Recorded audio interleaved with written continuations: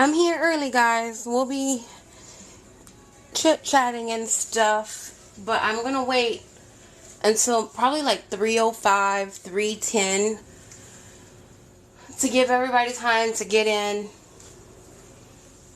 Me starting a little bit late will save us time for those who are running a little bit late, so I don't have to start everything over or explain everything again.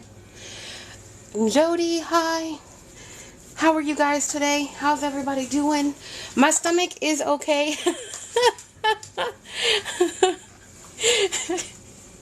Like, as soon as I was like, oh, I'm getting pizza today, I was like, oh, your stomach is gonna hate you. Hi, Ashley.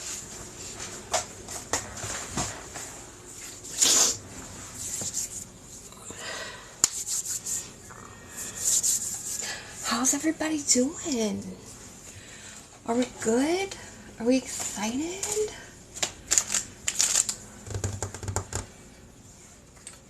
Did I do good with the videos and the telling you guys what you need and what to expect and all of that stuff?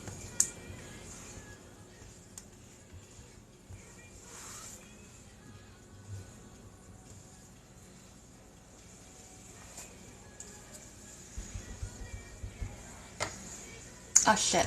Wait. I forgot my medicines. I'll be right back. Talk amongst yourselves.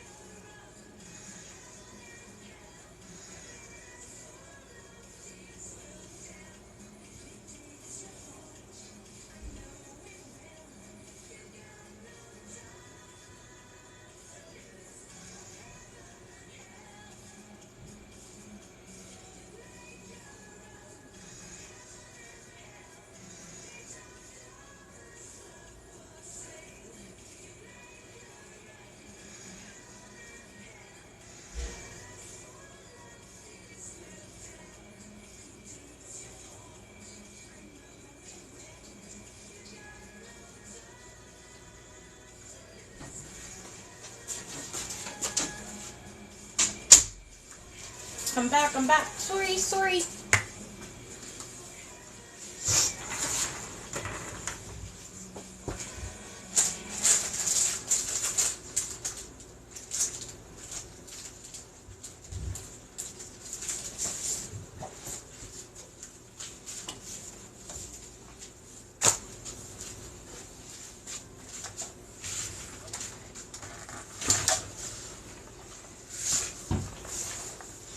Well, snappity doo-dah. We got 40 people in here. Who's all in here? Chrissy, I'm glad you're here. Hope your day gets better.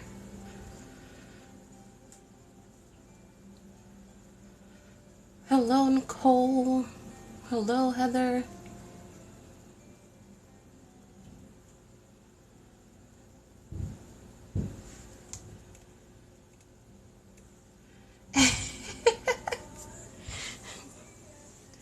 Monica, how much longer do you have? Hi, Rusty. Oh, crap. I just hopped out of my own dang live.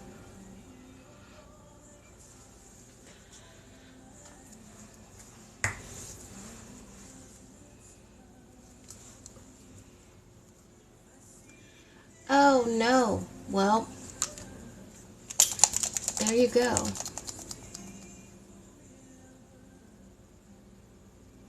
Rusty, that's fine. You could use a small box. Honestly, a small box would probably be easier and better for you.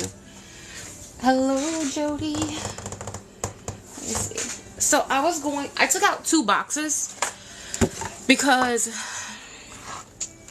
I don't know if people need me to show you guys how to cut it down to size or what. But honestly, when I'm doing a book like this, I do kind of like to use a smaller box so I don't have to put too much work into it. No lie. Hello, Cajun Nana. Okay, so thank you, Jody. If you guys didn't see the video, here's what I posted a little while ago. These are some of my favorite YouTubers. So if you guys need a screenshot, go ahead and screenshot it. And I'm going to count down. 5, 4, 3, 2, 1.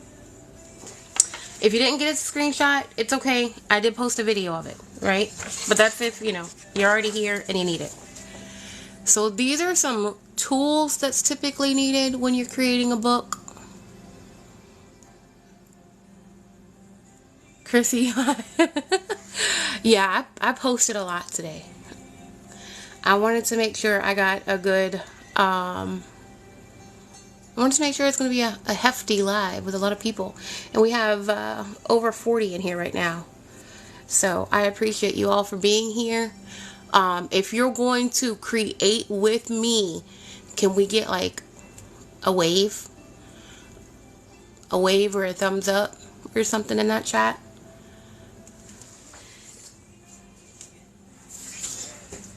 Jody, I appreciate all the gifts, my friend.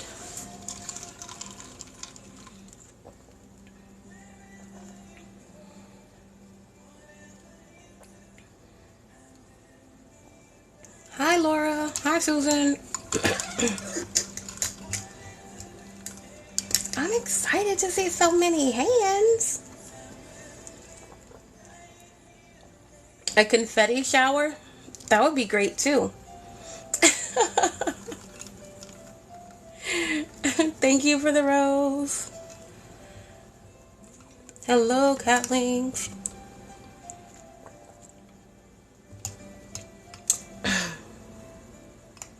Rusty, did you say your backup is Julie? Hello, Miss Tina. Hello, Brandy.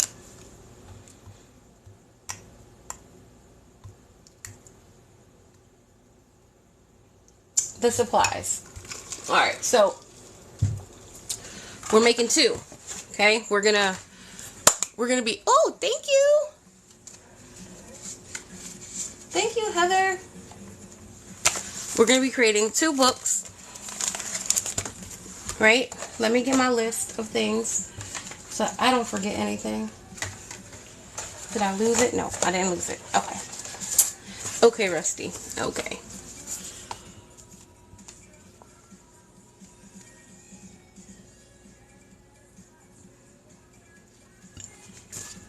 Alright, so for this one, you need some type of like food box or hair dye box, whatever size you want it, really. It's up to you.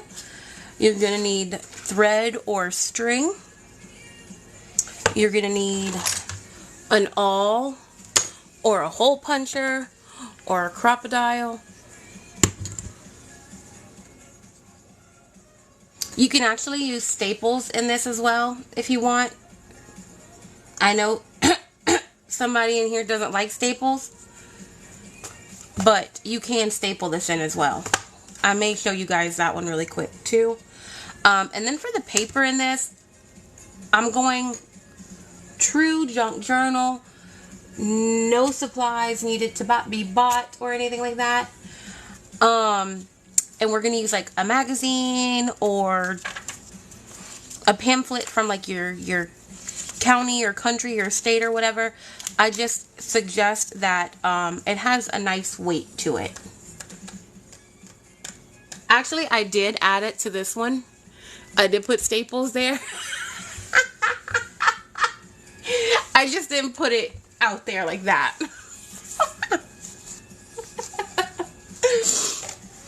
Alright, so that's for this book. And then, yeah, no, you don't have to buy it. To make this, you don't have to buy anything. Nothing at all. You don't, I mean, if you don't have an awl, you can get an ice pick. You can get tweezers to poke a hole. If you have a dotting tool, a needle. Yeah, not the online one. I forgot to add it there. And for this book, once again, don't have to buy anything. We're going true junk journal. There you go, a knife. Alright, so for this, we're going to use Amazon packaging. Hi, Wanda. I'm good. How are you?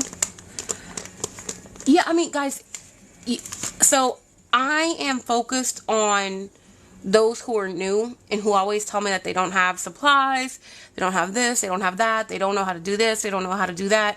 If you know how to do this, and if you have paper that you want to use, by all means, use your own paper.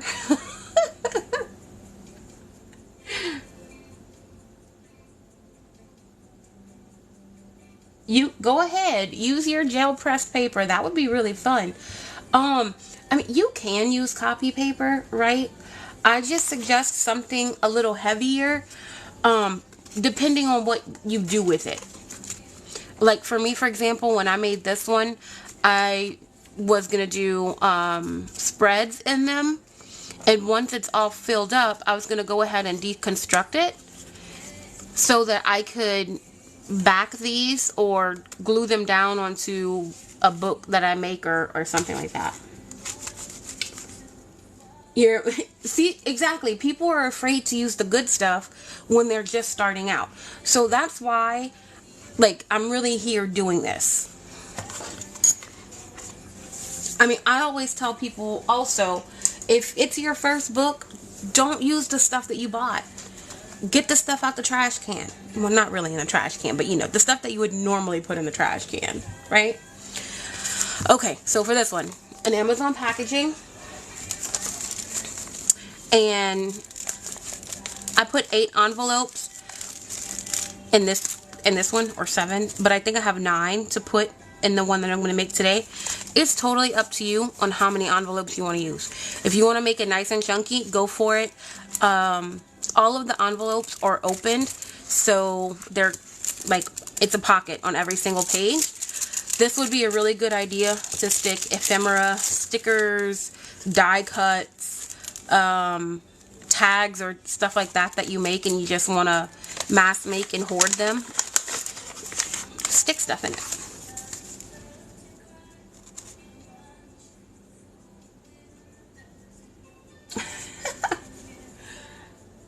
CS, welcome in, welcome in.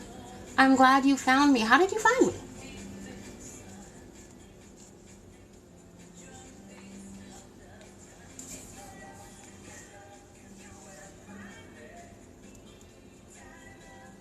Okay, let me know who needs time to get some supplies together. We're gonna start, well, I guess, you know what book do we want to start with?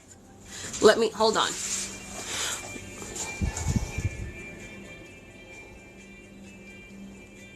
Wait.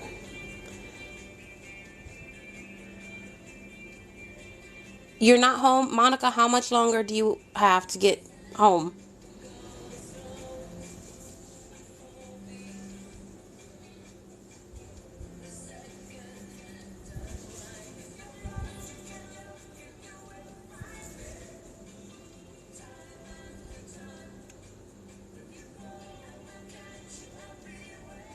Thank you guys for the likes, the follows, the shares. I appreciate that so much. Let me see. Girl, I'm going to follow you back.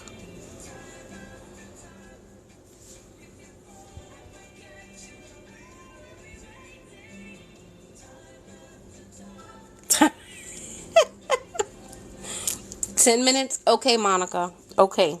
We're going to see if we can hold off, alright? We're going to see. Okay, Laura. Thank you for letting me know. Yes, I'm going to hold off a little bit longer. Alright, we're going to hold off a little. I definitely want to make sure that everyone who registered, you know, has time to get here and be here with us. We can go over some things though, right? We don't, like, I have a whole list of things to go over. So Ashley, cause I don't know. Oh, I could do it on my iPad. Hold on.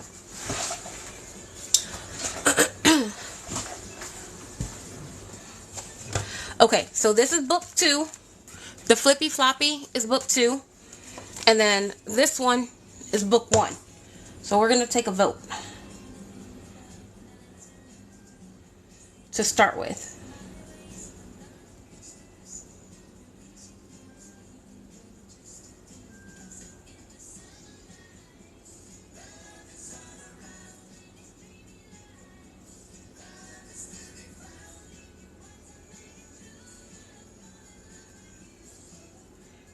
And I'm going to put it for, it's going to be a 2-minute poll.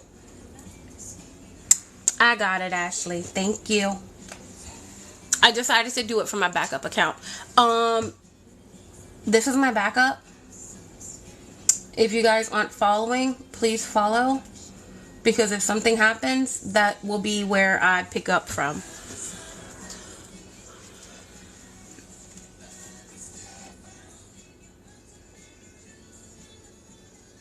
Alan, don't interrupt.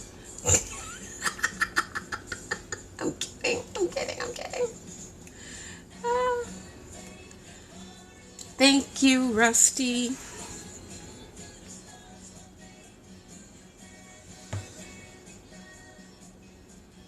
Cajun Nana, I have it pinned. So there's up top on above all of the comments, it says Marmar and it has hi. That's my backup. You know, I have my days.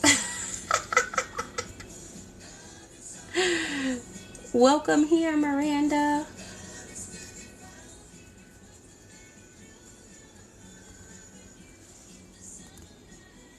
All right. So, who was it who told me the other day that we have a problem with the tools?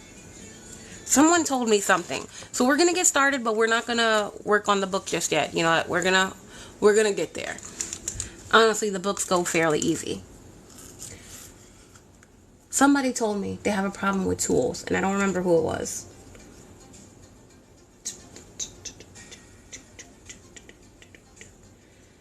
Yeah, we have a good group here. They're very helpful.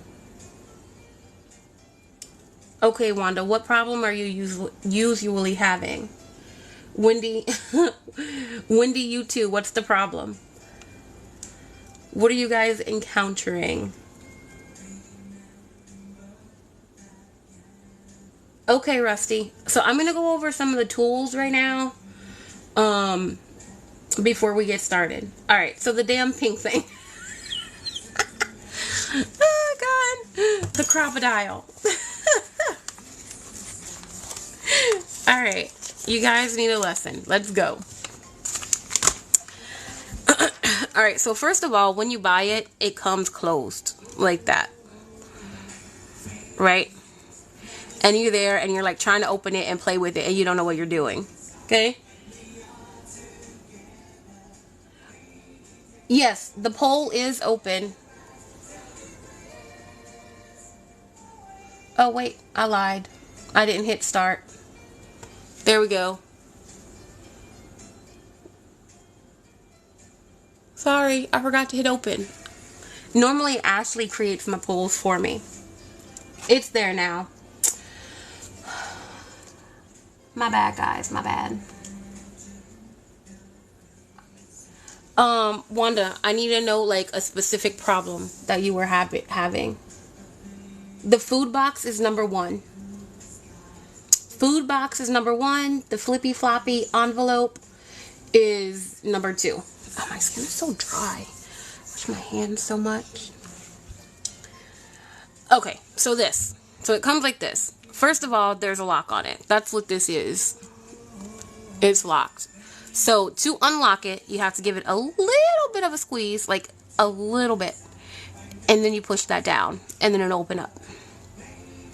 Okay? So this is the...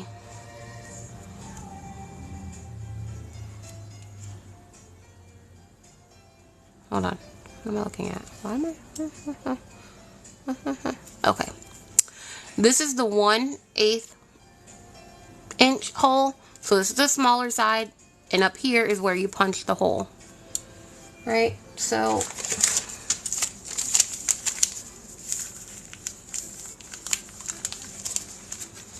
you just slide your paper in there, or your book cover, or whatever it is.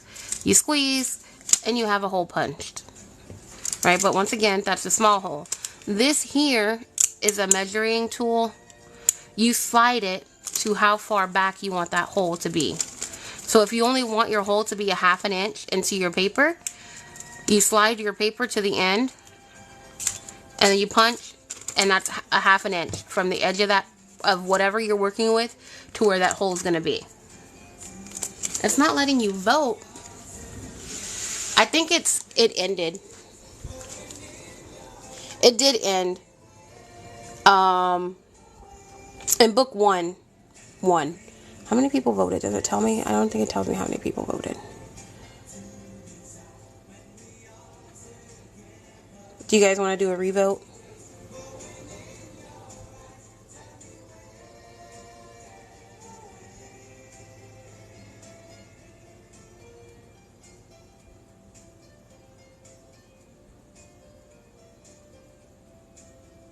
Really? It doesn't let moderators vote? So there are some of you that I did add as a moderator. So I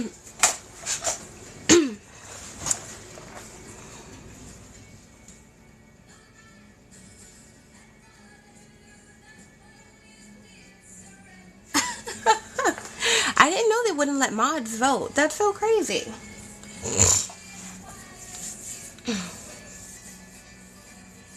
Jody, you are a moderator. I did add you as a moderator. So for those people who are like here with me all the time, I added some of you as a moderator so that you'll have access to my sub only lives.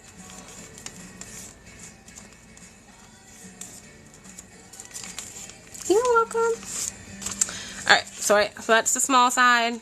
And the same concept for the big side. It's 3/16 of an inch. And once again, if you want it to be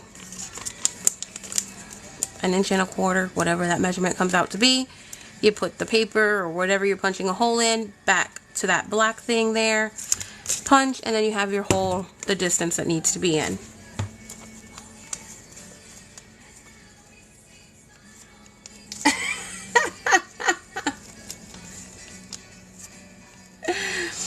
I guess. I mean, well, now I know. Now I'll know, just ask for like a hands up or whatever if you want to start this one first. Because I have a handful of moderators at this point. Okay. Now this side, right? This side is where you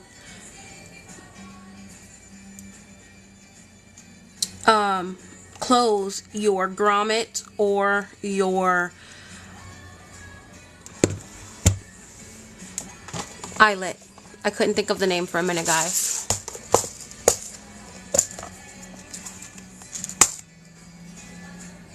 Right? So these are eyelets. They come in different sizes. Here are some small ones. Thank you, Heather, for the eyelets. Okay? And so,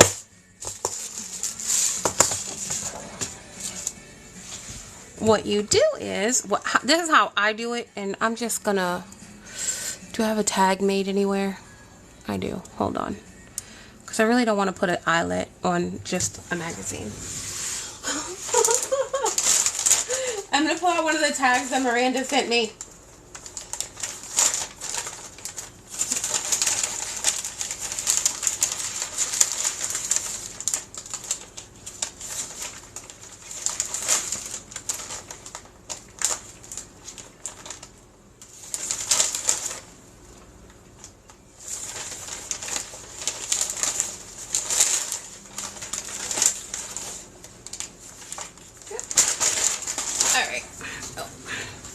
So this one's a smaller hole, so I'm going to have to punch a bigger hole in it. So that is one thing, right? So if you're going to use an eyelet, make sure you use the size of the punch for your, like, for your eyelet. So if you use, if you're using a smaller eyelet, use the smaller hole. If you're using a bigger eyelet, use the bigger hole, because they won't fit.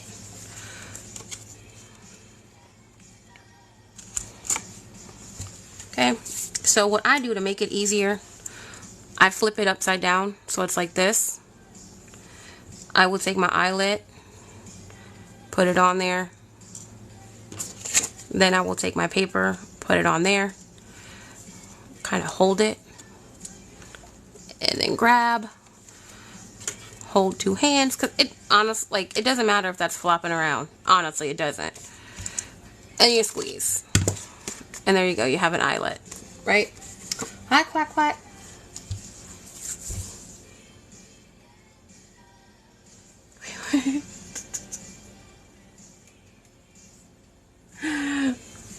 Yes, now you need all, you don't need all of these, okay? This is one of the special tools. You don't need it, but it's nice to have, all right?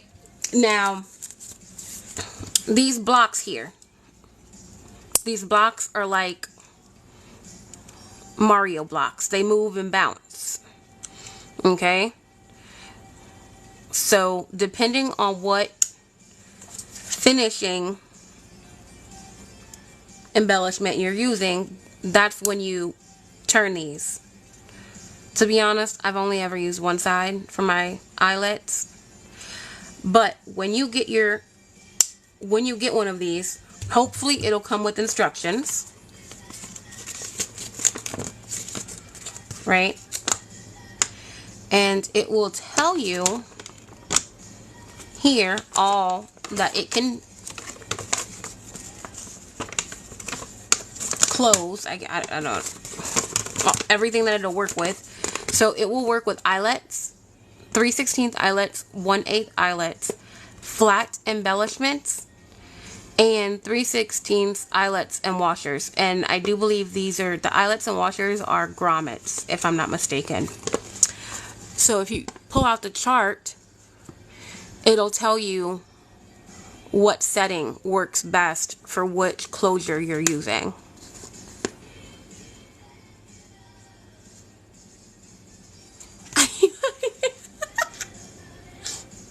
Well, Tina, do you have one?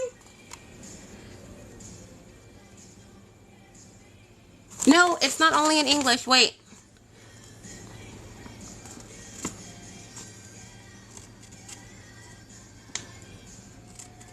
Y'all, I don't know these languages. I mean, I know Spanish and I know English. Okay, hold on, let me see. This is English. I think this might be French. Is this the one that you need?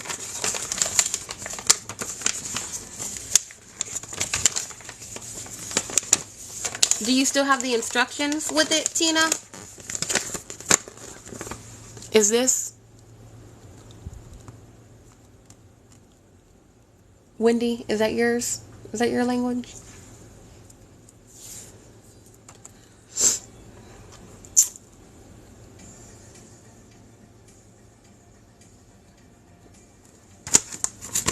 Oh, okay. Well, Tina, you know what? I'll scan this for you. I'll scan it and send it over so that you have the information. If anybody needs it, send me a DM and I'll gladly email it over to you. Because this is really, like, it doesn't necessarily tell you how to maneuver this, but it tells you the best settings for whatever you're going to use. You're very welcome. I'm glad I asked.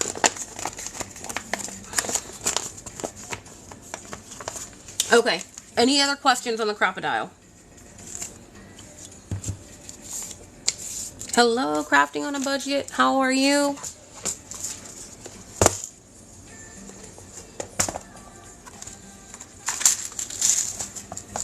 Now the big one. Okay. This, you guys, is live. We'll do the big one.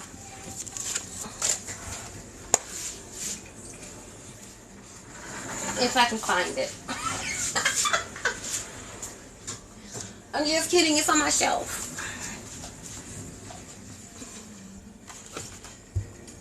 Yes, Monica's now. Okay, so this one is the big bite.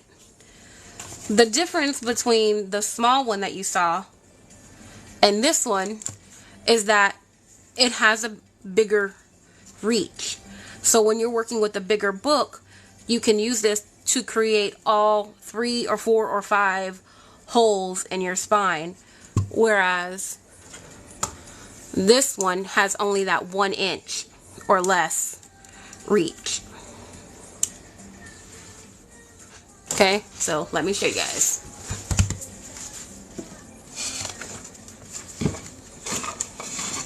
I'm not punching any holes, but I'm just going to show you what I'm talking about.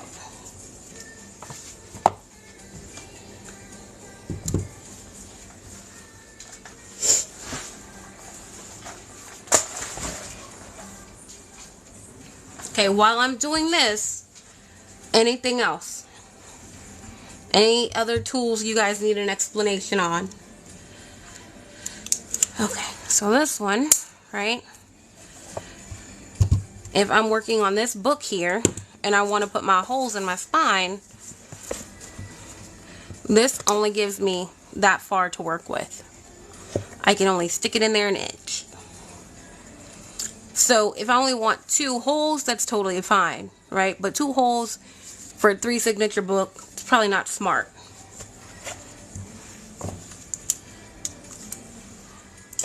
Now the big bite, I knew somebody was going to say it. This one, you have, what, like a 7-inch range. So what you would do is you would create your top or bottom holes. Then you would go to your middle ones and create those. Then you would flip it around and then create the last 3.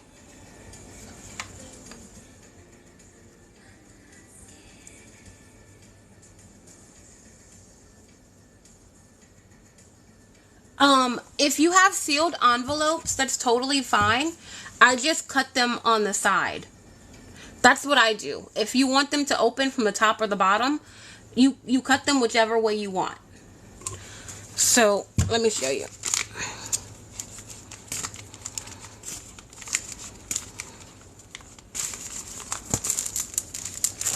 So this one, you see it's sealed, so I opened it on the side.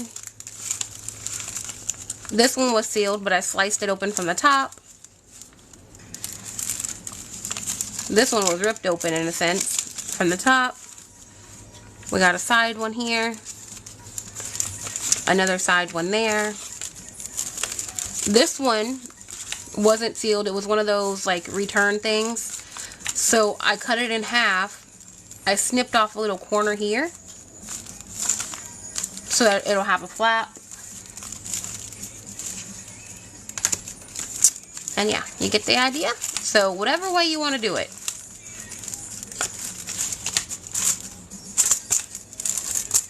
Totally up to you.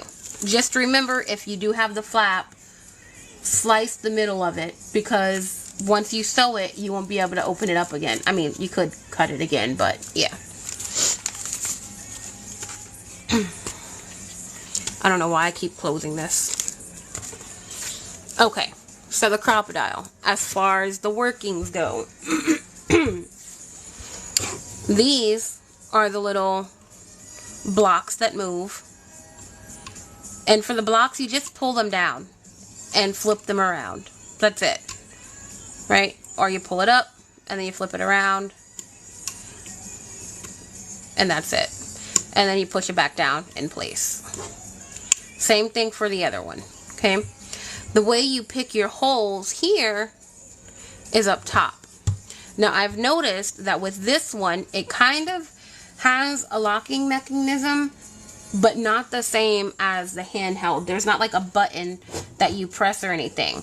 But to move this, you kind of have to make sure your handle is all the way up. Like if it's resting a little bit like that, it normally won't move. Normally it won't. It's moving today, but sometimes it won't move for me. So make sure your handle is pushed all the way up. And then those will move freely. So the first one is the one that you use to close your eyelet, to set your eyelet. So you choose the first one there, and then you press down. And you see that's what's moving. Okay. Then the second one is the 1/8 hole. And you press down. And that's the one that's moving. Then you do it again. You bring it all the way to the back. 3/16. You press down. And that's moving. Oh, thank you, Kathy. I appreciate that. And the same way this one, the small one, has the little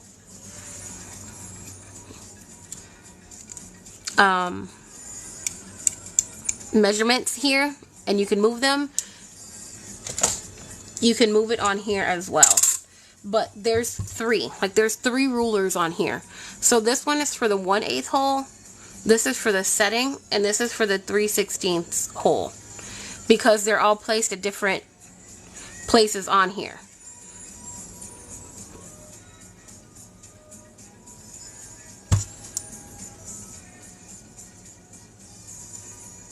Any other questions about the Crop-A-Dile? I tend to not use that thing.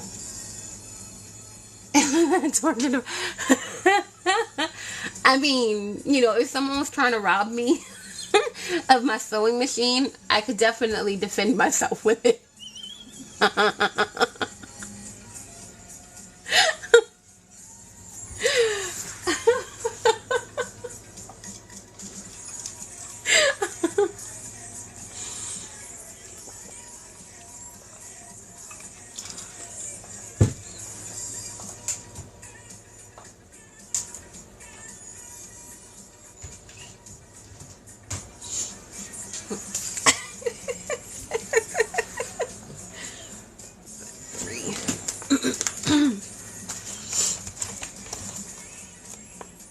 Okay, no more questions about the Crop-A-Dile. Did everybody understand? You don't need me to repeat anything. Speak now, forever hold your peace.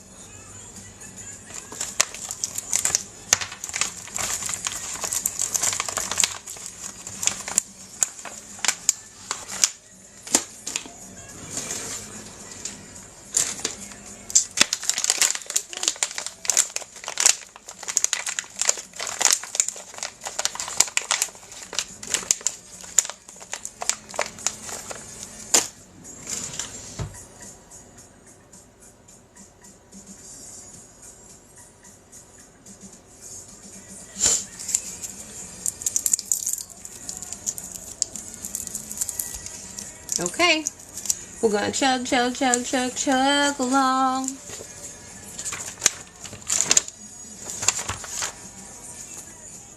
Alright, so let's go over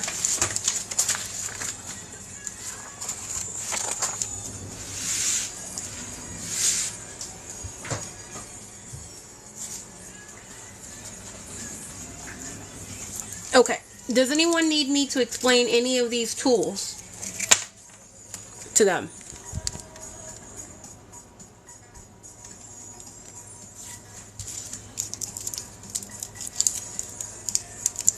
Do you have any questions about any of the stuff?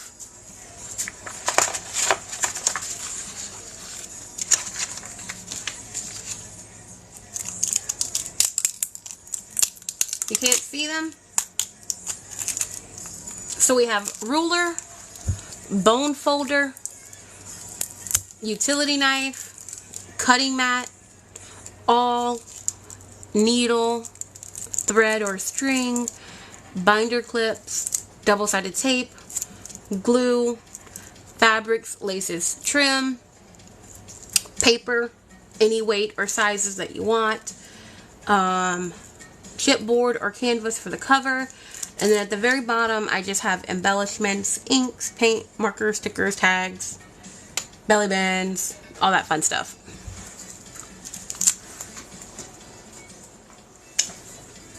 So we already went over the hole puncher part, and this is an awl. An awl is just a pokey tool. If you don't have one of those fancy torture devices that I have, this is how you would poke your holes. And your pages, your covers, your tags, all of that stuff. Boop.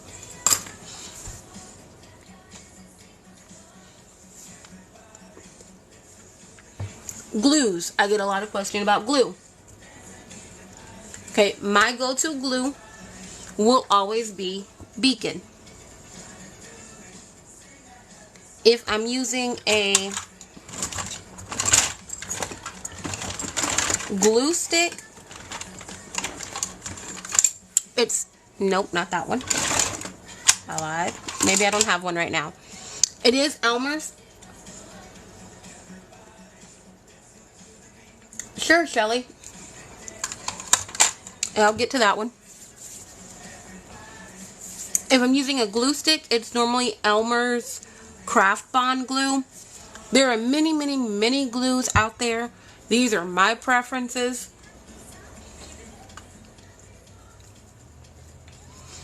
But with glues, they do come disclaimers, right? This glue is toxic. It does have fumes. It does smell horrendous. Right? It's also expensive.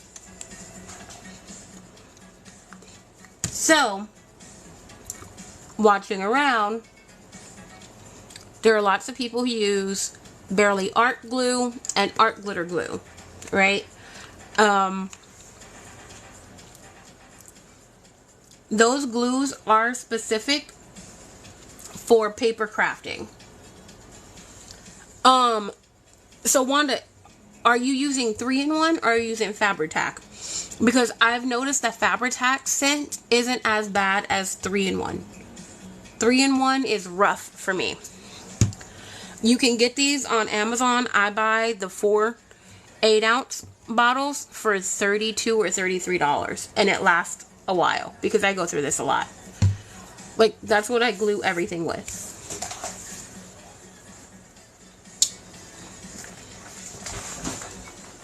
Ooh, Wanda, lucky you, because that thing be killing me. The glue kills me. Barely Art is really good. I have used that one before. If you use a small amount of that, you won't warp your paper.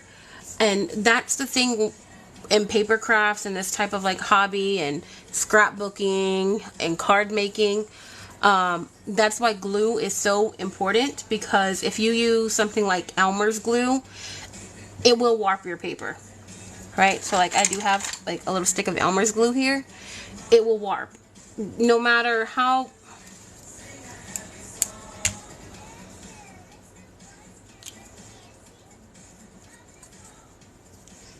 We'll see if it bubbles up.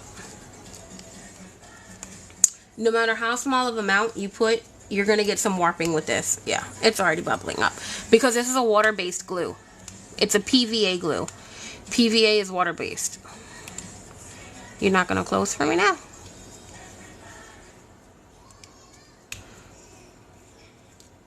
Okay. Yes. Yes. So you, look. Did you guys see how much I put there? And look, we got ripples.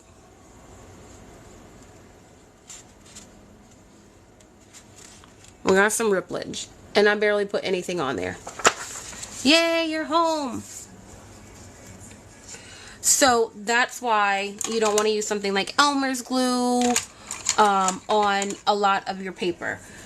Barely Art, we kind of had a discussion about this the other night on a live, and a few people were saying they prefer Barely Art over Art Glitter Glue for a few reasons. Art Glitter Glue freezes in the winter, and that automatically tells me right there that has a high water content. So that's probably not going to be great for paper. And that's why when you buy those glues, they give you those precision tips, because they know if you put too much of that glue, your paper is going to be whoopie whoppy. Barely Art does not freeze in the winter, so it has a lower water content, right? I've used that one before and I haven't had any problems. But once again, if you go overboard with your glue, if it's a PVA glue, you're going to get warping in your paper. There's no way around that. Any other questions about glue? You can always use double-sided tape.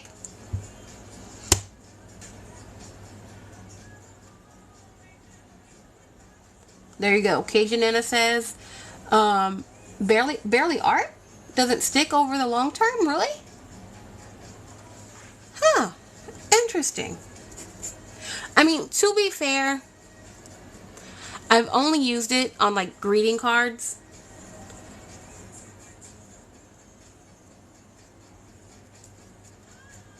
And I don't have them anymore, so I couldn't tell you if they stuck up or not. But those are the ones people use, you know? So, double-sided tape, you can get that from anywhere. Maybe, possibly, because I know the heat and the weather does play a role in it too. I think that's why my my glue has so many fumes for me. So Beacon is an acetone based glue. They say it's like a liquid glue gun, or a glue gun in a bottle, or something like that. That's what they say. It's acid free and waterproof. It is flammable, so if you have candles or anything with like an open flame, don't use this around it.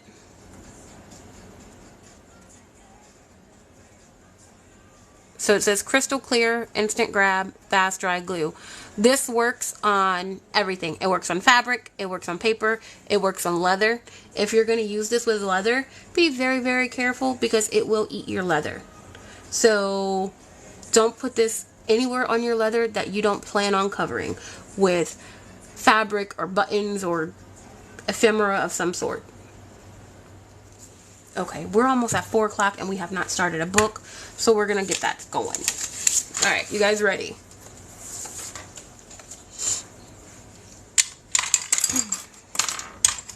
Oh, we're ready.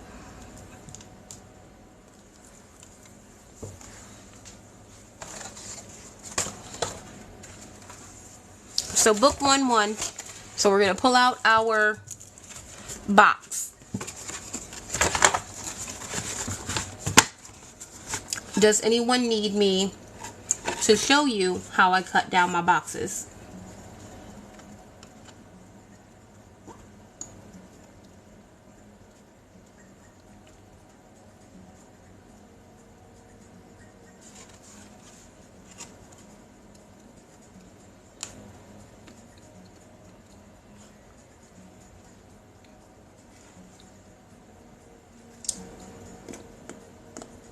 Okay, I'm just going to do it anyway.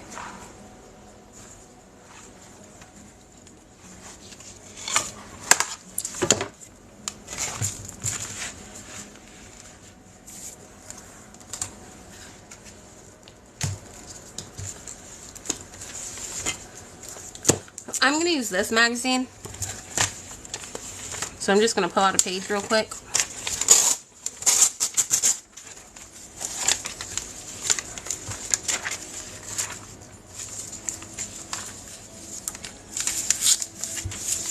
I could.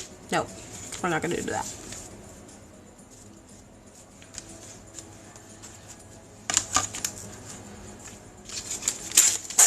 we're gonna go halfway. So figure out how big you want your book to be or your pages to be, and that's how you're gonna measure out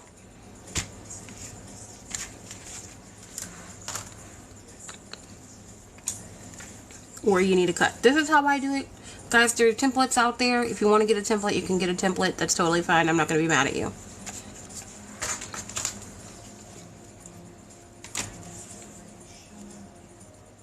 To make it easy on myself, I'm going to line it up with this edge here. And I'm going to say go about 1/2 inch above your paper. I'm going to make me a line. That's it. And then, you don't, Monica. I've been telling you for a week what you needed. You're going to have to wait for the next one. For this,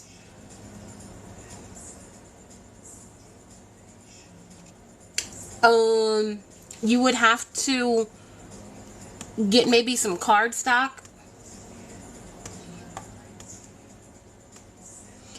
And you're going to have to make the spine and everything. So that's next class. We're going to do that next class. This one is really like super simple. So we don't have to do any of that type of stuff.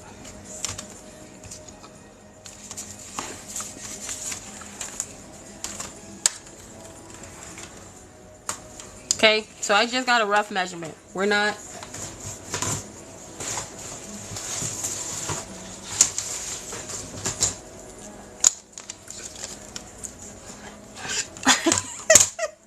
Monica. Monica. I have one of these cutting things. If you guys don't have one of these cutting things, use your scissors. You know what? Let me use my scissors. I'm going to use my scissors, because everybody has scissors. If you have one of the cutting things, go ahead and cut.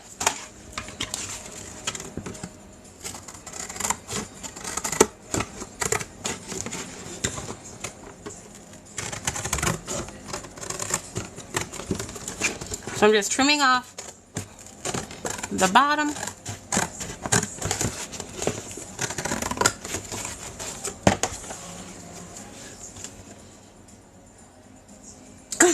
Get up. Okay, and then where I put that line, we're just gonna cut straight up. Cut that off.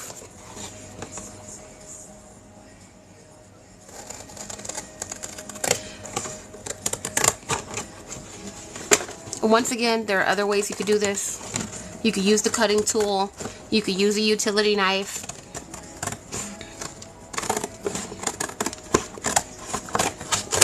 I'm using my scissors because I know everybody has scissors. We're trying to make this all inclusive, right?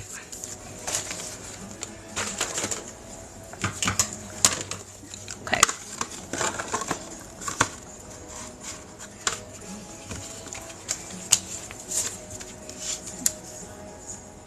So I got that cut roughly.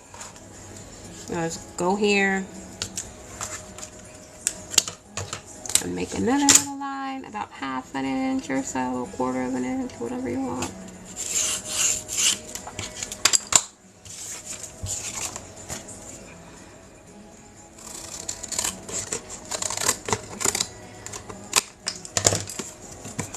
And there you go, you have a cover.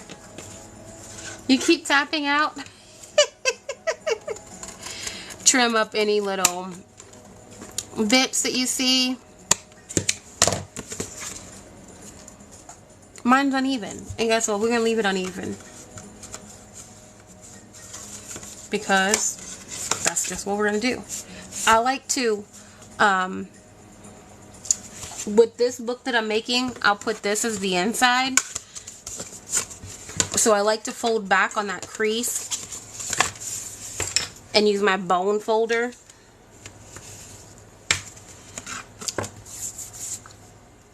so it doesn't want to pop up a lot.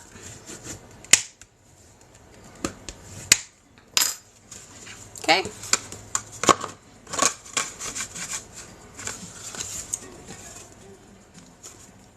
Everybody got that done?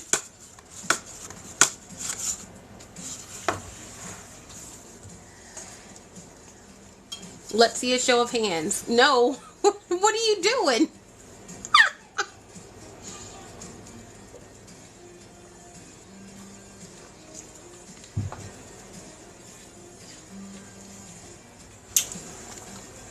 Thank you guys for the follow. Well, Miranda.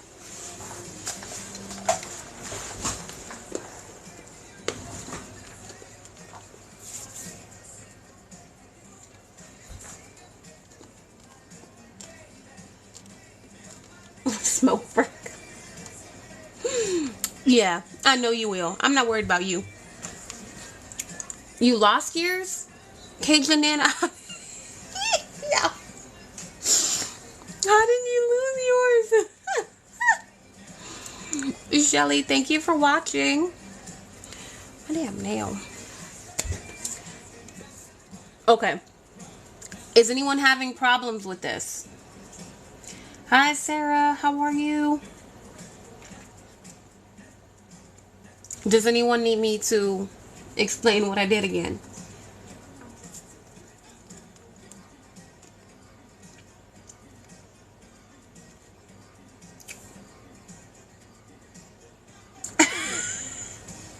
Look at Monica pulling it out. Pull it out, Monica.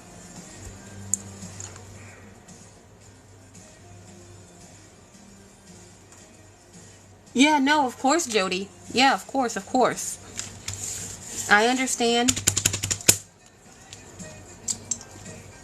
One signature is fine.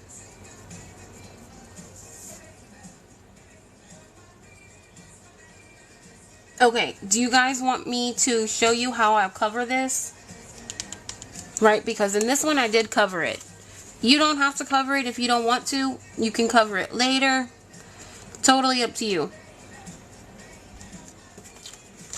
Alright, Monica. Hold on. Hold up, Monica. Hold up.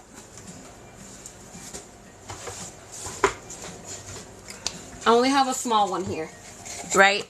So look, all I did was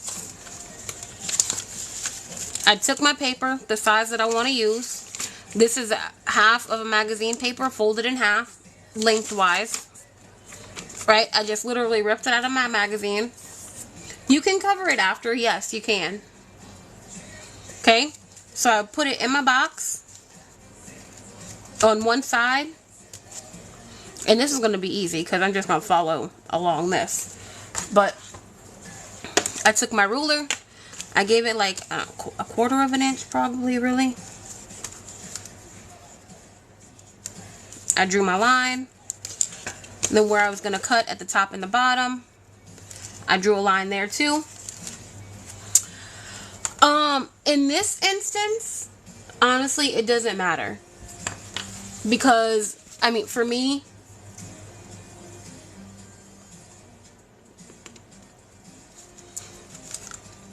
I did it all at the same time when I did this. But you can do this later if you want. I just glued a piece of cardstock to the front and the back cover. And that's how I covered it. And here, this is just stamped images. I didn't cover the outside with anything. This is the inside of the box. Okay. So you make your measurements around your paper, Monica.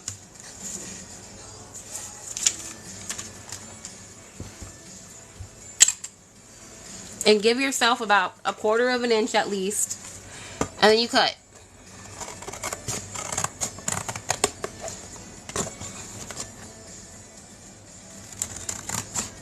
I'm using scissors. I'm pretty sure you have a paper cutter.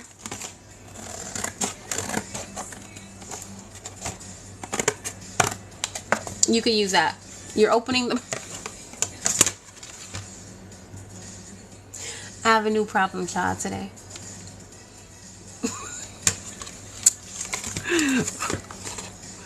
Monica, I can't wait too long. We got 2 of these we gotta make, Monica.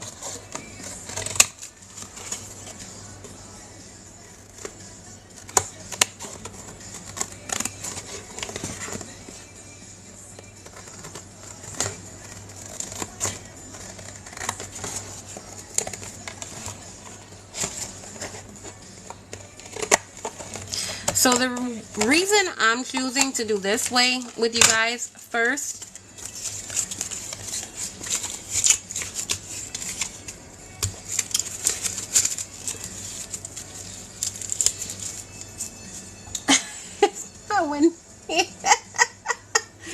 Rusty, yes, go take care of the babies, girl. I know. I'm gonna upload this to YouTube, okay, guys? So if you miss anything, I'm gonna upload it to YouTube.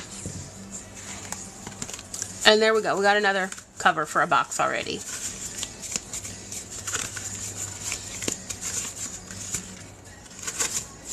So the reason I'm showing you guys this first is because you don't have to make a spine. If you use a box like this, you cut it down to the size that you need, and everything's already there.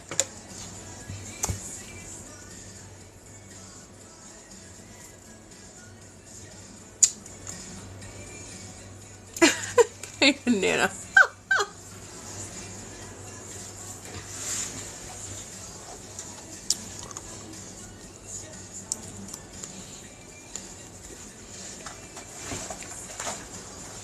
Okay, while we're waiting on Monica, I'm gonna go ahead and cover the inside of my box. I'll be quick.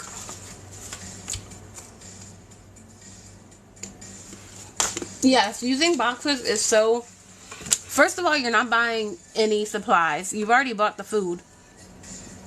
You may as well use the box too. So Monica, all I did was the inside of my box. I took a piece of my paper, measured like 1/4 of an inch around it, marked the lines, and then I cut it. I cut it on this side, and then I did the other thing on the other side. I did line up the bottom part though with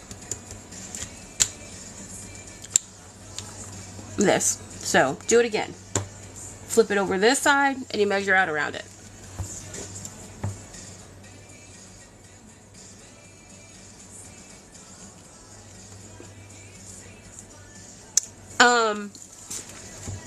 I used half of an 8.5 by 11. I cut it in half long ways, and then I folded it up. So this is 4.5 by 5.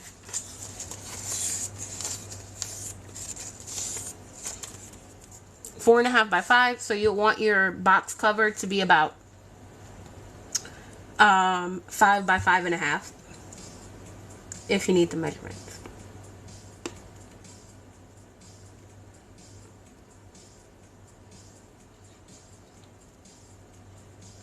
It doesn't have to be precise, okay?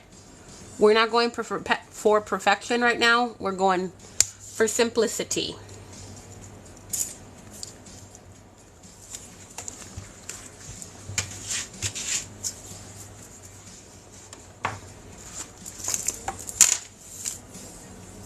Once again, I'm just going to cover mine real quick until Monica says she's done. So I'm just going to load this thing down with glue. And I'm not even measuring anything.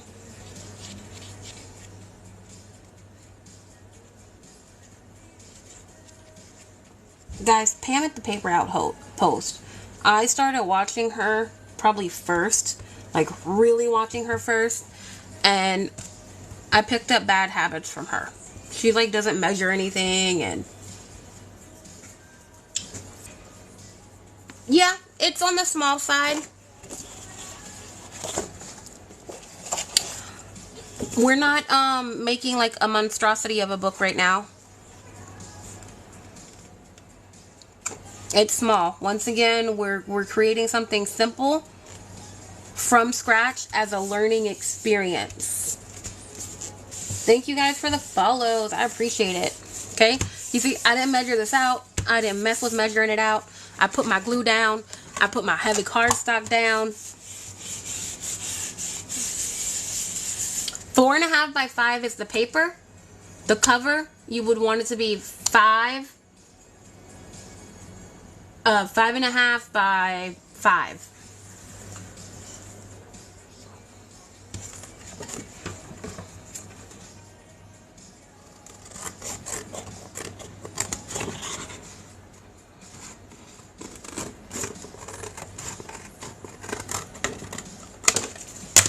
And there you go. The inside's covered.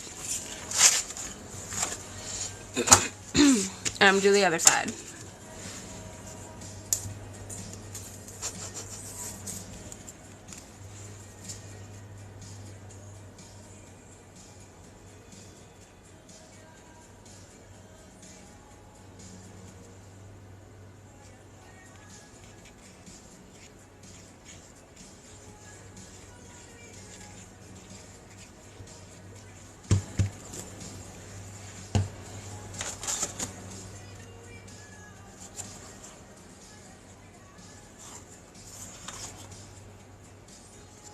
We're going to do the same thing for this side. You don't want to get it too close to the crease because then your book's not going to open and close properly. So give yourself a little bit of a gap, okay, when you're doing this, if you're going to do this. Some of you may be doing it right now, some of you may not, but at least you know how I do it.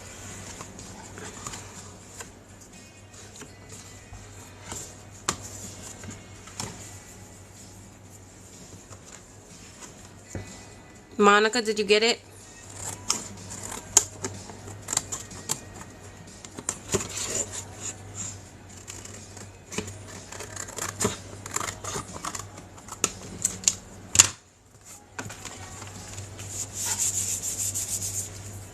I have a tiny one too. It's okay. The size doesn't matter. Size does not matter in this live.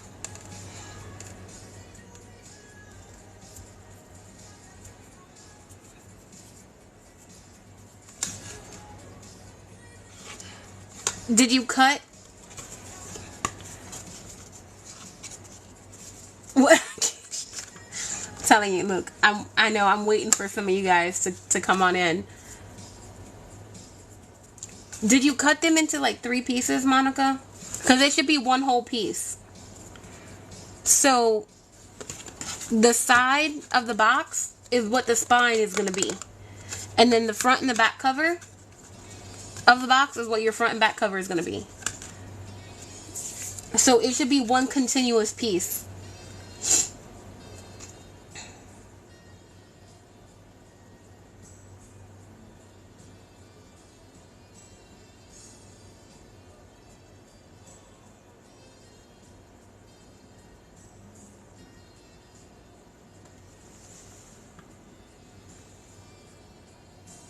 Okay, got it. Don't focus, girl, don't focus on size. Don't focus on anything right now. This is easy peasy lemon squeezy. Okay? We're just trying to get those who have not made a book before, we're trying to get you into the feel of it. The size does not matter. My first book that I made was this size. I'm not kidding. It was like 2 by 3 or something like that. Size don't matter.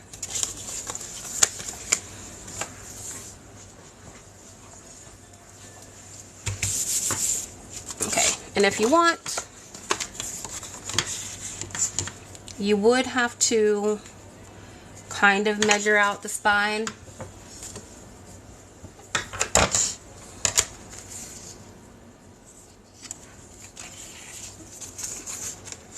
And we're going to do this very easily too. I'm going to fold it. That way I know where my line is. Cut that.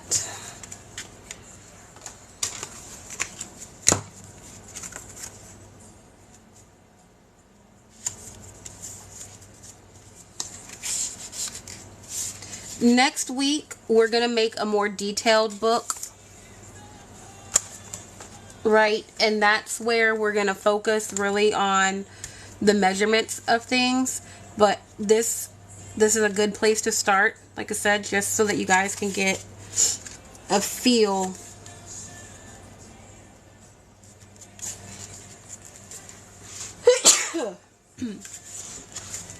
of what you're doing.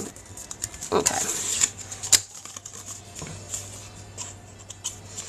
Because this intimidates a lot of people, right? And guys, it does not have to be intimidating. It could be as simple as this. Thank you. That glue. I'm telling you, that glue will mess me up. So when you're covering yours, if you don't want like little bits there to poke out, you can put like lace or ribbon or decorative whatever if you want there. It's not needed. I'm not going to put it.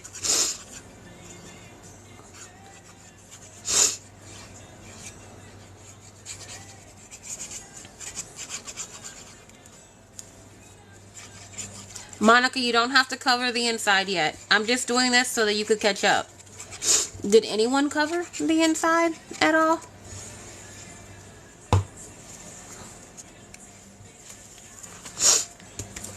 My box is heavy enough. If I would have left it not covered, I wouldn't have had a problem with like stability. I'm just covering it for aesthetic purposes. You don't have to cover it now. It can be covered later. I don't think... show of hands. Did anybody cover the inside?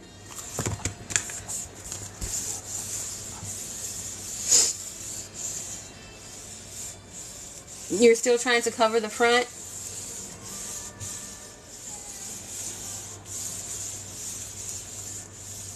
When you're doing this too, just make sure you give it like a nice squeeze. I was gonna move on to the paper. Are you guys okay? Are you guys still working? Okay, we'll wait. It's okay. We will wait. Let me know when you guys are done. Well, I mean, look, if you guys are working, I'm gonna keep working. I'm gonna keep going on mine. We may as well make mine look pretty while you guys are doing that.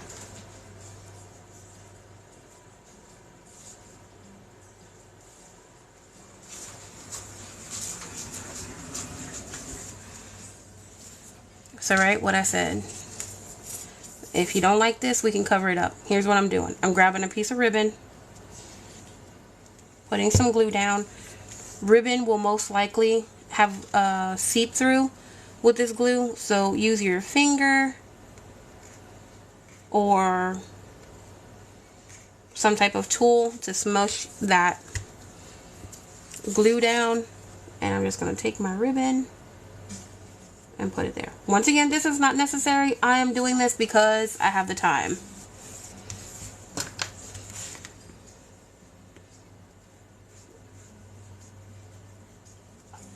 You're good, you're good. You were in a state. You were rushing and all of that stuff, so I understand.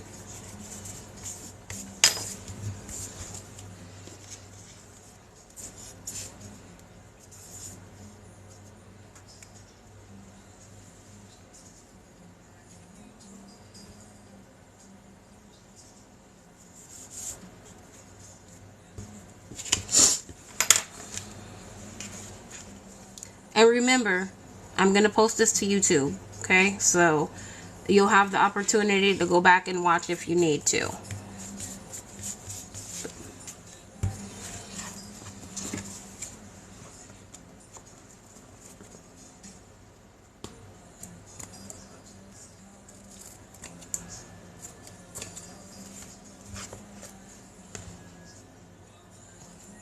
Oh, that's fun. So, Susan, you're putting some work into it then. And we're just going to trim this down.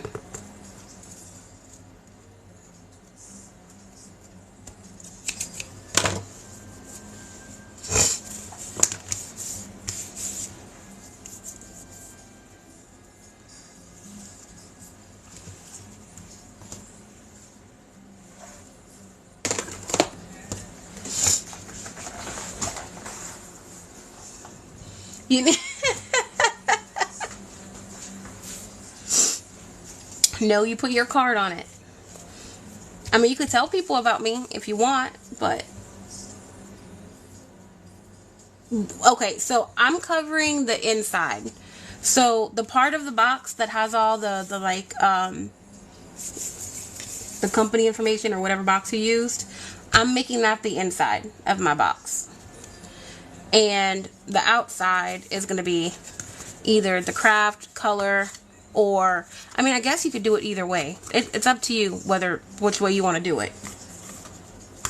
But mine's going to be the inside. But now that I'm looking at it, I kind of want to make this the outside. Cover the side with all the company crap on it and all the nutritional crap on it. And then you figure out which one you want inside and outside.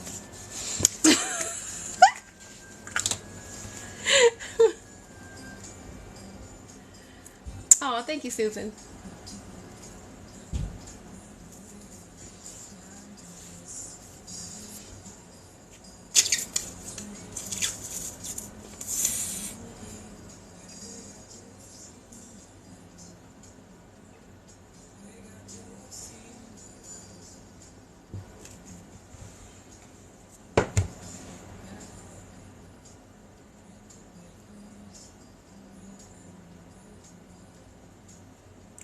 Smushy, smushy.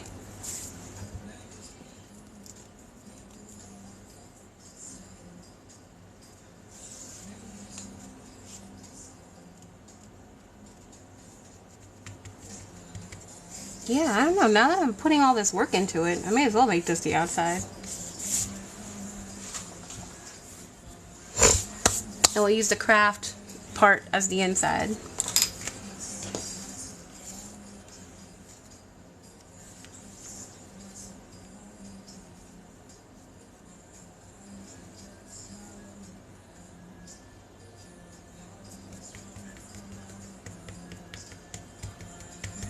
Okay.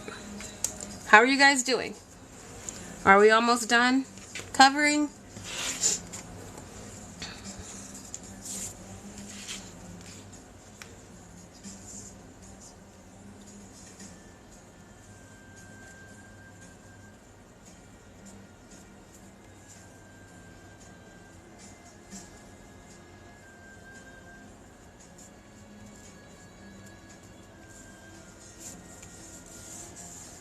Okay, sweet deal.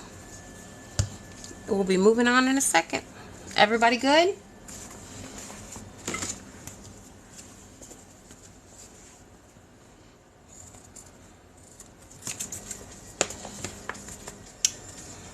If you guys are sewers, you can also sew this. I can easily sew this box like this with my sewing machine if I wanted to.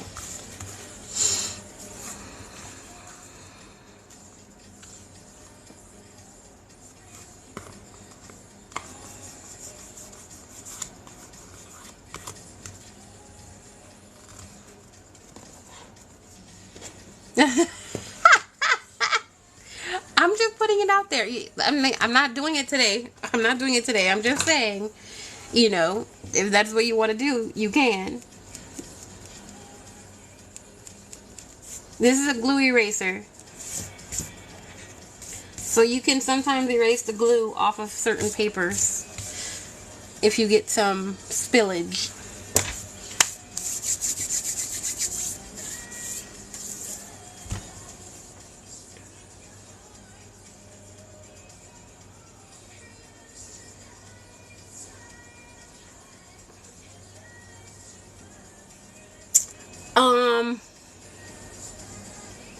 Once I sew the signatures in, I won't be able to sew on it.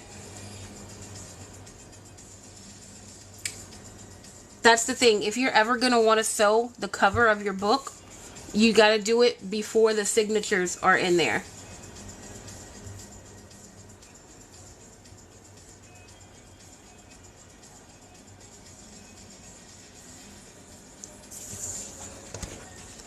Because then it gets a little bit cumbersome. Yeah. Okay, so put that to the side and grab your papers.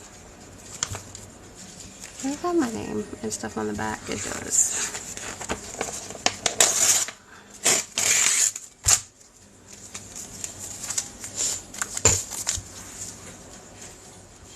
Alright, so if you're using a magazine, flip to the center.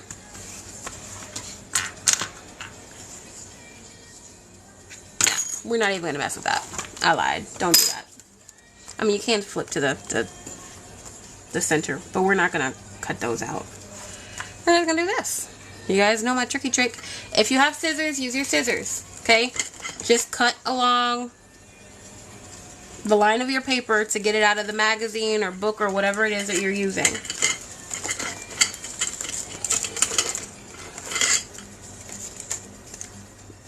Or you can tear. Look, easy. You could do the tear method.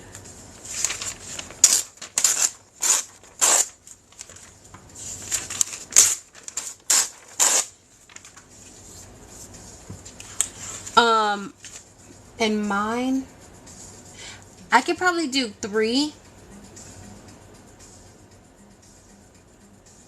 signatures in my book. Monica, that's fine. Just grab a ruler and stick it to the spine and tear it out. Or, if you don't want to do that, get your knife or scissors and cut it out.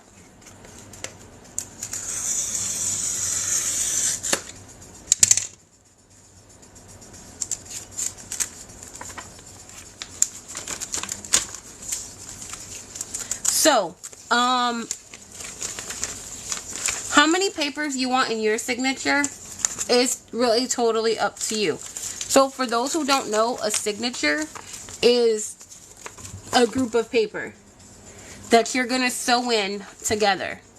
So, if these are the papers that I'm sewing into this book, this is one signature. So, if I say I have 3 signatures, that means I have 4 groups of paper. So that's what a signature is, because I know that's a common one too. I typically do 10 to 15 pages, depending on the weight of the paper. So with these, I don't know, maybe 10, 15, maybe 10. I'll probably just do 10 to be easy with it.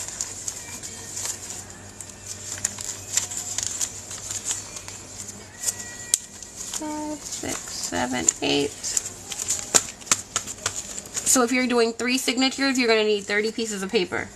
If you're doing 2 signatures and you're doing 10 pages each, then you need 20. If you're going to do 2 signatures and you're going to do 15 pages each, you're going to need 30 pieces of paper.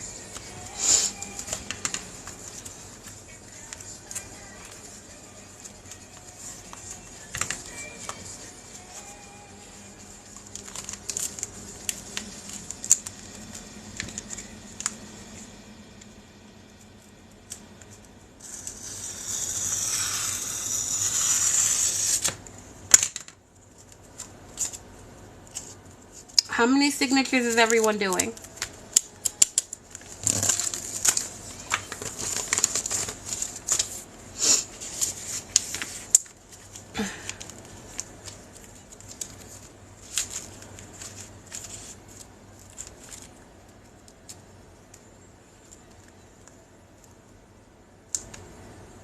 Three, 2.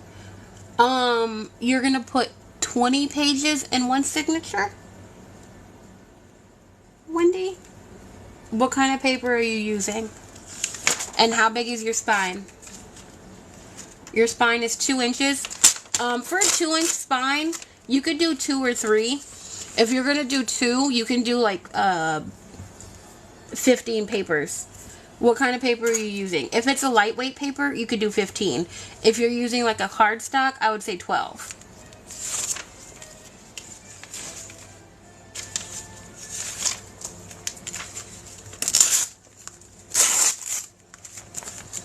Magazine. Your spine is 4 inches. Monica, you could do... Monica, you could do like 6 signatures and a 4-inch spine. I love it.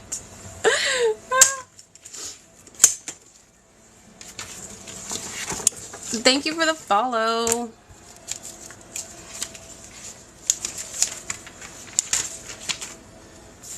Yeah, if you're using magazine paper, it's a quite light paper. So if you're gonna do, y'all like popcorn, huh?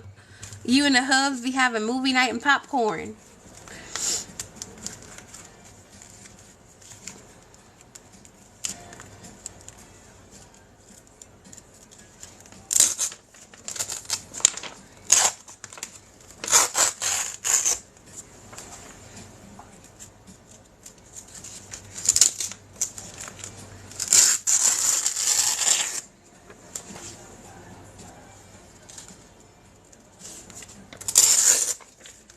Hi, Nanners. How are you?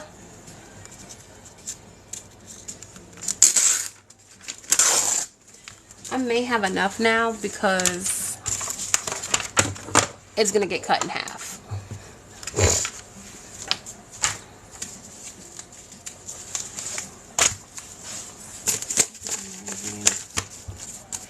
Oh, sweet deal, Susan.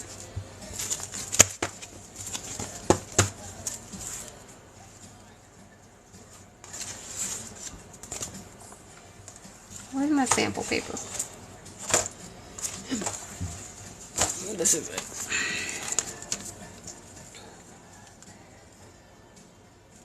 Okay, so once you have your papers out, if you're doing measurements similar to mine, it's going to be half of the 8.5 by 11, right? So I'm going to make this super easy for myself. I'm going to fold 2 at a time in half from the top to the bottom. And then I'm going to take my ruler and I'm going to be doing some rough measuring, guys. We're doing rough, okay? And then I'm going to rip it. And that's it. I already have 4 pages right there. Rusty, thank you for the turkey. Gobble, gobble. Gobble, gobble, gobble, gobble, gobble, gobble. Alright, do you guys need to see that again? Right? I'm going to take 2 papers because they're really lightweight. Fold it in half from the top to the bottom.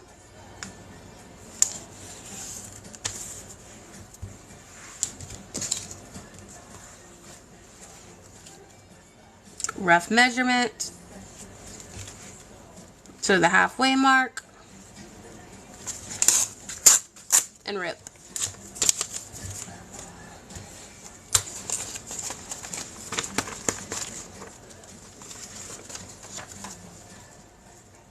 Fold from the top to the bottom. Find the halfway point and rip. If you're using scissors, you can use scissors, you can use a paper cutter, you can use my utility knife method. Do whatever's quickest and easiest for you. Okay?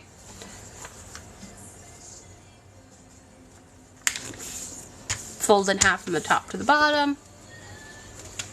Find the middle.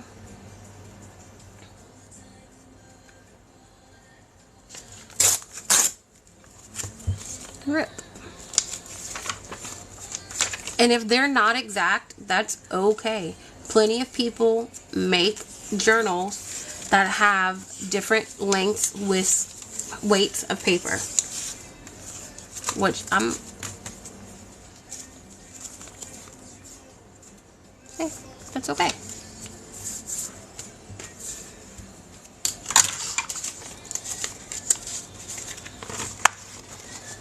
And see if I could do 3 of these just to kind of speed things up. Okay. You guys doing okay?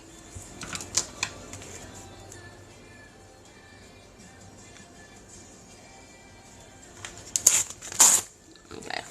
I could do 3 like this.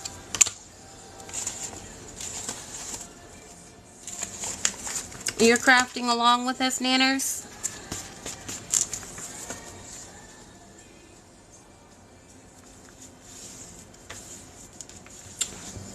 So the reason I did this book for myself, the first one that I show you guys as an example, was for me to do spreads in.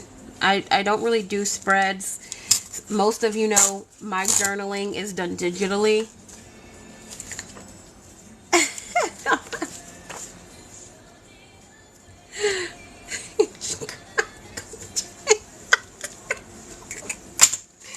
Oh, Monica.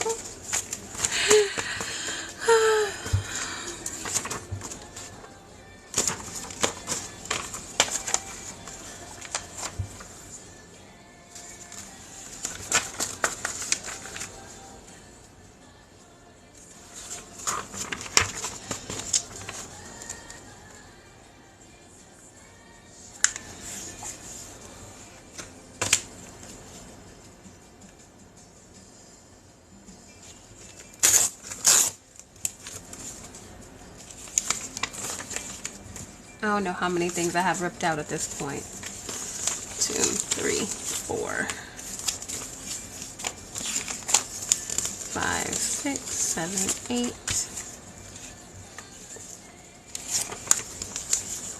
8, 9, 10, 11.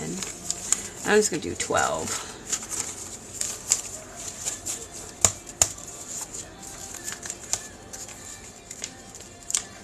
Yeah, that's hefty.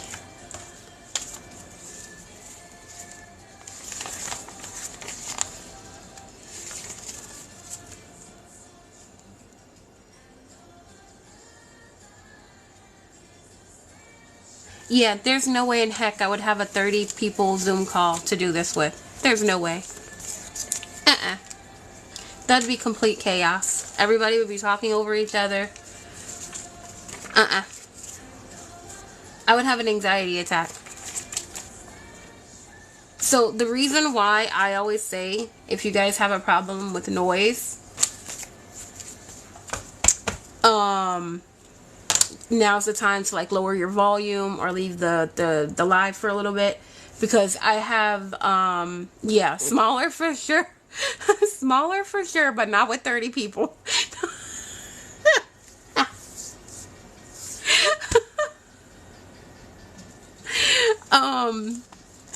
So I have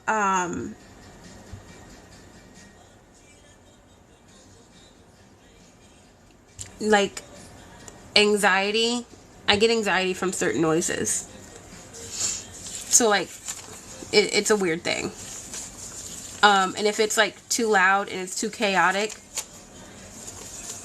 I can't function.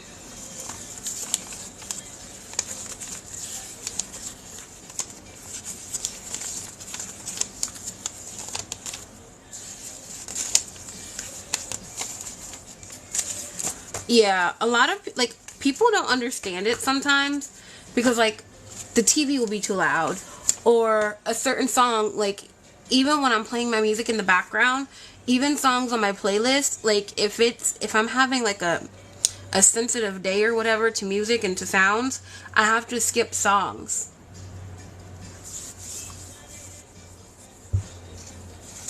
Thank you for the follow. 2, 3, 4, 5, 6, 7, 8, 9, 10, 11, 12. Yeah. So you see, I have 3 signatures of 12. That's gonna be, I have a wide spine, so I'm gonna put in another signature.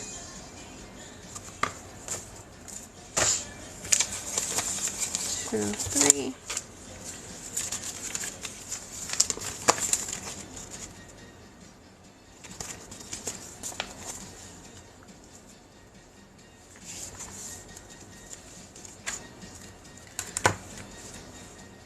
Like, this is gonna sound awful, but even my son, like, if he whines a certain way, it just like,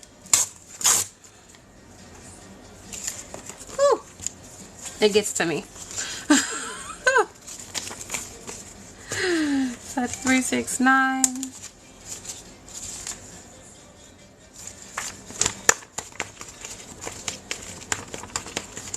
We're using envelopes for the next one. If we ever get to the next one. How's everyone's pages coming along? Do you have them almost all done? After this little stack, I'm done.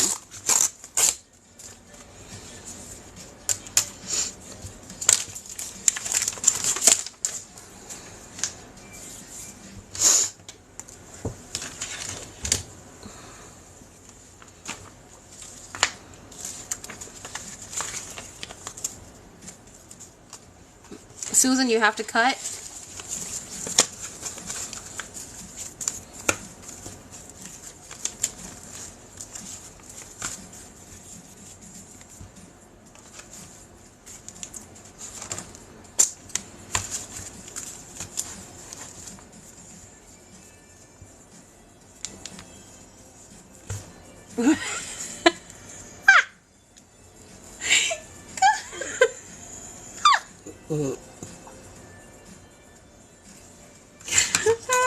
Cause Monica, you got here late.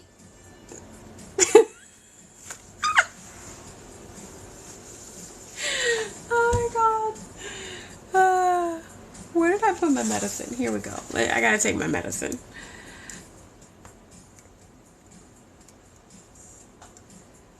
Ooh, y'all, I could see my problem is that I've done this so many times. I can knock something out like this in like 20 minutes.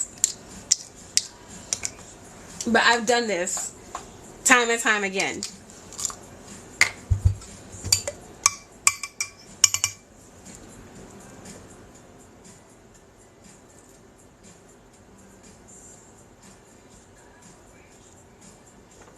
Monica, you're good. I'm just giving you a hard time. And wait, what do you mean show you your new headstones at the cemetery? Y'all ready? Y'all already signed up?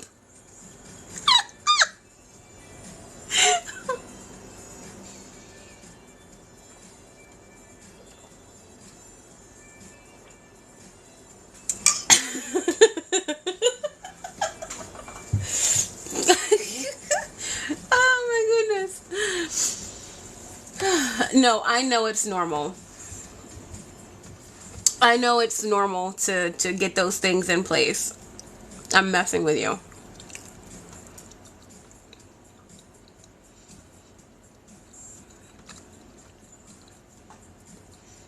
That stuff is not cheap. It's not cheap at all. So if you can do the planning and the pre-buying for it, I'm telling my people to just burn me up.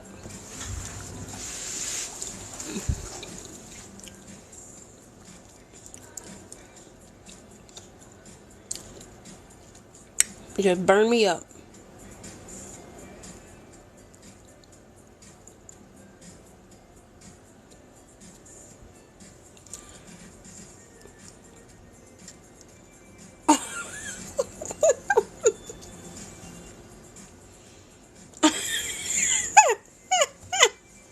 Roasted and toasted. We making s'mores.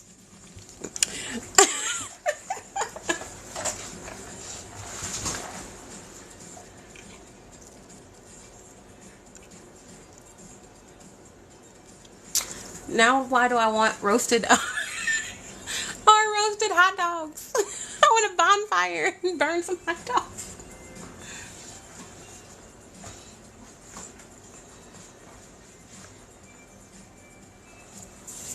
That's pretty interesting. Alright, while we're talking about unalived things,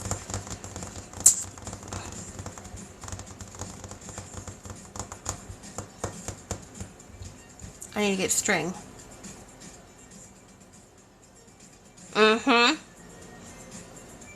It's smart, honestly. If that's the way you plan on doing things, you know, if that's your plan after you pass to have all of the that, that's the way to do it.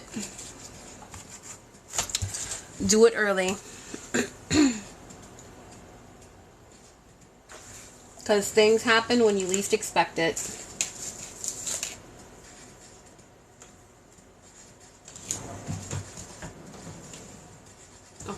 You know what? I'm gonna use some of my Brazilian wax cord because I have a good amount of it, especially my browns. I think. Where's my other pack? Here we go.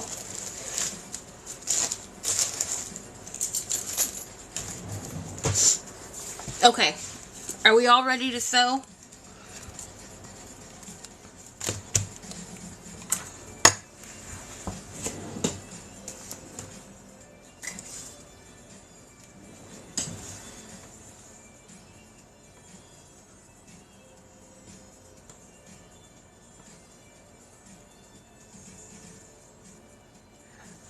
Does everyone have an awl?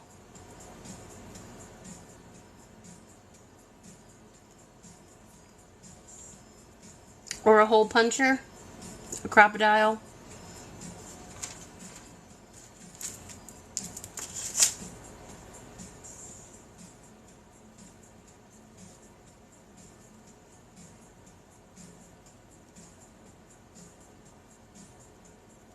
Oh, nothing else. Oh, I love it.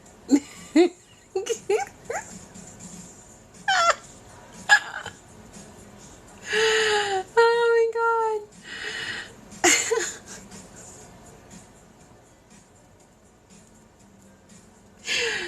Oh goodness. All right.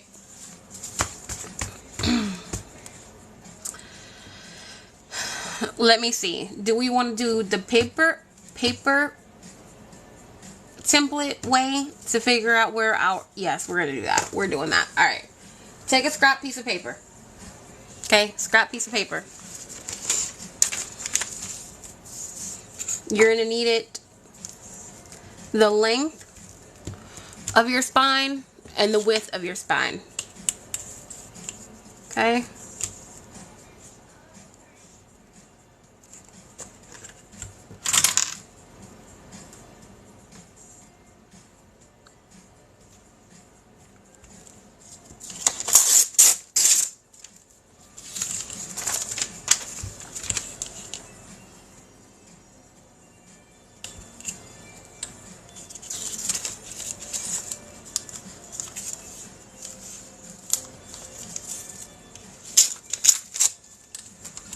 There we go. Thank you for the follow. Monica, no, don't add more, because if you start working on it and you start doing like spreads and stuff like that, it will grow, right? Like, look, this spread here that I did, I used some flowers. So that's like, what, half an inch that it's popped out already now. Yes, we're making a book. We're making a replica of this.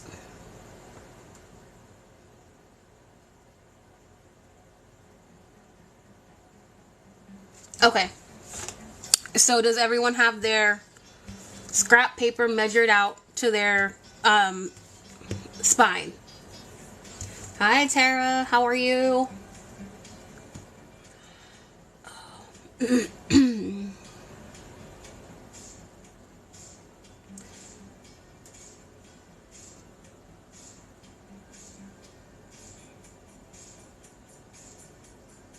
Nice, nice.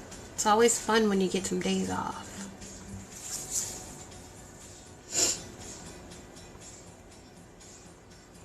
Okay. How many people's doing... Wendy, you're doing 1 signature. I'm doing 4 signatures. How many signatures is everyone doing? Can you guys let me know that, please? Because there are different ways that we have to fold this paper. 2? Okay. 2, 2, 2, 3, 3. Wendy, you just need to poke holes at the top and bottom.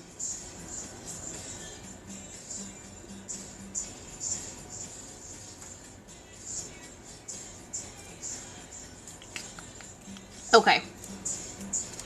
Let me pull out a template of the template, alright? So we're only doing, because this is a short book, right? It's not that tall. We're just going to do 2 holes. All right. Now this part is totally up to you where you want your holes at. When I'm doing something like this, I tend to like mine in the center.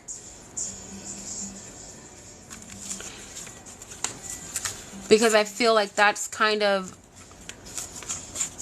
I just feel like it's more stable in my mind. And in my mind, that's what it feels like to me.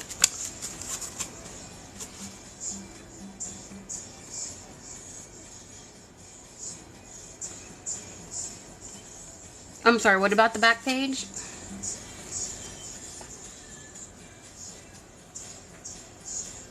So depending on how many signatures you have, that's how many times you're going to fold it. So this is a template to my pocket journal, and it has 3 signatures. So you take this, if you have 3 signatures, what you're going to do is you're going to fold your paper in half once. And then from that half, you're going to fold that in half once. Then you're going to flip it around, and you're going to fold that in half once.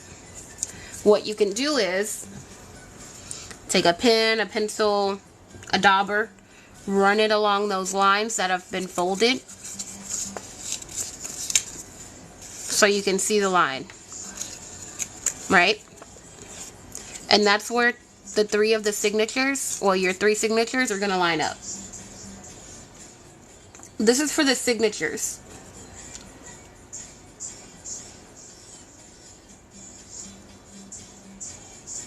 If you have 2 signatures,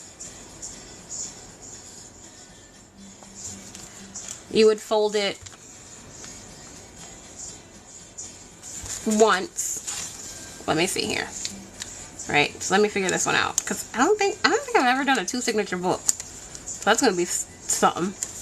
All right, so we're going to fold it in half. And then I'm going to fold that in half. We're going to do, I guess, do the same concept, but you won't have anything in that center. You would just use the first and the second line. And you would have a really big gap. Welcome back. Does that make sense to you guys?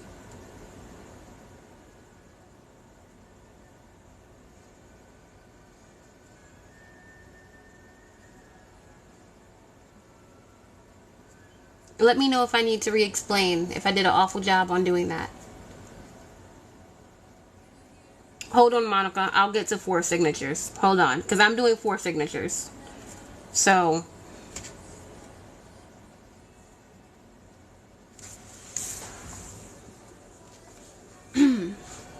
make sense?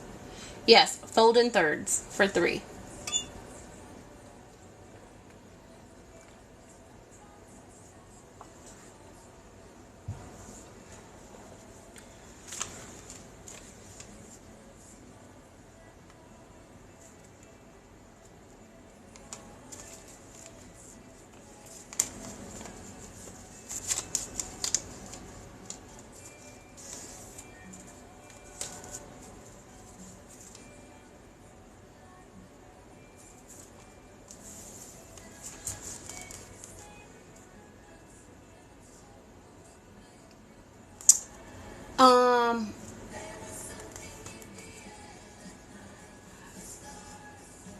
Would it work to use the 3 signature template and not?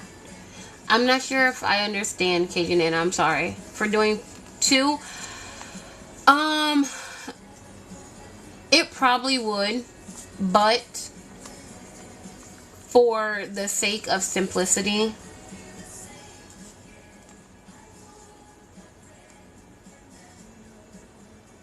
I mean, like if you're doing 2 signatures too, honestly, I probably wouldn't even do this. What I would do is grab my ruler.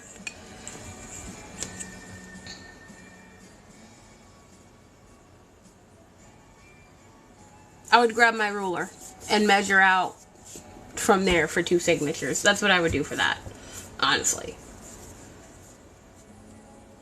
But it's gonna be like the distance from my signatures will probably be different from you guys's because I'm using a wider spine on this one. Where's my other book?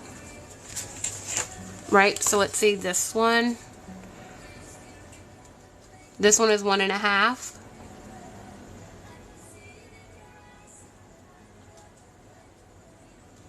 I would probably put my signatures at half, the 1/2 inch mark from this edge, and then the 1 inch mark from this edge. That's what I would do.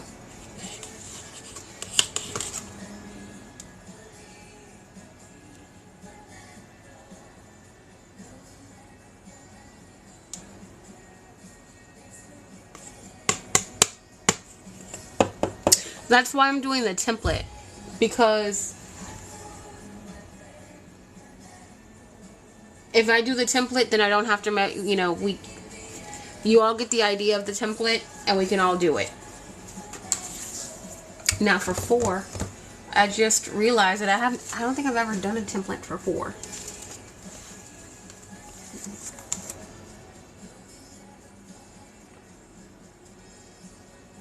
How about that? So let me see what's going on here. What we're looking at right now.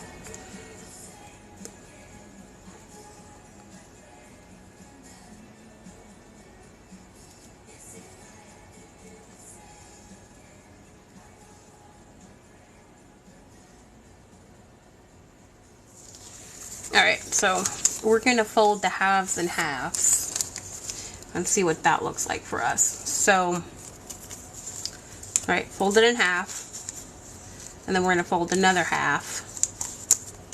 Okay.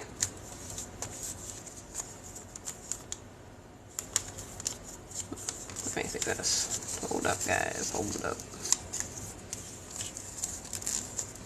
And then fold that in half.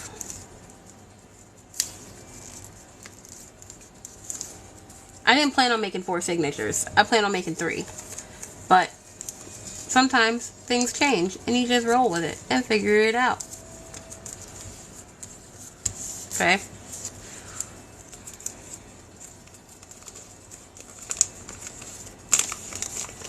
So now we have all of those folds.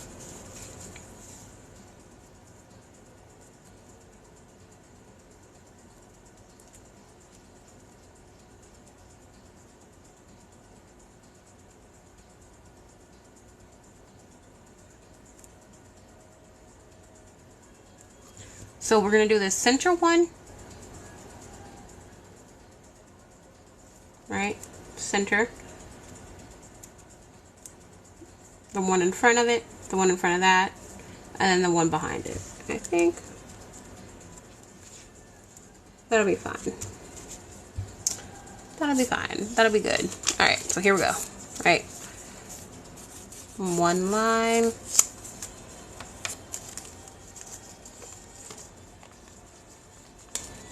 Thank you, Pam. I'm trying. I'm telling you guys, I'm not a teacher. I'm not. I don't have the patience to be a teacher. Never have, never will. So I am trying.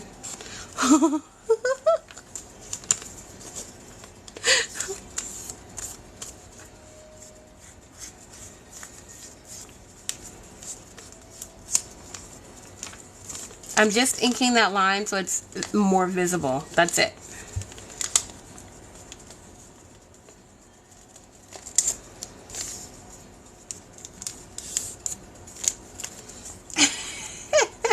Monica, you're doing fine too. You're good.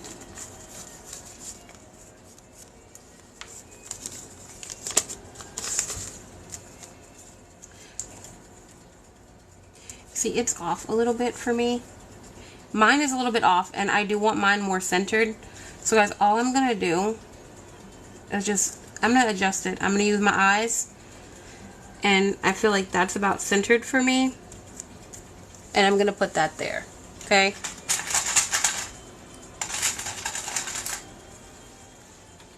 And we're going to get some clips and clip it down.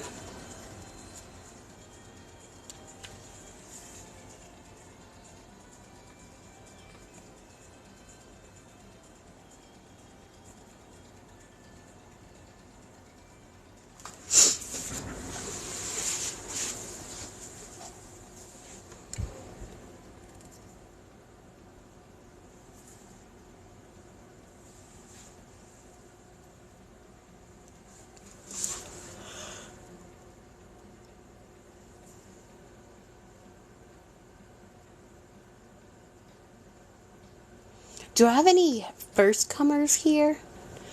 If this is your first time in one of my lives, can you raise your hand? Ooh, ooh.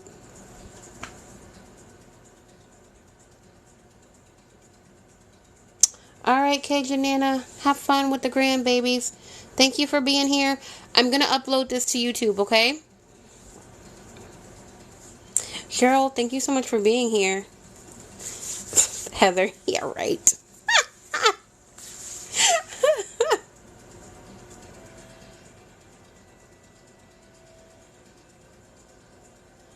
Okay, Terry. So it does, normally my lives will go on YouTube like the next day. Because it's not like an instant download. I have to like wait for TikTok to like process it and everything. So the live will be on YouTube tomorrow.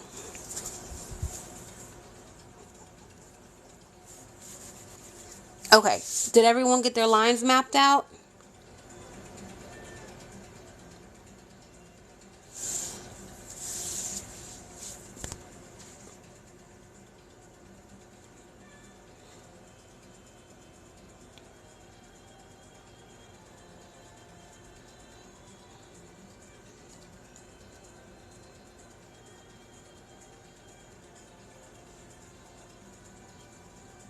Thank you for the follow, Jesse. Bye, Nanners. Thank you for being here. You guys can take your time in a little bit. I'm standing up. I'm stretching the legs and stuff. Thank you for the follow. Ooh, I'm going to have so many new followers after today. I appreciate you guys. Oh, you're not leaving. You saying bye to everybody else. Gotcha.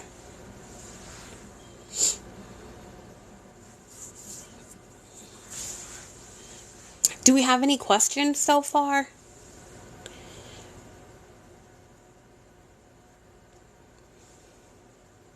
Is there anything specific you guys want to know?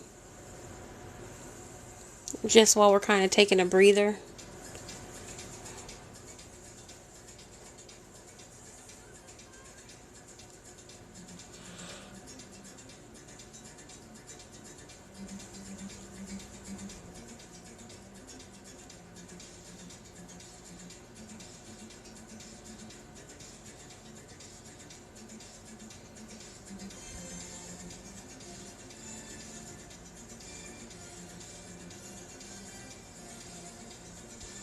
Patiently waiting? Alright, so we're ready.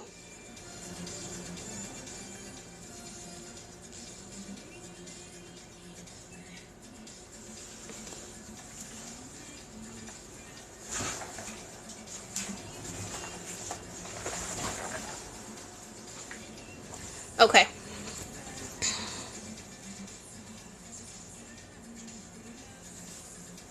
So I know I clipped mine in already. But what you're going to want to do, figure out where you want your holes at and make yourself a crease there. We're going to do it simple, guys. We're doing it simple today.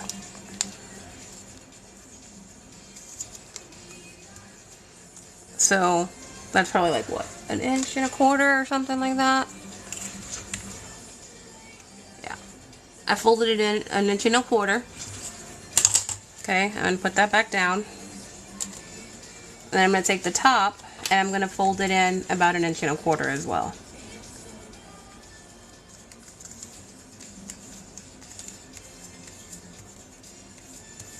Okay.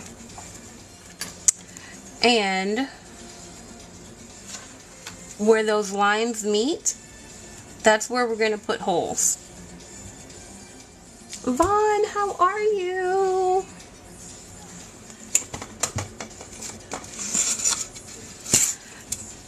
If you're using an awl, if you have any styrofoam or even like an old book that you don't use, I suggest you prop that up on there so that when you're puncturing it, you don't like hit your mat or your table or whatever it is that you're using. You of course can use your, no, it's not a hidden spine. Jody, we not even getting into that part yet. Some people don't even know what a hidden spine is.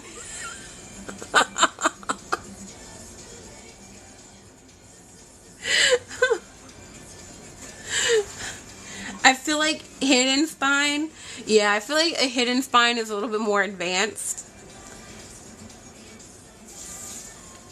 So we're exposing it all today. But I mean, to be clear, right? Here's the thing too. If you wanted, you could do it this way. And if you want to cover your cover when you're done in fabric or another cardstock, you're going to have a hidden spine.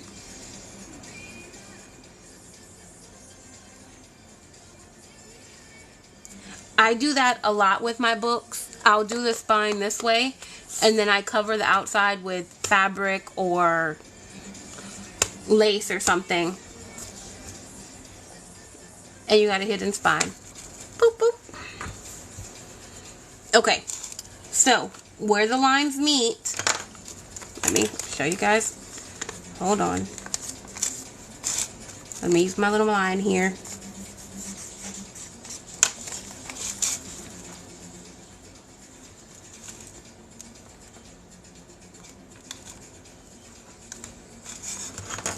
Where the line meets, that's where you're going to put your hole. And you just poke it through.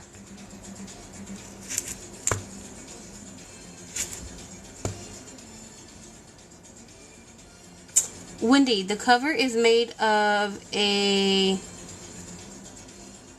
what is it, pasta box? A pasta box, a cereal box, a cereal bar box, a protein bar box. Something that's found in your pantry.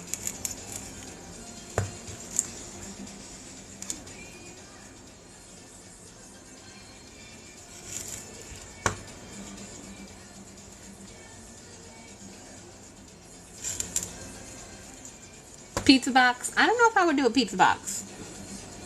Yeah, I don't suggest anything that's been in the freezer.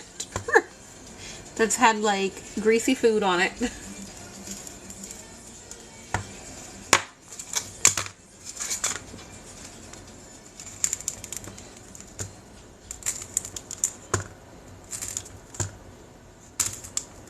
So you see, this is where a hole punch does come in handy.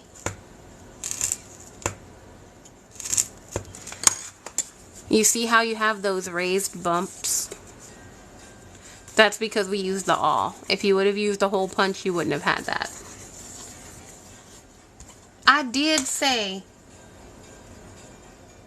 a Dove soap box. You could. That would smell delicious.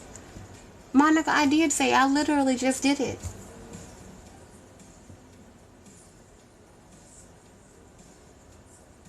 Let me show you again, girl. Alright, so we folded it in half once. If I didn't say, how do I have it here?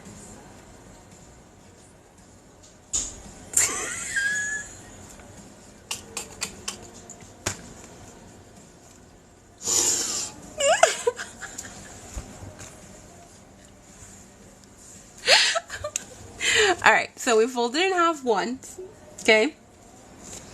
We folded in half again on both sides.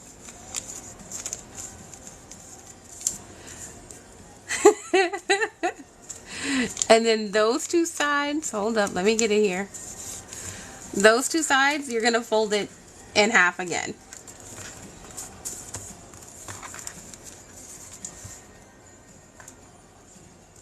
You get that, Monica? I'm here ready to move to the next step, and she's just giggling away over there.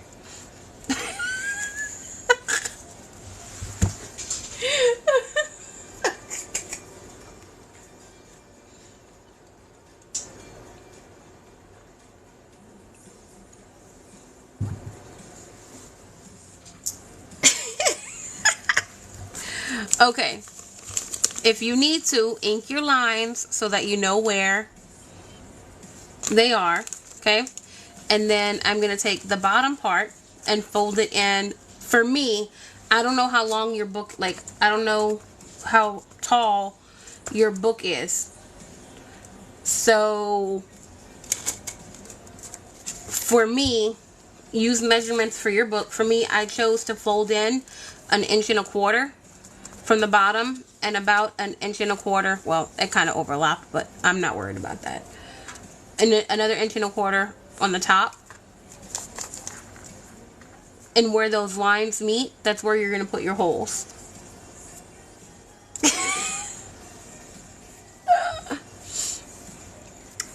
For my box, it was a little bit off-centered, right? When I put it like that, it was off-centered. So what I did was I just kind of shifted it over a little bit to where it felt centered to me, and that's where I put my holes.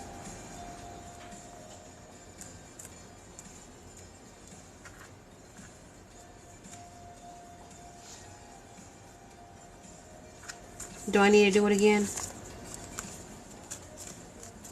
Which actually it's just take off one.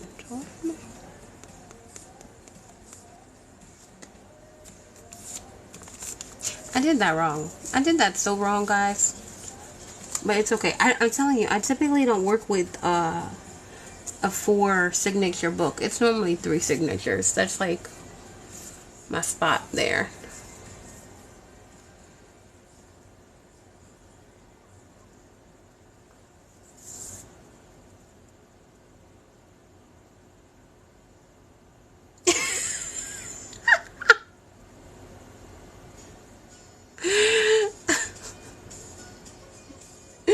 You know what?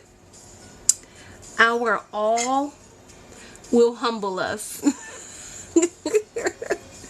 Monica, what are you confused about?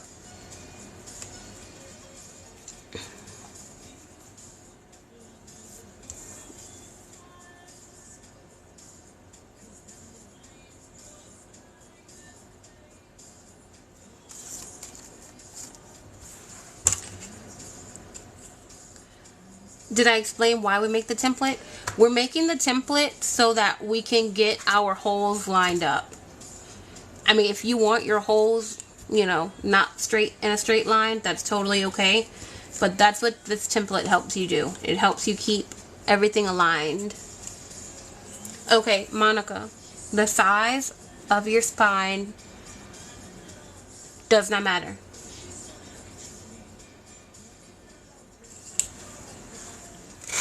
You're getting caught up on those numbers again. The size of the spine, I mean, that's big. Girl, look.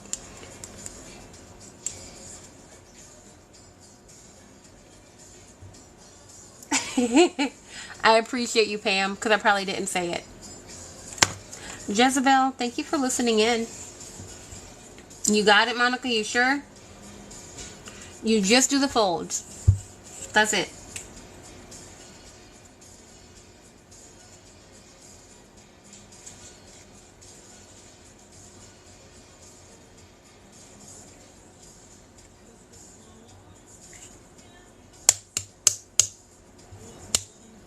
Pow pow.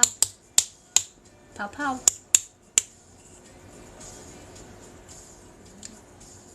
No, I do not.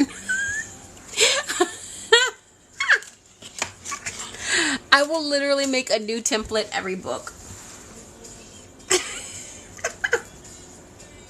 Yeah, a 4-inch spine is kind of madness. Monica's, she said, go big or go home.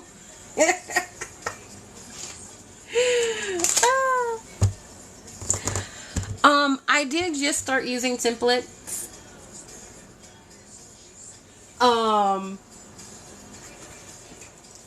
I just started using like this template here is for my leather pocket journals.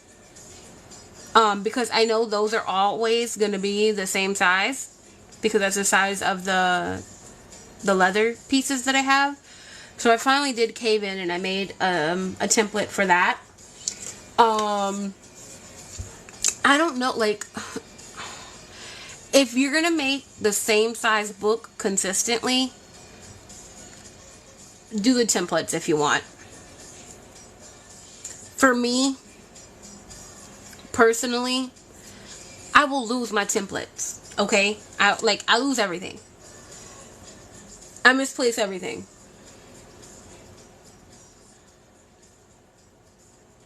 So it's just quicker for me.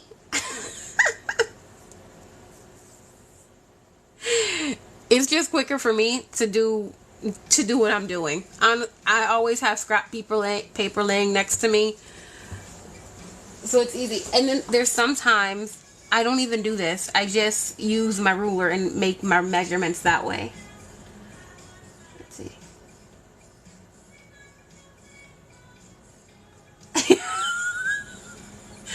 I can't understand it either. So wait, let me see. Are you asking, are there sizes that I make frequently?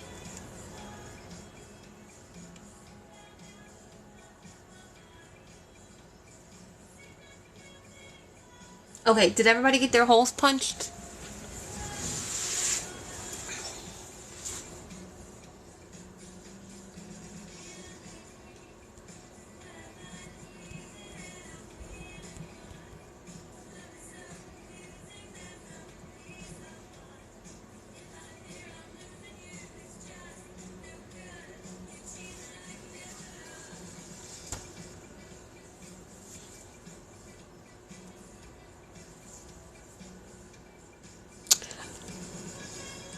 I would probably say I haven't really frequently done it too much yet, but probably the 9x6 size book with like a 2-inch spine. This spine is pretty big for what I normally use. Let me see, what did I do? So for this one, we got how much of an inch of a book, a spine here? Let me see. Yeah, this is a 2-inch spine. And it's a 3 signature book, and it has 10 or 12 papers in it. You guys see that there's enough space in there. And we'll go over that in a little bit too. Sorry. I keep hitting them.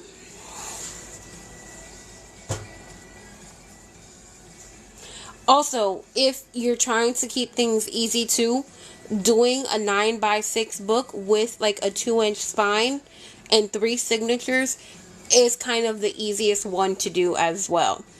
Because with the 9x6 book, that's the measurements to just fold an 8.5 by 11 piece of paper in half. You don't have to do any cutting, any trimming. It will fit perfectly.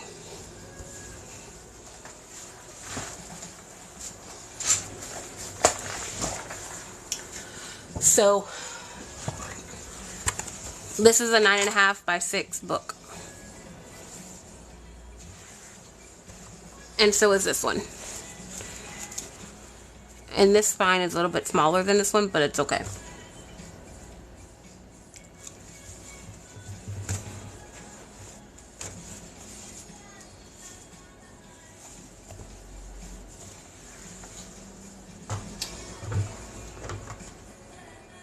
Did that help at all, Jezebel?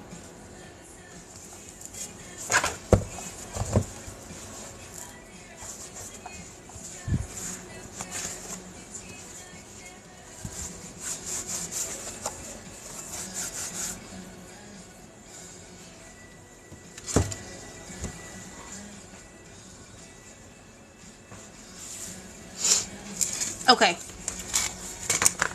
Are we ready to move on?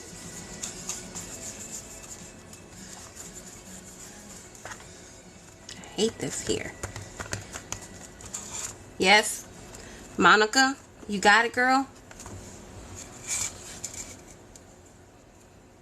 And you see, look, my holes are still a little bit off, but it's okay, guys. It's okay. It doesn't need to be perfect, okay? This is handmade. Handmade items will not be perfect. Damn it. The kit is up, and I'm not even into the second book yet.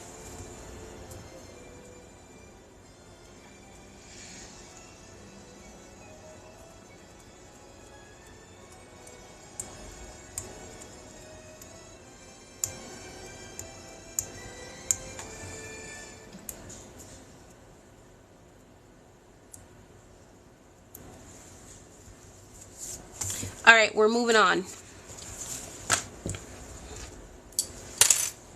Okay, so you're going to get your string.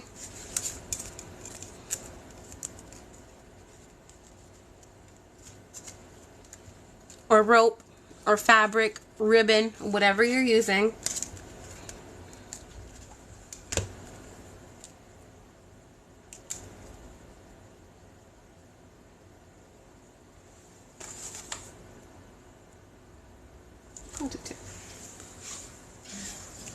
And we're going to loop it around twice to make sure it's nice and sturdy, okay? So your string, you're going to want to measure it out. 2.5 times the length, just to be sure. And then you're going to cut that in 4, like, not in 4 pieces, but you're going to cut 4 pieces of that length. So you need a piece of string, or rope, or wire, or fabric for every signature.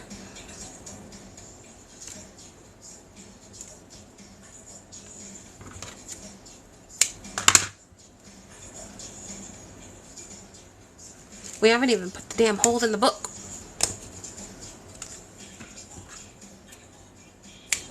I'm probably going to have to step away to get the kid settled with his dad and then come back.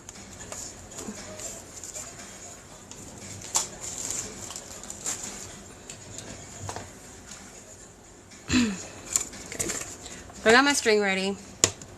I gotta put the holes in the book. I'm sorry, the holes in the signatures. That's what I meant.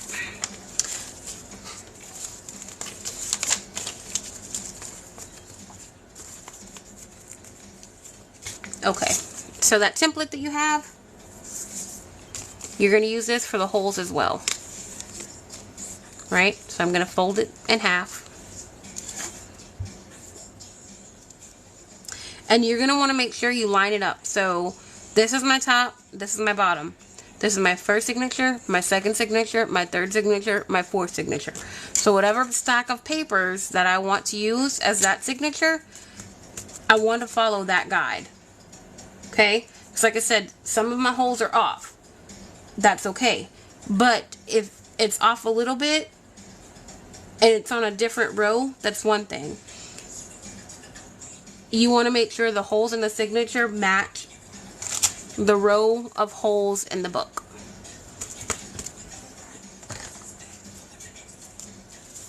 I actually don't like using my Crop-A-Dile for this part, because I find when you flatten your papers out like this to put them in the Crop-A-Dile, the centers move, like they shift a little bit. So the holes are like always off when I use my Crop-A-Dile. So I typically always use my awl when I'm punching the hole in my papers. Okay, so we're just going to take it, fold it in half, carefully place it in there.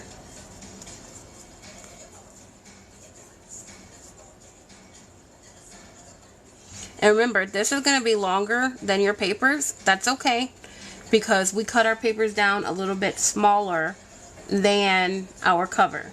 Alright? Let's kind of give it a squeeze and a smush and get it down in there good. Try to make sure it's even on both ends.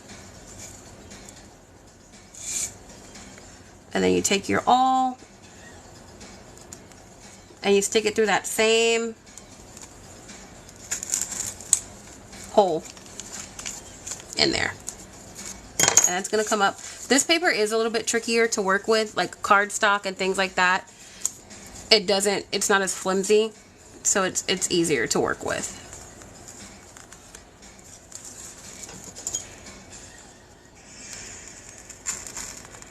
And then pokey pokey.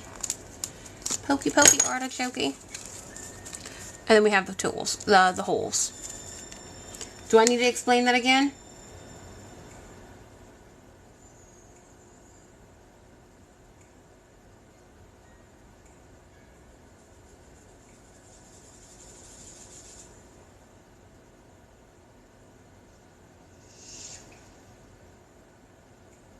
Yes, you're back. Okay. So you have your template, right? Top, bottom, signature 1, signature 2, signature 3, signature 4. Make sure that's how you're doing it. To make sure your holes line up on your signature and your spine. Alright, I've already done my signature 1, so I'm moving on to signature 2. So I'm going to fold that down on itself where my signature 2 is. I'm going to take my bundle of papers. I'm going to put it in here in the center. Make sure it's centered. This is going to be longer than your paper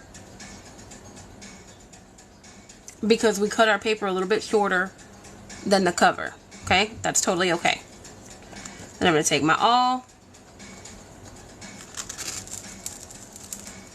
and press it in on the top one, and then the bottom one as well. And we have our holes. When I'm doing my signatures, when I'm putting the holes in my signatures, I don't like using the Crop-A-Dile. Thank you so much, Jody, for being here. I appreciate you. See you later and have a good day. I don't like using my Crop-A-Dile because when you lay the papers flat, these really don't do it, but like when you get thicker papers, when you lay them flat, they shift. So it's really hard to get it nice and centered. So that's why I like doing it this way.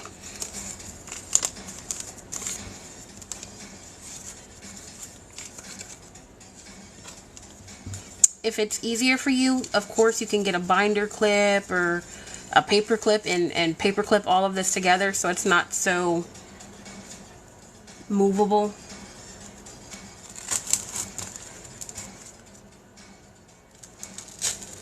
Hokey pokey.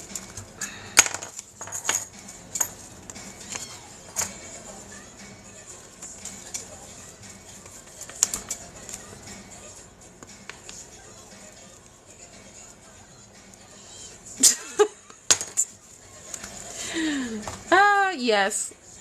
All we have to do is do the sewing in now, and we're going to be done. This definitely went a lot longer than I anticipated.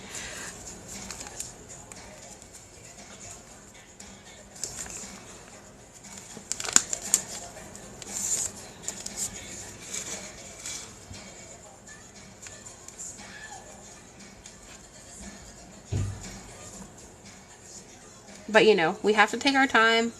We're here to teach people, so we have to go at the people's pace. We have people here who have never done this before. So it's going to take a little bit longer. And that's totally understandable.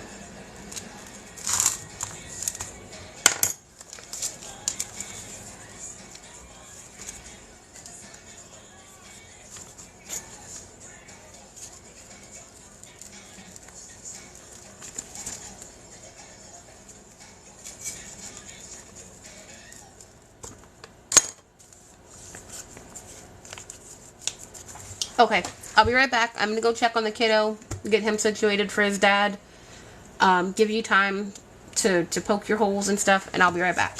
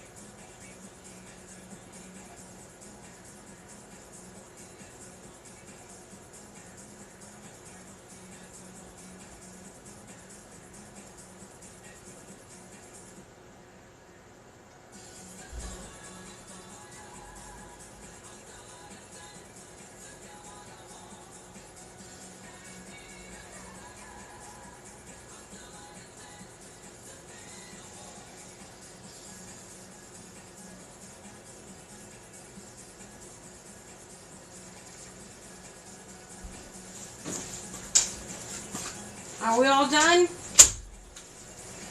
Everybody good?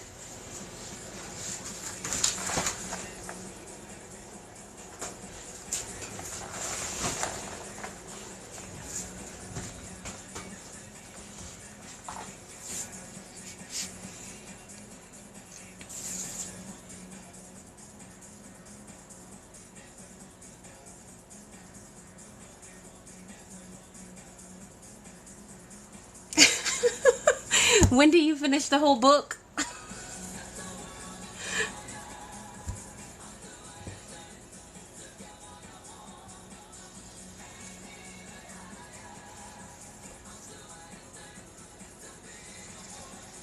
I like your cover.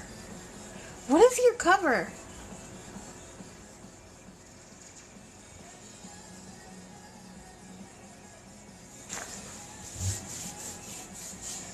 That's fine. Is it? It looks brown. But it's pretty. I like it. Fabric. Huh.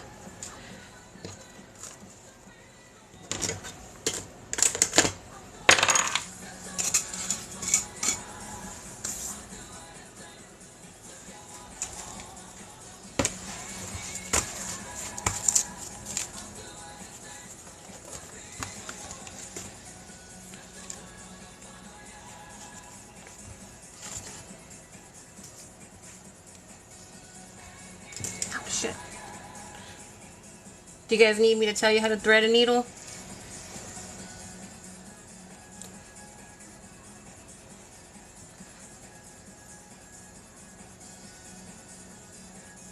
While we're waiting, you can go ahead and get that needle threaded with whatever you plan on using to tie with. I'm gonna do the envelope book, but I'm gonna speed through the envelope book. Alright? Just so that I can get it done.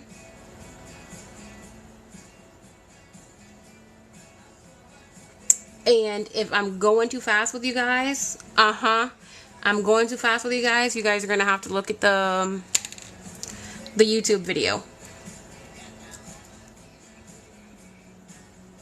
Because that one's gonna go fast.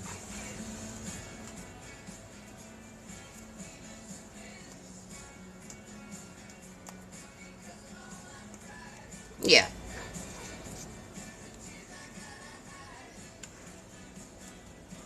Thank you for the shares.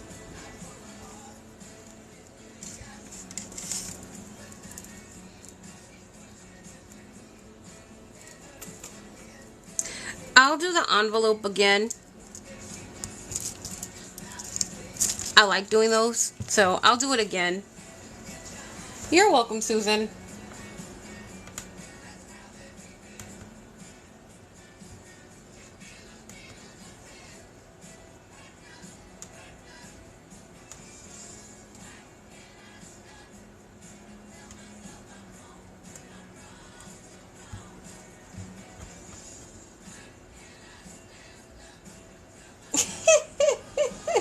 Wendy, you're finished. You can do whatever you want.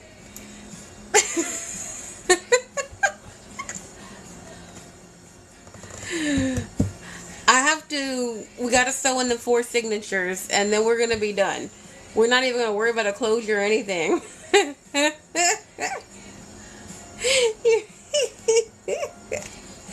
Yes, you can go outside for a break. Okay, I'm gonna get sewing. Alright, if you guys aren't to this part yet, that's okay. I have 4 signatures to sew in. It's all the same concept. Alright, so you have your needle, your thread,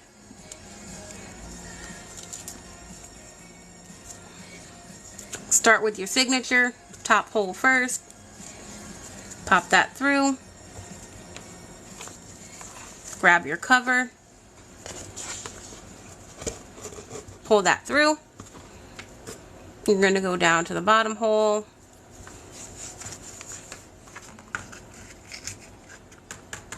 pull that through. Yeah, Wendy, should you even be doing that? And sometimes you're going to get that happen where your pages just want to separate on you. That's totally okay. Pull it through and they'll all line up again.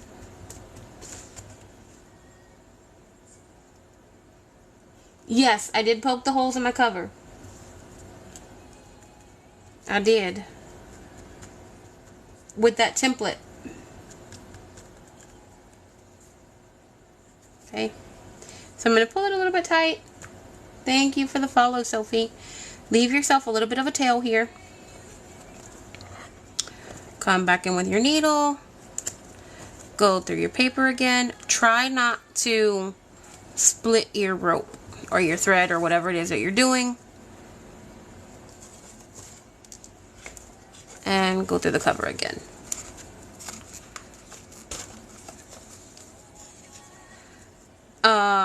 Next week's book, we're going to do a 3-hole pamphlet stitch. So you guys will learn that one next week. Once again, we're just letting you guys get the feel of what this is like. It's not scary at all.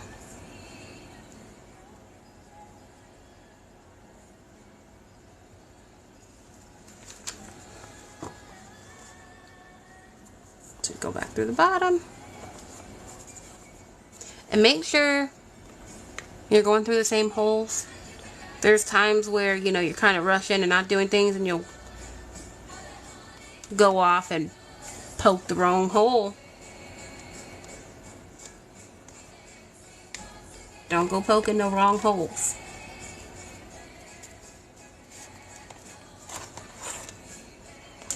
Okay. And pull it a little bit tight.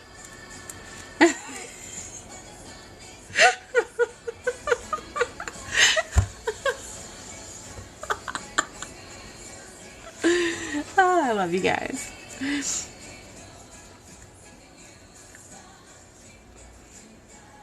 So you want to pull it tight, but not too tight. I've noticed, like, if you pull it really, really tight, you can rip your pages in the center where the holes are, right?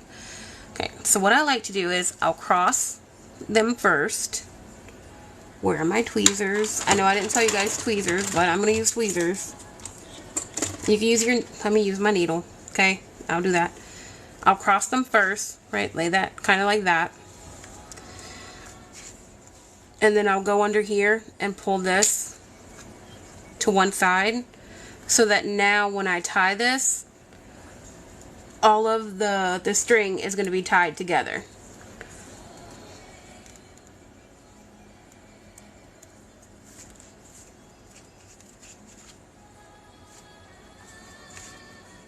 And there you go. That's it.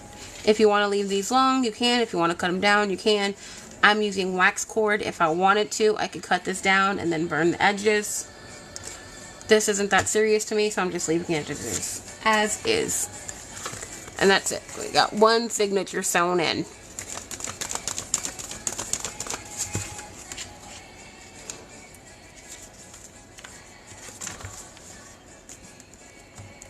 Okay.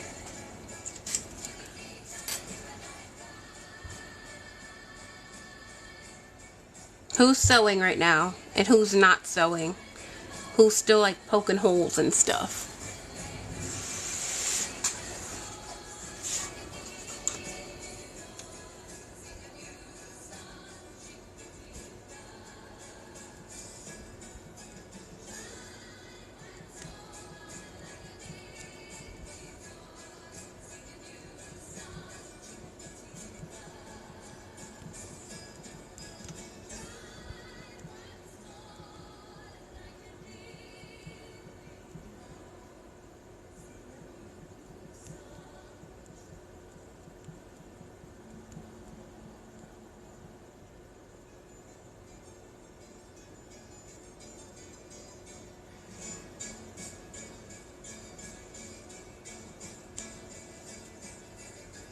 Poking holes, that's right, we're poking holes. Poke, poke, poke.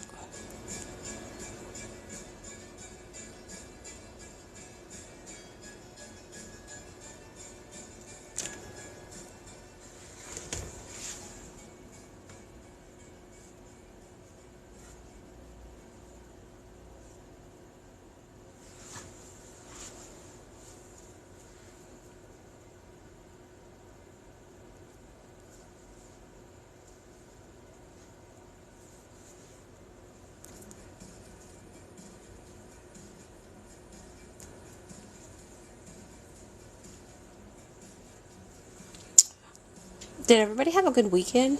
Did you guys do anything fun? Other than watch me all weekend? Because I've been live. Thank you for the follow.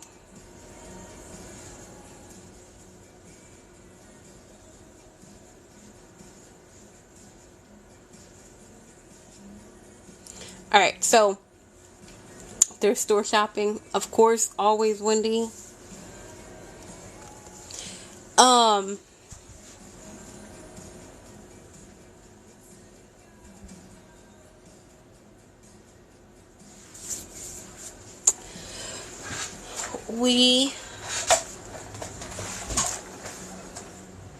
This is going to be a 4-part series, Junk Journaling 101.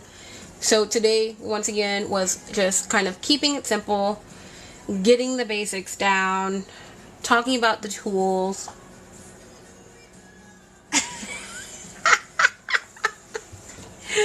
I multitask a lot. I'm sorry, guys.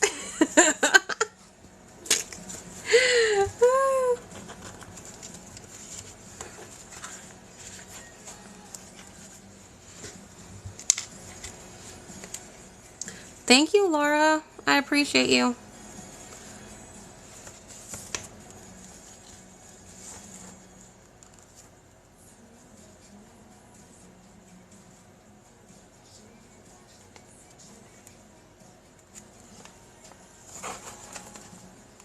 How do you cut the bag? We'll get to it, Wendy. We'll get to it. Yes, I know. I know. I try to give you guys time to answer. I try not to rush, I promise.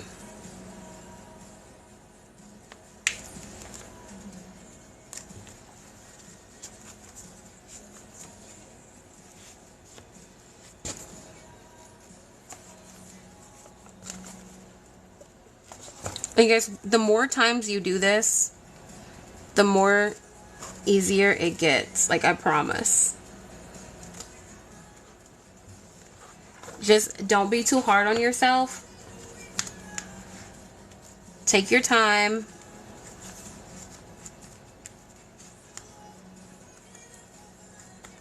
And don't have high expectations your first few times of doing it. I don't know why I did that. I did not do that because I don't like the way that looks. Thank you, Laura. Okay, so cross in the middle. Bring that to the side. Come in here. And scoop it under. That way when we tie it, the 2 pieces of cord will be tied together.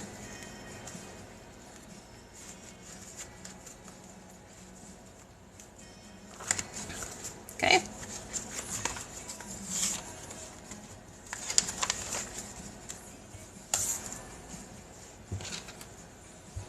So, 4-part series. Today was just about learning about junk journaling. I didn't even go over the history or anything. I didn't go over key terms, none of that stuff.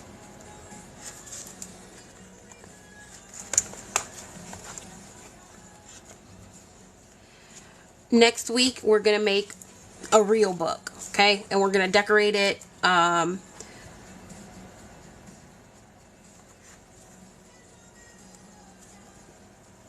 And everything, right? So next week, your cover, make sure that you have, we're going to do 9x6 book. Guys, all of my books,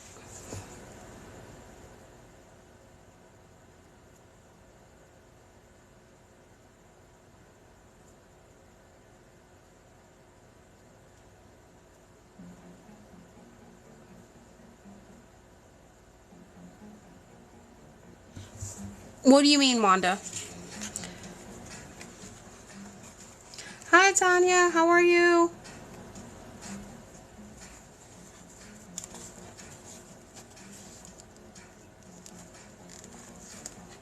Well, I'm not understanding the question. I'm sorry.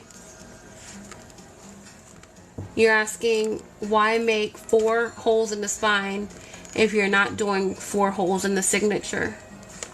I didn't make 4 holes in my spine. I only made 2. And I'm doing 4 signatures. Is that what you're talking about? I'm doing 4 signatures.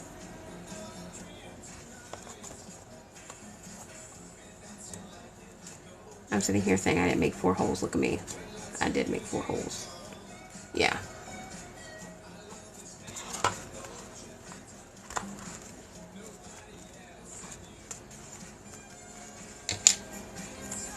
You're like, 4 holes on what?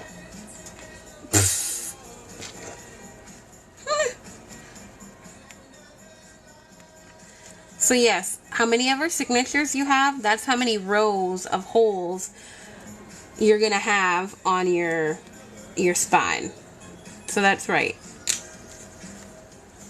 That's the concept of it. Tighten that up a little bit. A little bit more. Yes.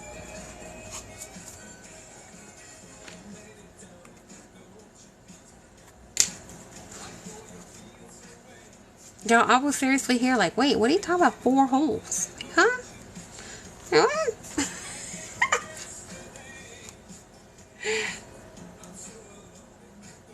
No, no, Wanda, no, no. No, no, no, no, no.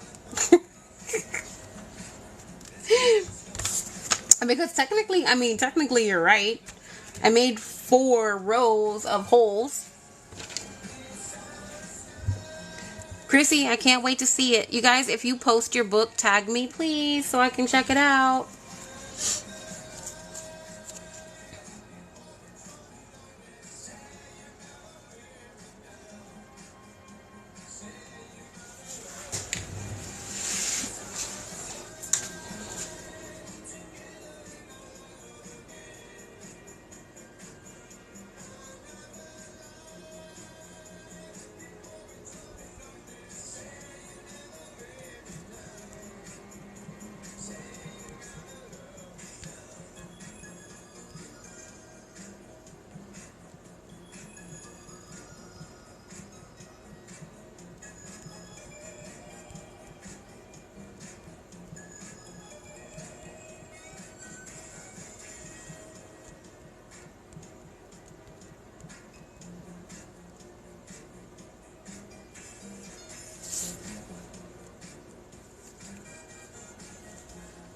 Thank you for the follow.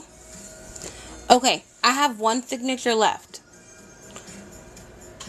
Thank you, Chrissy. Have a good day. Thank you for being here.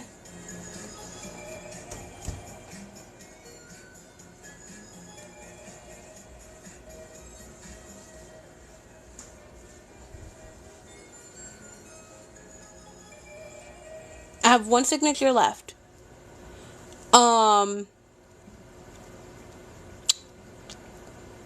Does anyone need me to like slow it down and do it kind of like in detail for you again?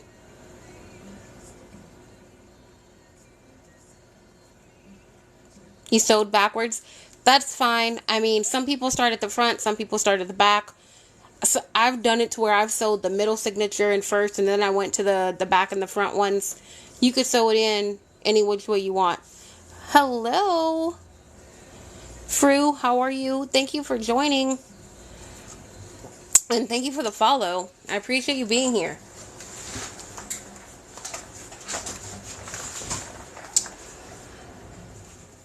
Thank you, Wanda. Hello, Malika. Thank you for being here. You sewed in the front?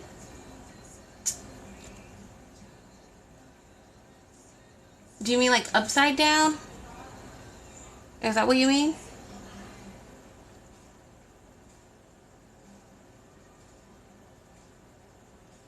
Alright, so next week, same time, we're going to make a real book. It's going to be a 9x6 book. Alright, it's going to be similar to this one.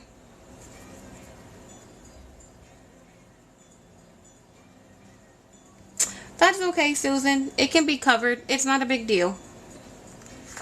I have sewn things upside down. I've glued things upside down. I have snipped through my dang leather before. Things happen. You just roll with it.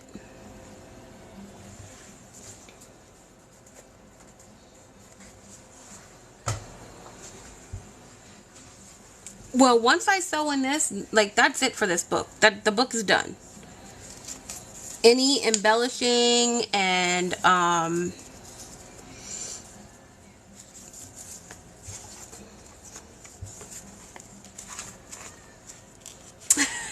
thank you. I'm live too often, and I'm normally live probably when you're going to be awake through, so I definitely would like to see you again. I'm always creating something. I'm just talking shit, listening to music, singing, teaching, giving sass and attitude.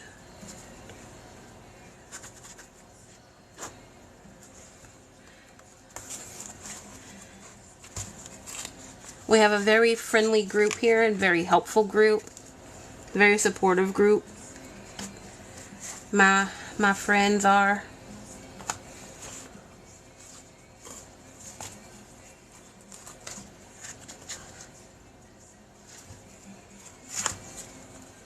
And send people away. Yes, I do send people away. If you're being mean or rude, I will tell you to leave. Or if you don't like what I'm doing, you don't have to stay here. That is so true. I will do it.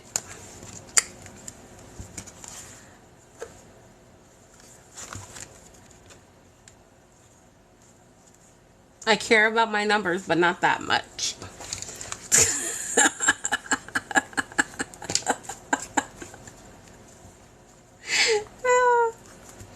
It'll be okay.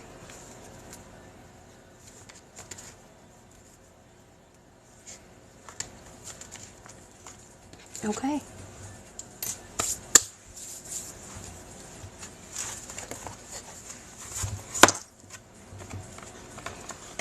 If I want to later, I could put a whole nother 2 signatures in here, because it is so big.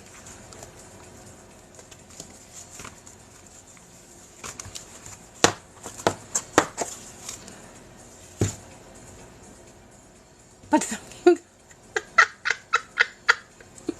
Wendy always returns.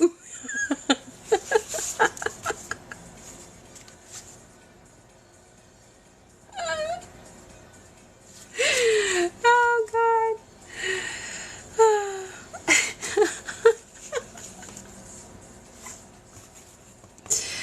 So, you guys, if you're going to put a closure on here, let me... You're bleeding? Susan? You done stuck yourself with your needle. So now you have a little, you have a notepad. If you want to make notes on here, you want to draw on here, you want to cover the page in gesso or cover it in stickers, you have a little book to make collages with. If you want to add the closure and decorate the front, all you would do is take ribbon. Most people use ribbon or fabric or something, right? You would glue a piece here and then glue a piece here. Then you would put down probably another piece of fabric or cardstock over that. Or actually you could poke another hole and tie it around. That would work as well. Actually, you know what? Let me go ahead and do that real quick to show you guys what I'm talking about. You guys don't have to do this if you don't want. I'm just going to go ahead and do it. And, you know, I normally don't do it on the back of the book, but I think I'm going to do it on the back of the book this time. And I'm going to use my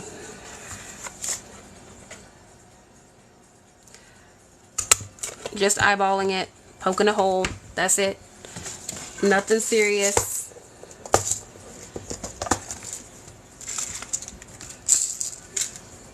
I'm going to use a white eyelet.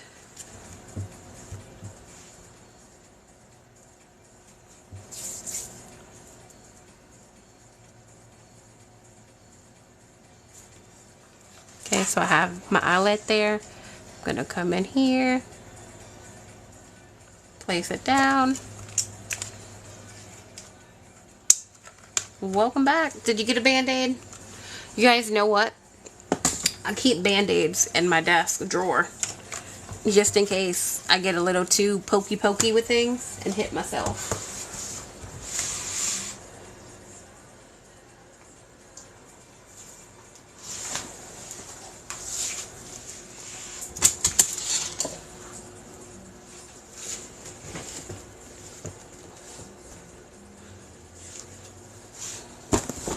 God damn it, it's not on this one. It is on the other one. Shit.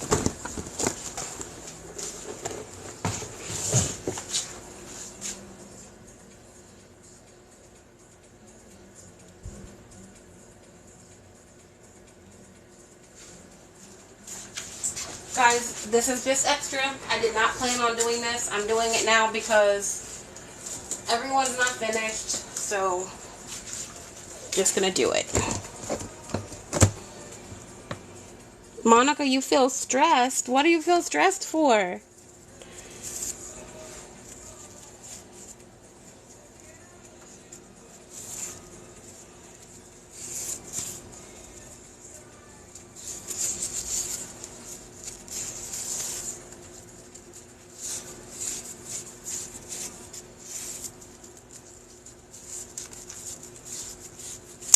Oh, yes, that bit. That is one of the annoying things.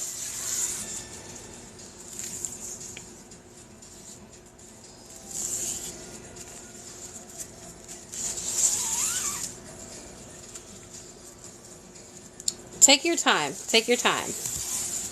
You're okay. My son is okay.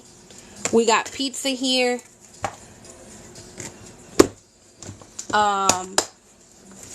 He's got daddy time today. My boyfriend is very well aware that these events that I do, like this on the weekends, are like important to me. So he's pretty supportive of that.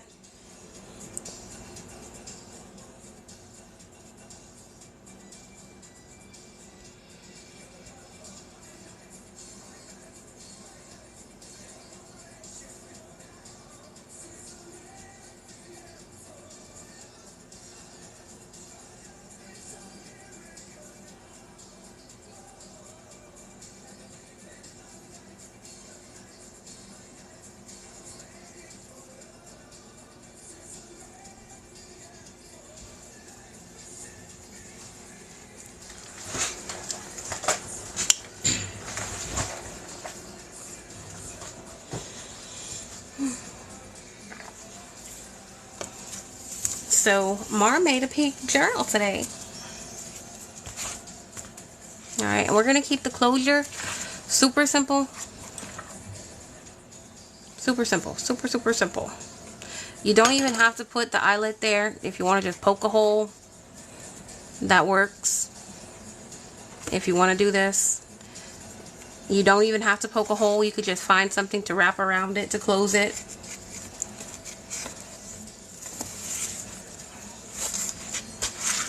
That's it. You see my other one, it doesn't even... So when I do these, I like wrapping them around differently.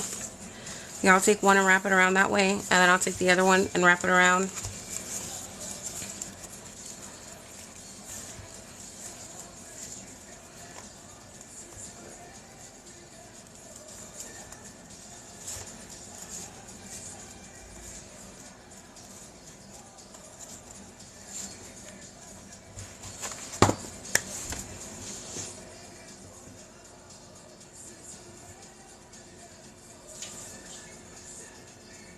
Oh yeah, like a threading tool.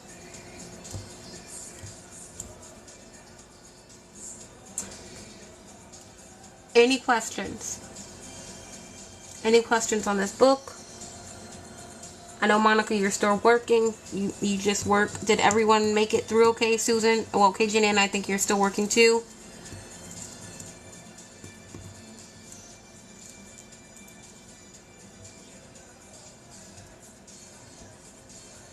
No, Wendy. Wendy, you. Wendy, I'm so proud of you. You weren't my problem child today. You're done with your book, right, Susan?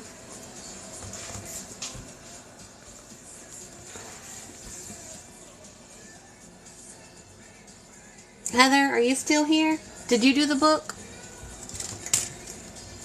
I went through twice. If you want to go through once, that's totally okay. That's up to you. You're sewing? Okay. Alright. We'll wait. Like I said, my baby is taken care of. His dad is hanging out with him.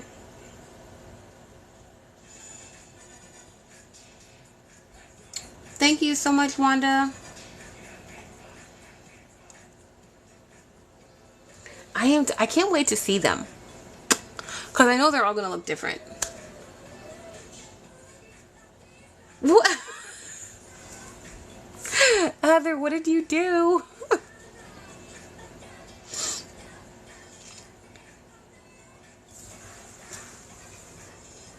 I think I want to get another slice of pizza. Jamie.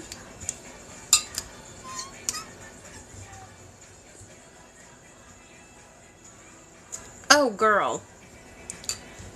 She gonna be here until tomorrow, binding that book.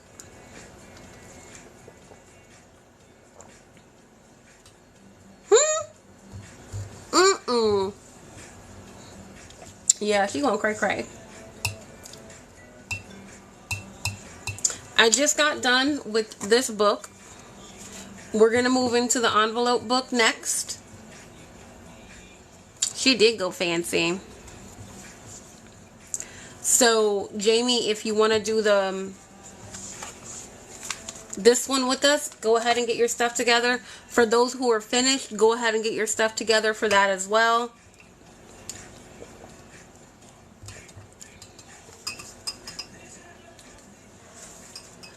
I'm gonna go get me a piece of pizza and I'm gonna be back because today's cheat day.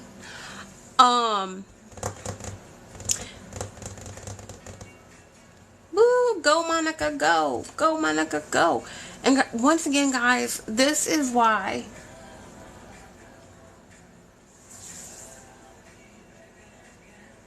no, we're doing the envelope book this week. Next week, it's going to be the 9x6 book. It's going to be a real book.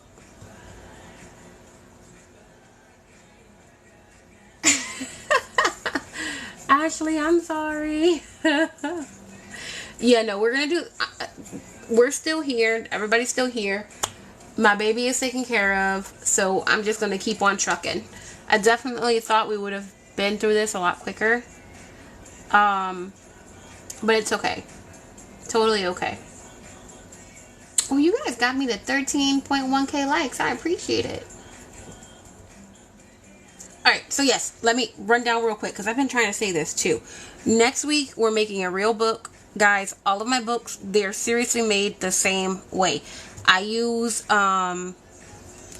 cereal box or whatever box that I have around my house to make my covers. I reinforce it with my heavy cardstock, or I double up the cereal box or whatever it is that I'm making, cover it in fabric, do all of that. So we're doing all of that next week. I'm going to be putting out the video for that, I guess today. Either today or tomorrow. It'll kind of like be later today into tomorrow. I did put out the...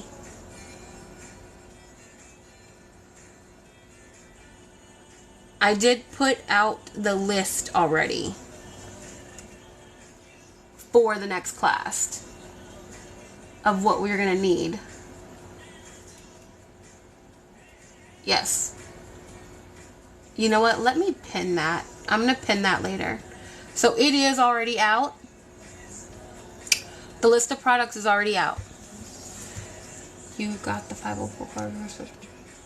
Wait, what? What did I miss? Where do I put what?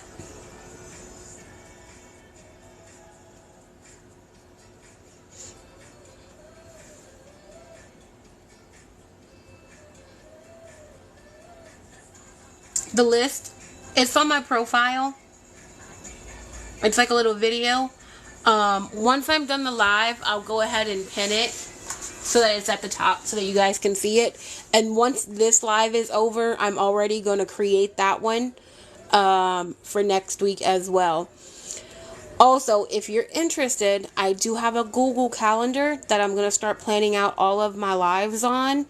Not all of them are going to be as, like, in-depth as these are.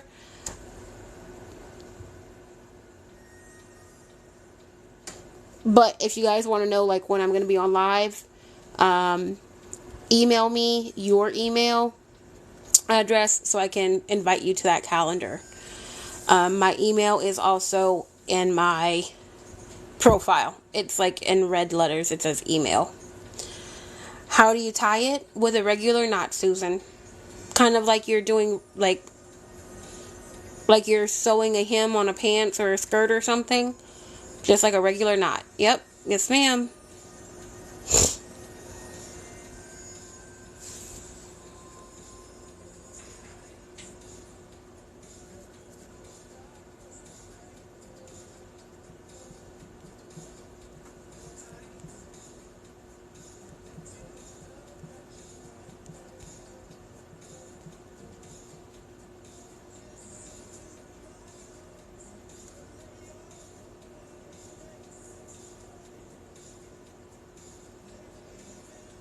A book box folio. Joanne, thank you for the follow.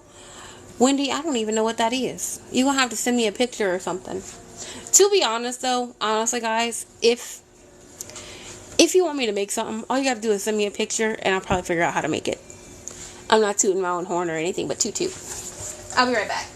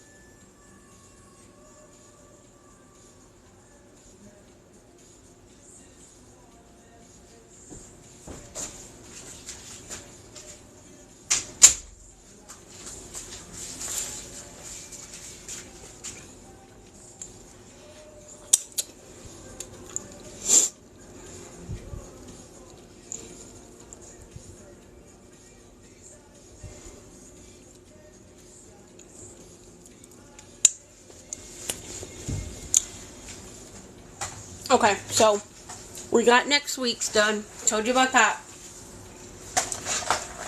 So next week we're going to do the book, right? And we're pretty much going to finish it to about this level. We're not going to do any decorating on it, like other than the cover, the inside, and the closure. The following week, we're going to start making our tags and pockets and tucks and all of that stuff. So we're going to have a mass make Sunday to make all of the embellishments for our book. And then the following week, we're going to put it together. Now, for next week, if you're a sewer, if you're, more advanced than some people, you can start working on your signatures already. I like to sew a lot in my books, so I will be working on my signatures throughout the week. I typically do like to do a lot of embellishing before I sew in my signatures. But you guys are just starting out, some of you anyway, so we're gonna take it slow, we're gonna take it easy. We're gonna do baby steps.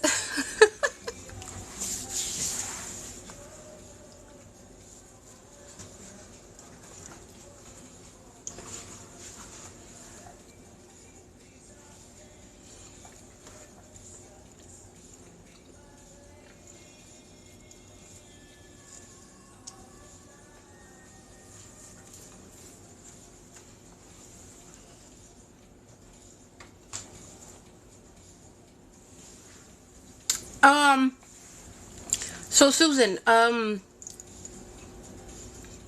next week we're going to be creating a whole new book. In that book, it's going to be more advanced as far as it's going to be bigger. It's going to use more kind of like technical supplies like cardstock. If you want to print out digitals to use as like your signature pages and things like that. I mean, if you're not going to be here next week, but you want to do the mass make one, you can totally use what you made today. But that's kind of how I had it all planned out.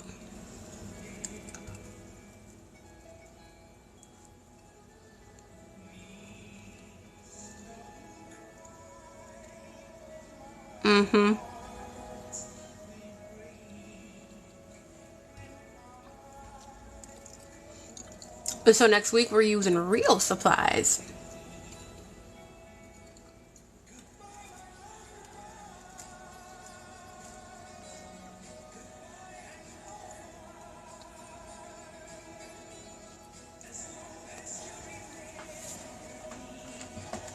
Yeah.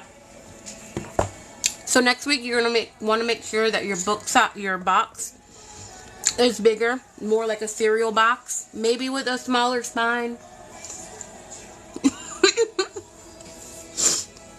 I would say more than like 2.5, 3 inches is like, that's gonna be brutal. And we're gonna do 3 signatures, and the book size overall, it's gonna be 9x6.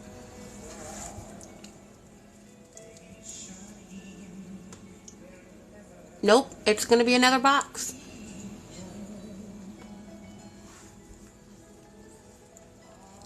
I create all of my journals from boxes.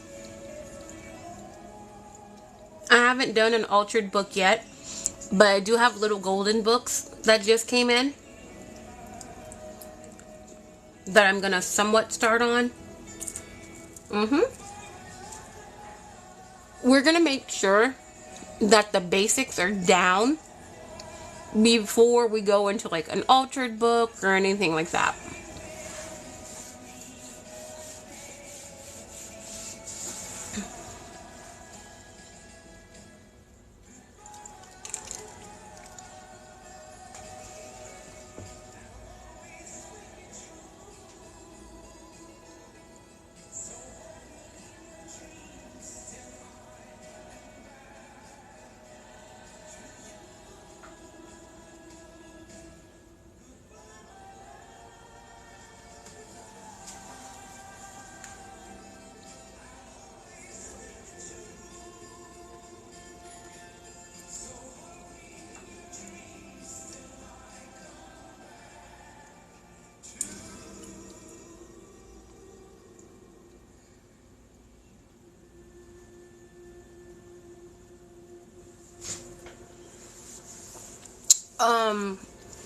Jezebel, once you have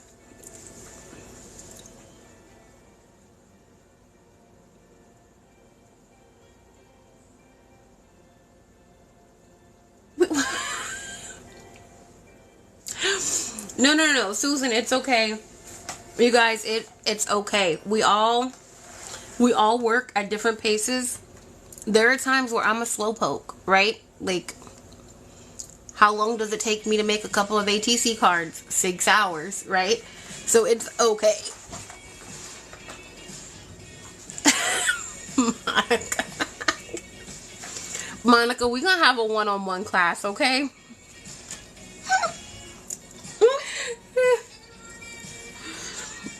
I'm gonna need to send you 3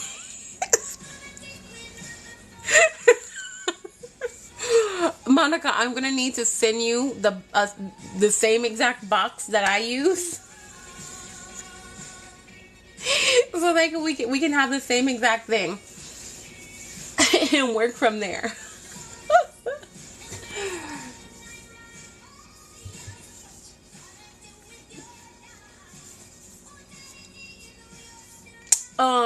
Yes, Jezebel. Sorry. Oh.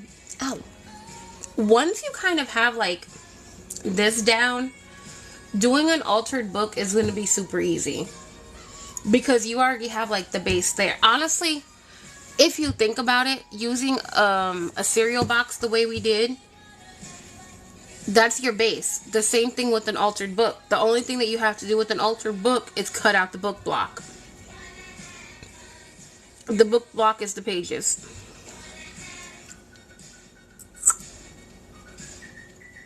Mm-hmm.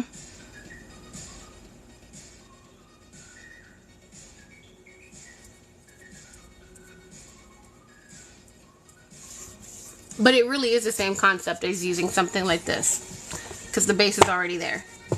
This is nice and sturdy. You guys hear that? Not bad, huh, for a cereal box? Alright. Okay. Envelope time.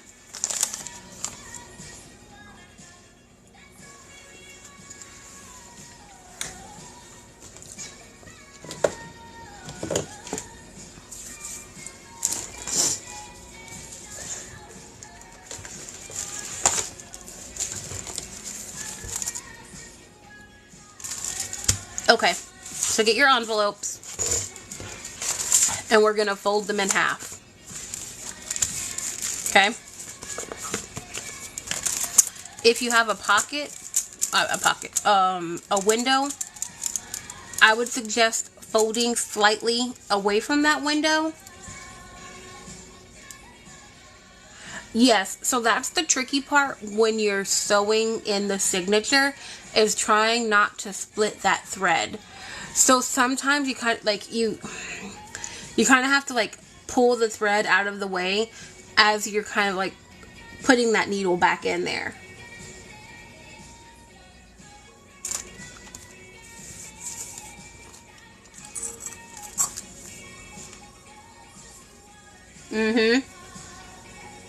And that will happen to the best of us. You can be 20 books in and it could still happen to you. That's one of those things that's like, you kind of just have to wiggle and work with it and have patience. So folding an envelope that has a pocket, a window, not a pocket, a window. Fold a little bit away from that window so you're not folding the plastic, because this can give away. Like this glue in here, it's not that strong. So fold a little bit away from it. And of course, if they look staggered, that'll be better. I just folded that one through the center. I was okay with that. Whatever.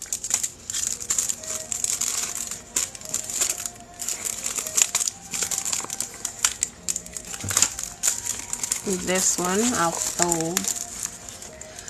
I did my distressing beforehand.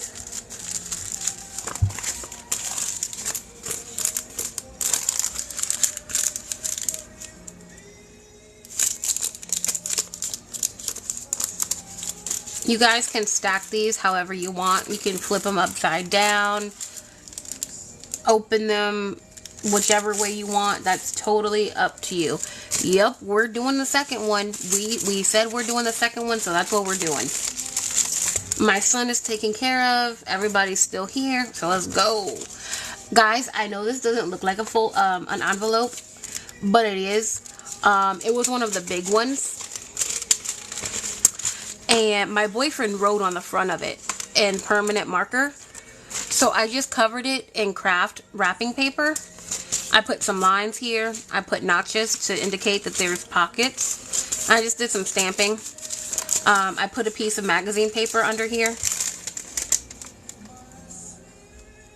to give it, you know, a little bit. 8 or 9, or really how many ever you want, but it is going to be one signature. Okay, this is a one signature thing. Thank you, Susan. So I'm probably going to do that one in the front. You place your okay, so this one here, Laura, yeah, you should be able to cut it down to size. Are you talking about lengthwise?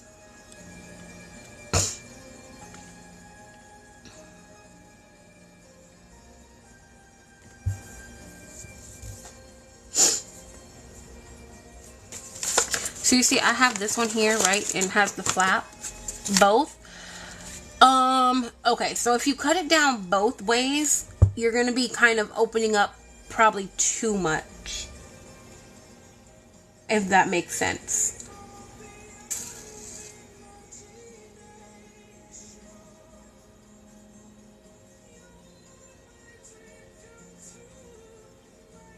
But I mean, I guess you could, right? Instead of taking off both sides, cut one side, all the length that you need to cut, and then you can cut the top side. So, right, if I were to cut this part off and this part off, and then this will be the middle, I'll still have this side opening, and then this side will be kind of like a tuck.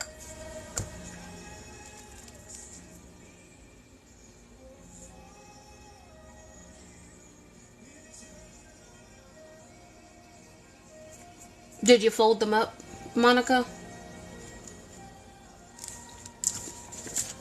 So my envelope, it has a flap. I want to keep the flap. So this one I'm going to fold in half. This is going to be my center. It's going to be a little bit tough to fold in half because I glued that paper down. All right. In my bone folder. So a bone folder, terminology, right? A bone folder is either made out of plastic or glass or stone. Mine here is made out of stone. It's like a turtle shell type stone. And that's to give you nice, hard, exact creases when you fold a paper. You can also use this with a scoring board to score as well. That popped up on me. Okay, so for my flap here, right? Because if I keep it down and I'm putting 2 holes here, that's going to get sewed down and I don't want it. I want this to be a flap. So on that line in the center, I'm going to, let me, hold up. Let me ink this line so that you guys can see it better.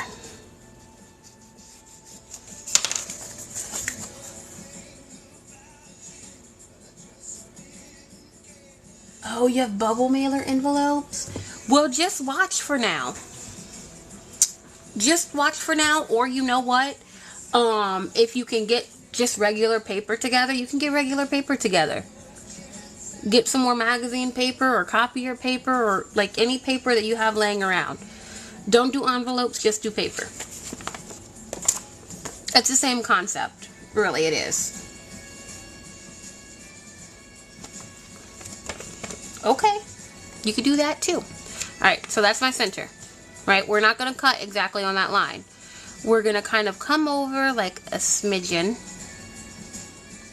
And we're going to tilt our scissors in. And we're going to create almost like a triangle. And we're going to end up on that line at the top. Okay, and you're going to do the same thing on the other side. Go over a smidgen, kind of angle your scissors.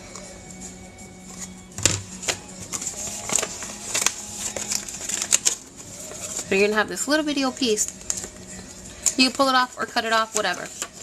But then you see, it gives you that opening so that when you sew it in and fold it, that's still a workable flap. We're in Scotland. Oh, are you talking about the music?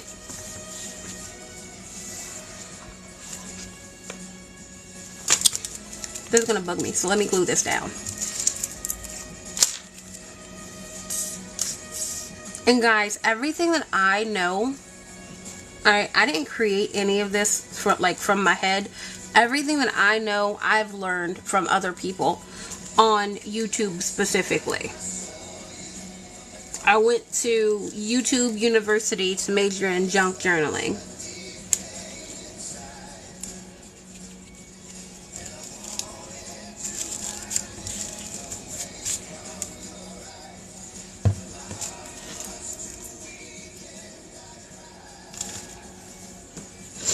Put my scissors away. Alright. Oh, I gotta fold this one in half. I don't even know if I cut open all of my sides. So we gotta see that. So you see my envelopes that are closed like this? I'll either cut it open from the top or the bottom, or from the side. So we create pockets. And that's very easy to do. You just take your scissors, trim, boom, pocket. Okay. Now, let's see what we're working with here as far as this goes. There's going to be my center.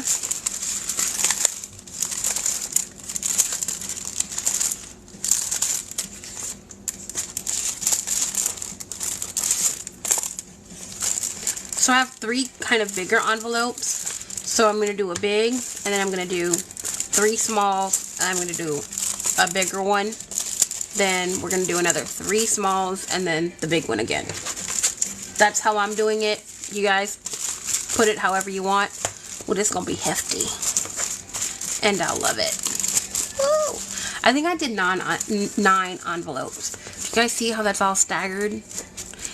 A lot of people may not like this look, but I like this look.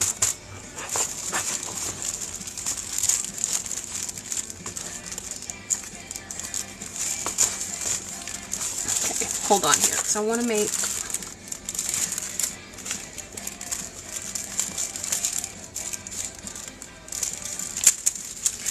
So I'm trying to get the pockets kind of like even. The pockets. Whatever that thing is.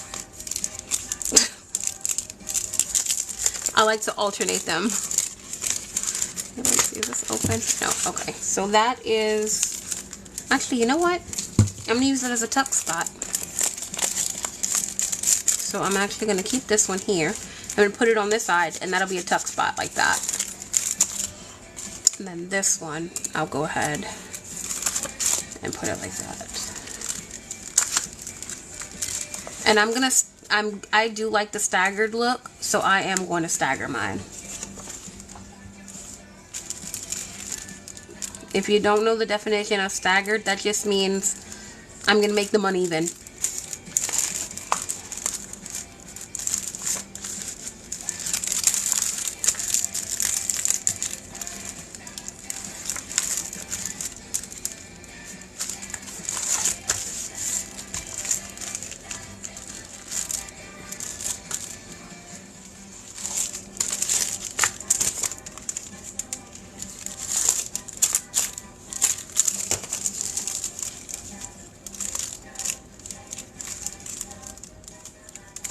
Now when you're binding this one, you're really going to kind of want to get close in the center. Because I'm staggering mine, that's what I'm going to do. I'm going to get close in the center to make sure I'm catching all of my envelopes when I bind it.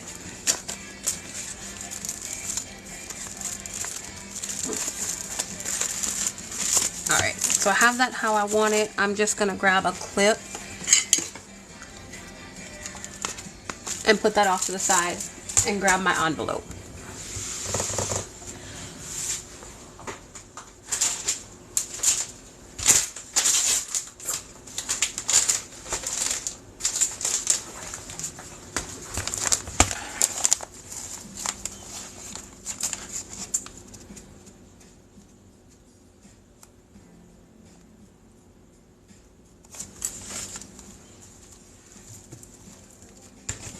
The envelopes are folded. Yeah, they're folded. They're folded in the center or a little bit off center to create the crease where we're going to do the binding.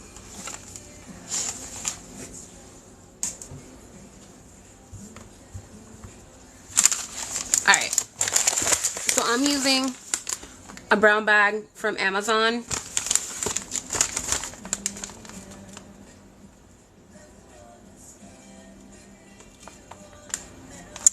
This part here, the end part, that's gonna be my my flip. Okay, so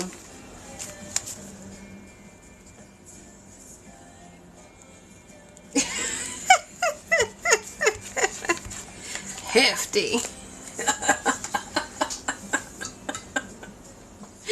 Sorry.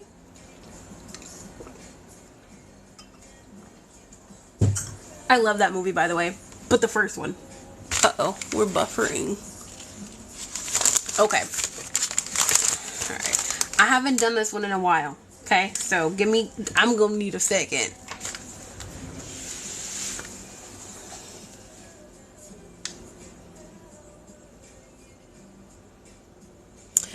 Ooh, Monica. That's a big one. Ooh, that is so big. Whoa, buddy.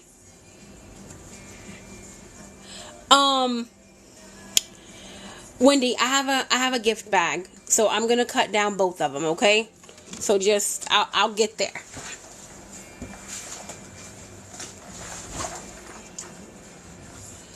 So I'm not gonna measure that one. We're gonna go with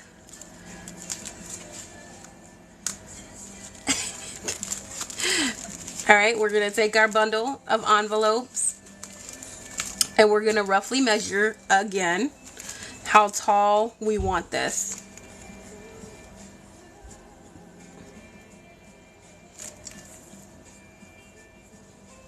Post it to your page and you can tag me in it.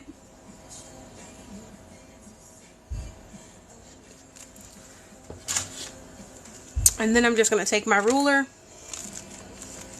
and wherever I'm okay with that being measured. Got this, we don't all have the same envelopes. Our measurements may not be the same, okay? So work with your supplies.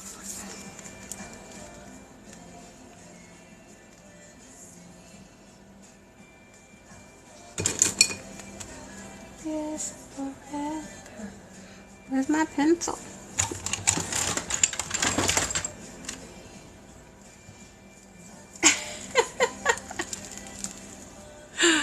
Are we buffering for anyone else? It's okay. It's okay. We all have to start somewhere.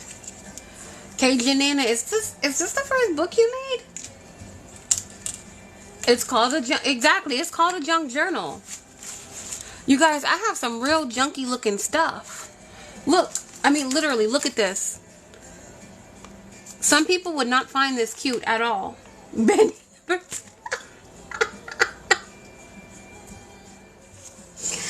Oh my God, you poor thing. I know some people who absolutely love this, but there are some people out there who'll be like, no ma'am.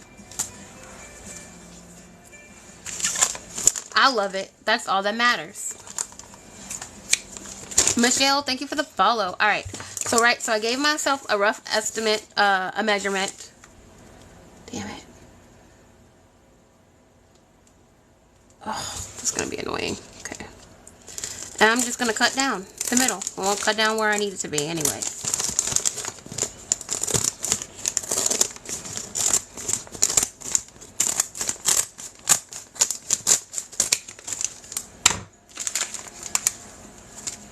Y'all better save this too.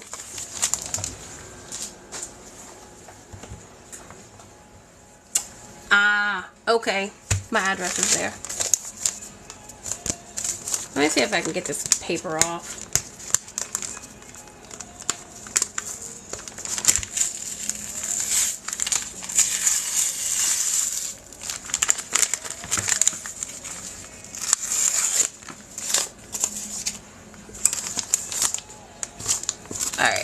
So we got that cut, okay?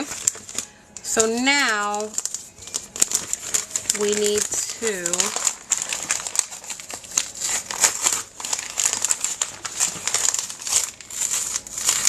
I'm pulling mine apart. If you want to cut yours, that's totally fine. But I like the way it looks. Okay?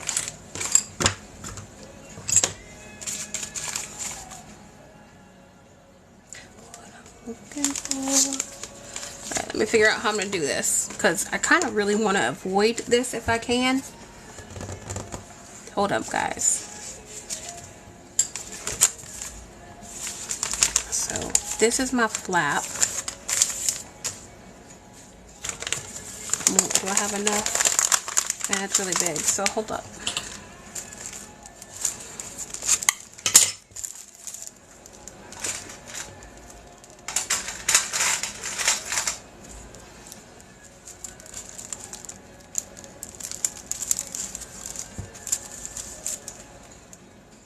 I'm taking y'all on a wild... Monica can really make 2 out of hers. Okay. So once again, I'm using my envelopes to measure. Okay. So this is the front of my signature. This is the back. Alright. So what I'm going to do is I'm going to pull it to the end that I want to use for my front cover. And I'm going to make sure there's a little bit of a wraparound. Okay. I'm going to pull that, and then I'm going to flip there.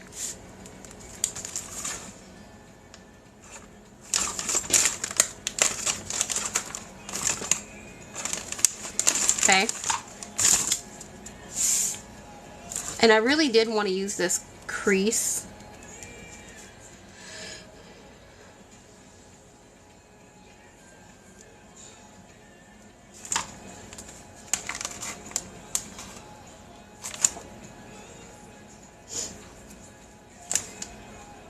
Okay, we're gonna forget what I said.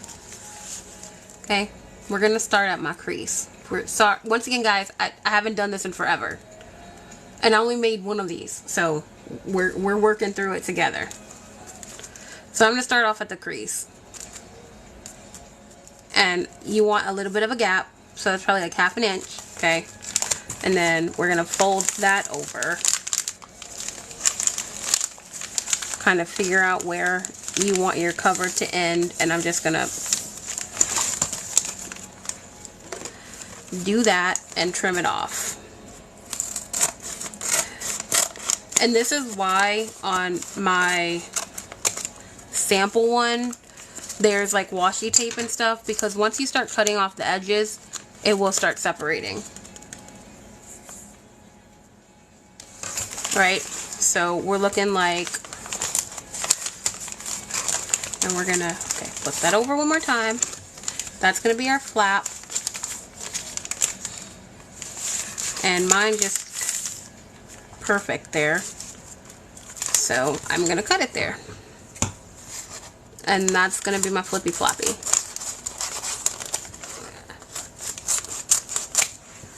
Alright. Whew.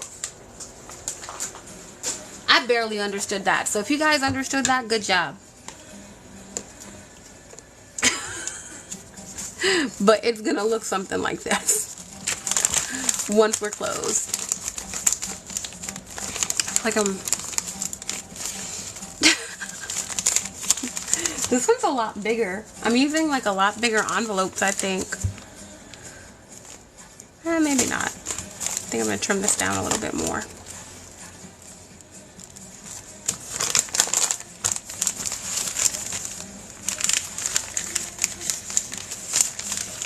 Wendy, you're so funny.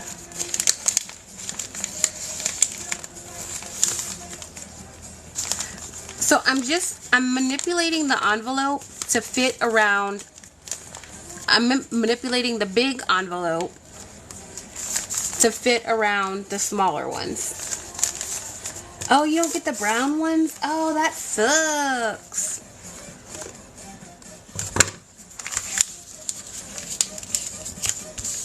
You know what? I was going to trim that, but I think I'm going to leave that there as a little tuck spot. Yeah, so I'm just going to fold this end in, and I'm going to keep that as a tuck spot. Watch, you guys want to see something? Let me show you how easy it is.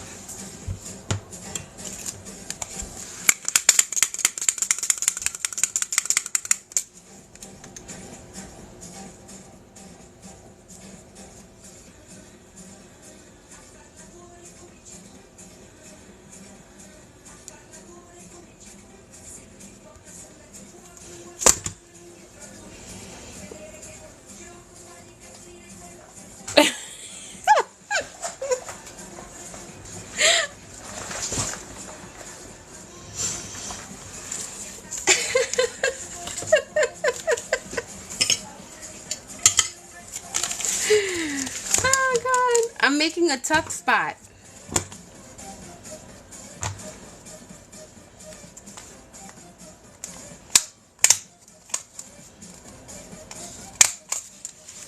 I didn't want to cut the paper off. I was like, oh, that would be a cute tuck spot. So guess what? I'm using staples.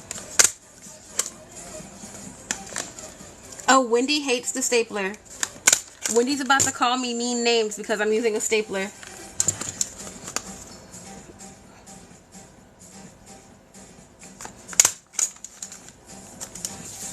Hell, y'all want to make this really easy? We don't even have to do any... Yeah. Actually, we're going to do a detour. Wait, who's actually working along? Raise your hand if you're working along. And Wendy, I know you're using your bag. I'm going to get to it, I promise. You guys are working along? Do you have a stapler? We won't even touch another needle. If you guys have a... I don't know if... They should be able to staple through all of these. Maybe. I might have a problem getting a staple through all of these. We'll stick with the... We will stick with the sewing method. But like I said, I don't know. I just thought that would be a cute tuck spot. So I just left it there. Okay. So...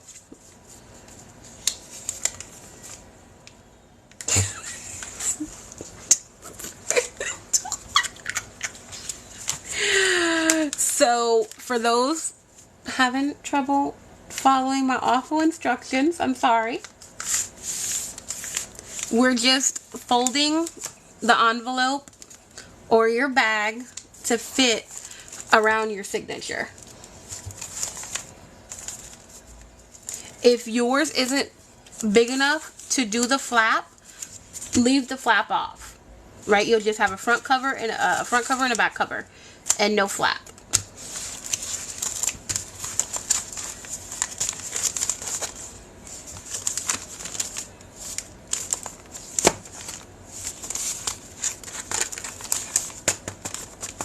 Alright, Wendy, you're using a bag.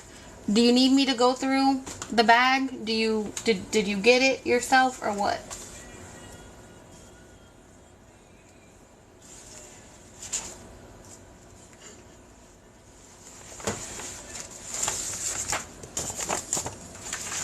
So Wendy's using a gift bag.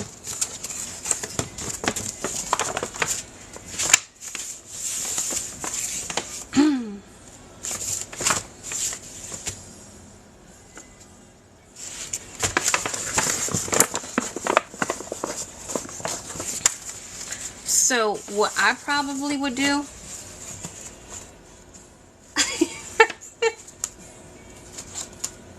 yeah, I did run through this one fast because we took a long time on the other one.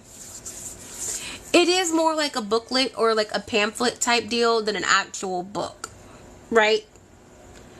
But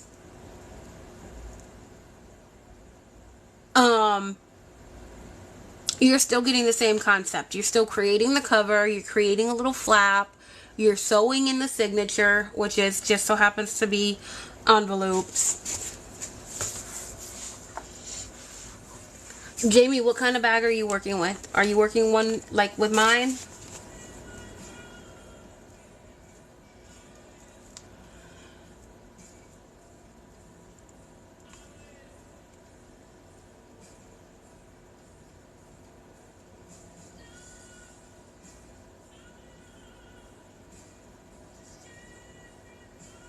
You got it? Okay.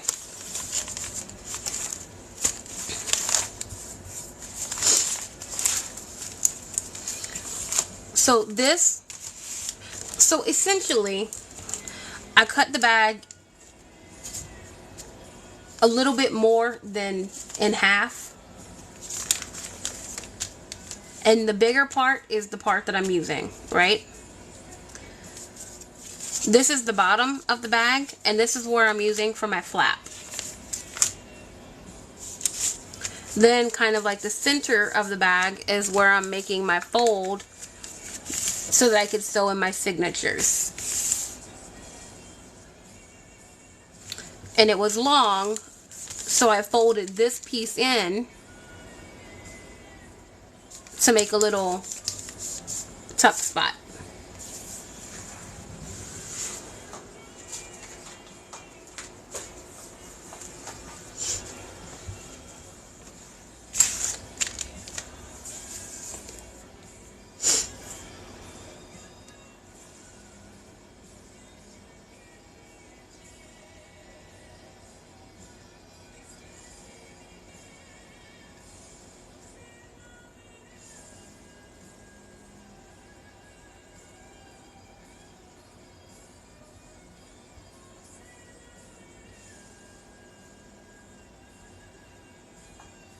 Are you asking for a moment?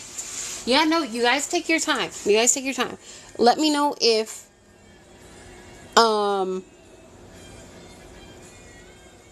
I need to explain it again or something.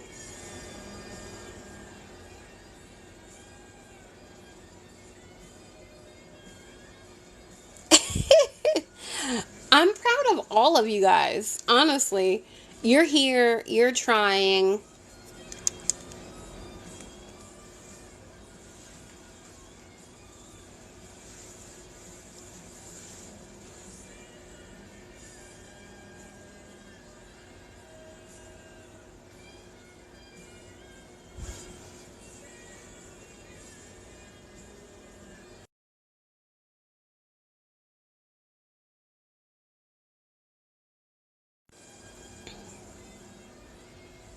Sorry guys. Sorry about the pause. My bad.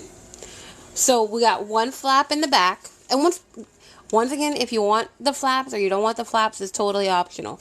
But we got one flap in the back. And then we have a little tuck spot in the front. Cat links, that's fine. That's totally okay. You can, put it all together now and then decorate it later.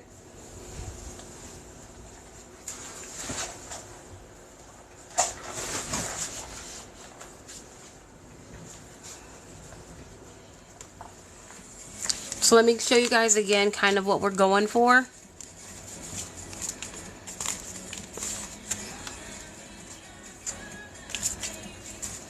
See, I didn't even have a tuck spot on this one.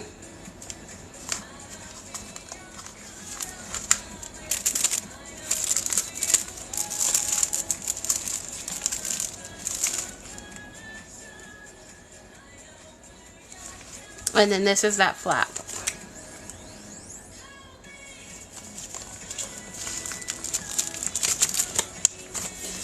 Anytime.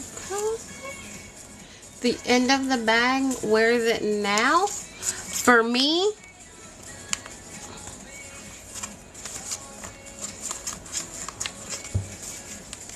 this is the end of the bag. So this is the end of the bag. This is the top of the bag.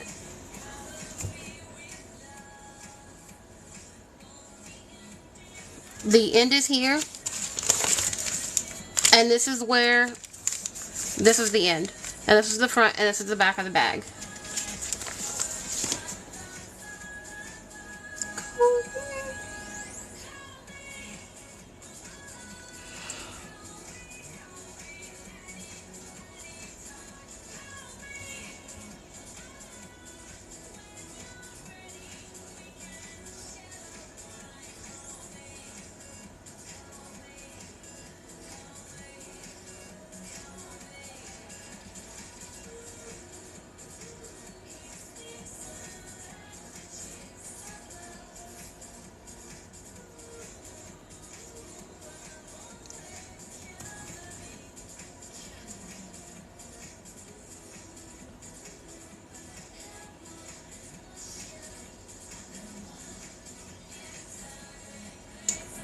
Cut it down, Wendy.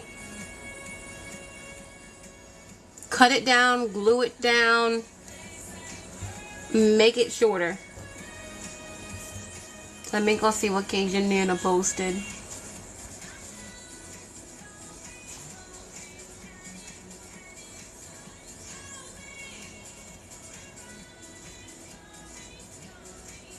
That's perfect. You just gotta decorate it now.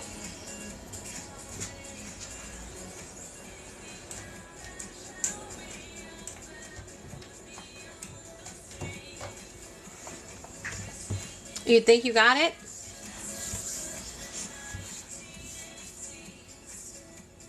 Hi, Sharon.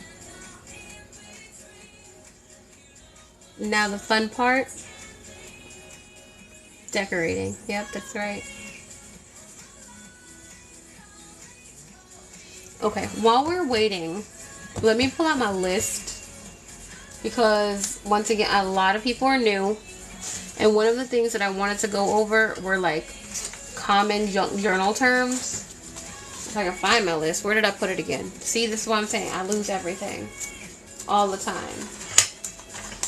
I just had it. Where is my list? Okay, here we go.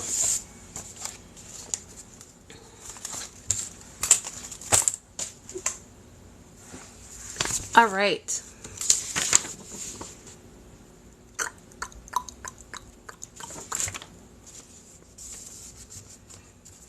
Does everybody know what ephemera is? What that means?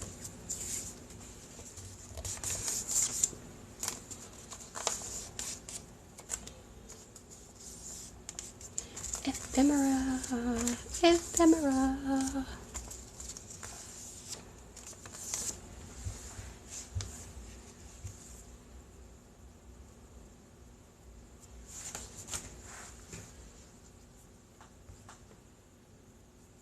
Sharon, thank you for the follow.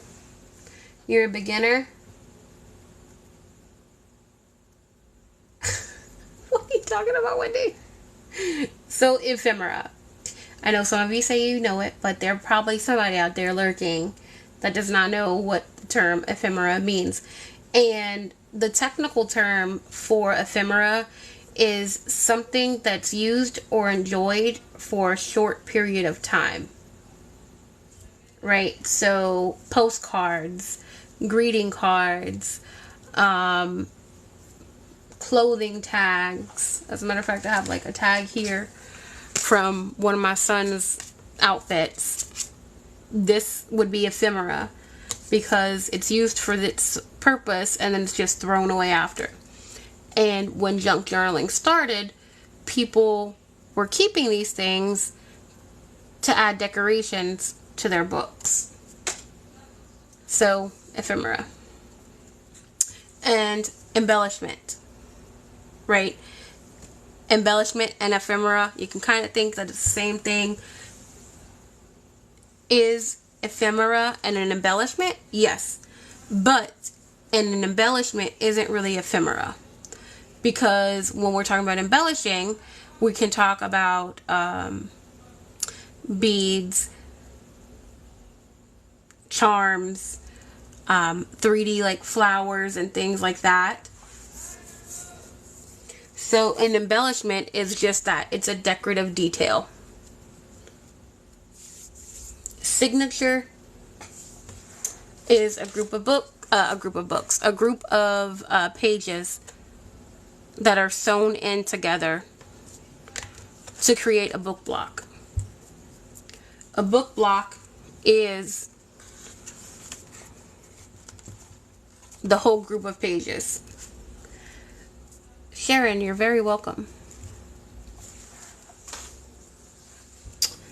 A belly band.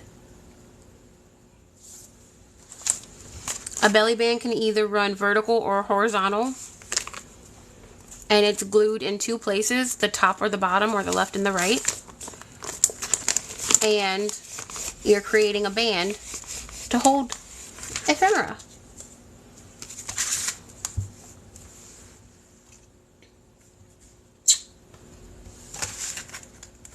a tuck spot. Alright, so we're talking about tucks and pockets, right? A pocket is a pocket. It's typically glued on all three sides and has an opening. Whereas a tuck spot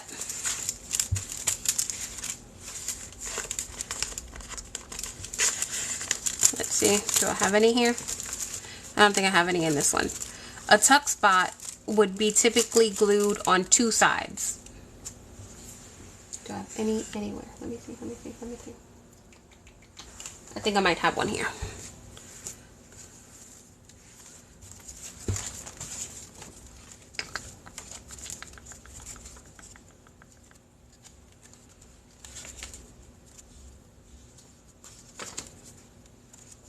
I'm pretty sure I have one in here.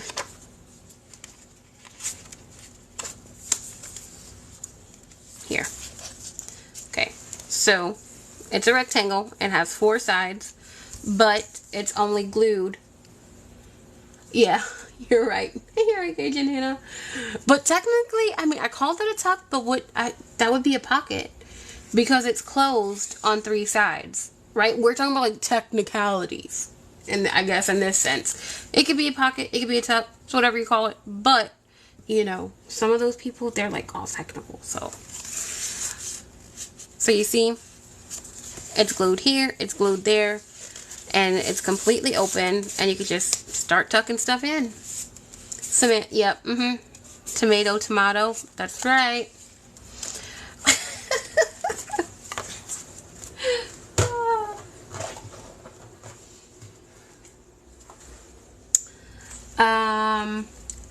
Fussy cut. Fussy cut. That's when you take an image and you carefully cut around it. Is it a cutout? Yes. Yes, it's a cutout. But it's a fussy cut because you have to fuss to get around it.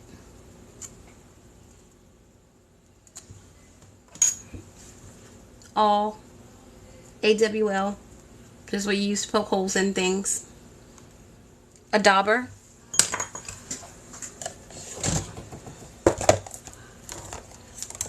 Ink dauber.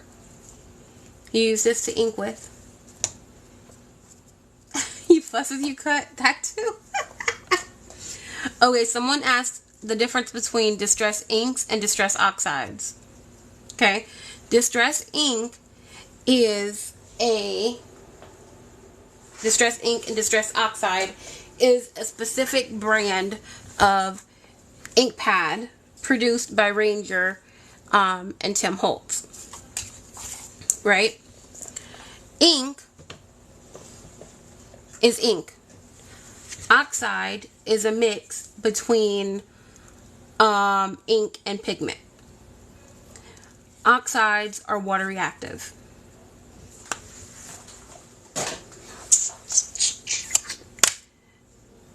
Gesso or a matte medium. Right? So I put those two together. Sharon, I'll tell you in a minute. I'm going to try to get through this list pretty quickly. Gesso or a matte medium. I put them together, but they are different. Both of them can protect and enhance your surface. So it'll make it easier to like work with and work on. However, a matte medium is more like a sealant as well. You cannot seal with gesso, but you can seal with like matte medium or Mod Podge or something like that.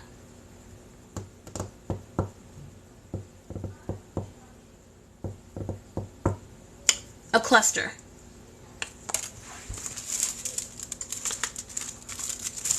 This is a cluster. It's just getting different things, putting it together, and then a lot of people like mass make these so that when they're decorating a book, they can just come on in and glue that down. That's head paint. Wendy. Okay, let's talk about collage, masterboard, and frankenpaper. Okay? Because there's some gray areas in there too, right? A collage can be a spread.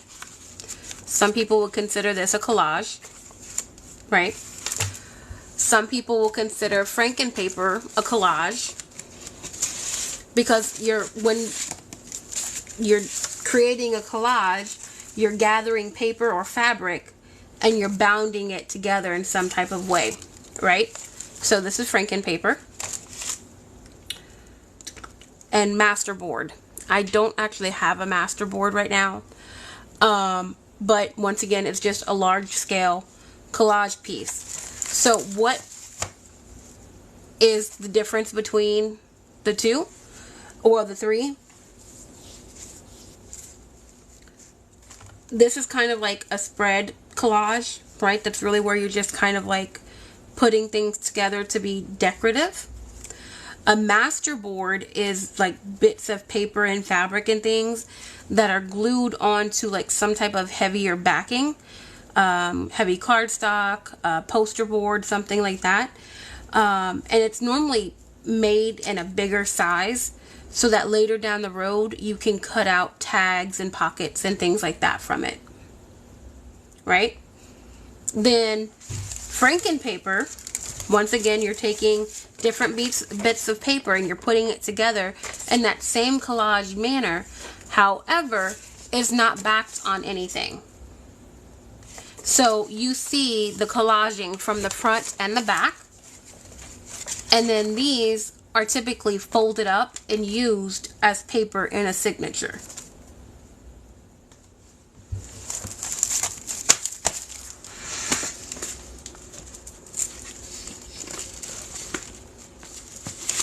Any question about those?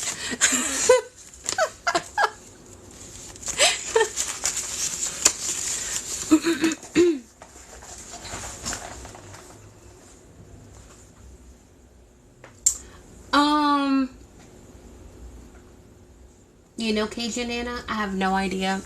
I didn't do any research on like collage. No bag, please. 1 a.m. Okay, Wendy. I mean, I'll probably still get to it because honestly, I just have to sew it in, and the sewing is very, very easy. We're not going all technical with it, but I'll do it with you another day. We'll be okay. A snippet roll. A snippet roll is normally I don't have one of those to show you guys, but it's kind of thin. It could be anywhere from like 1 inches to maybe like 3 inches. And typically it starts off as like fabric or a long piece of paper, very long. I'm talking about like 12 inches or longer. Some snippet rolls are like 4 feet, 5 feet. And all it is pretty much collaging on that strip and then like sewing it together. And then they'll kind of like roll it up like ribbon or something. And as they need it, they'll go in and they'll snip a piece off of it. And then they'll use it as like a collage piece. They'll use it as another tuck or a pocket or a tag or a cluster. So that's a snippet roll. No sewing today. A gator mouth. A gator mouth book is when the opening of the book is larger than the spine. Let's see. So, right, so like this is the spine. You have a 1 inch spine, and then the opening of the book goes out to like 3 inches. So it's a gator mouth. Gator mouth.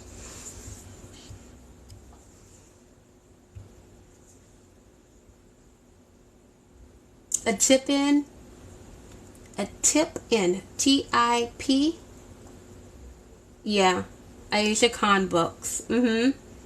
And Connie D books, and a couple of my books, and there's like a whole controversy around gator mouth books, and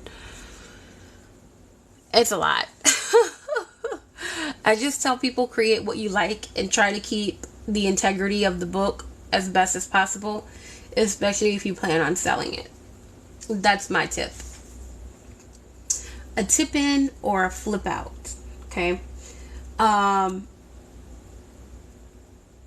TIPIN.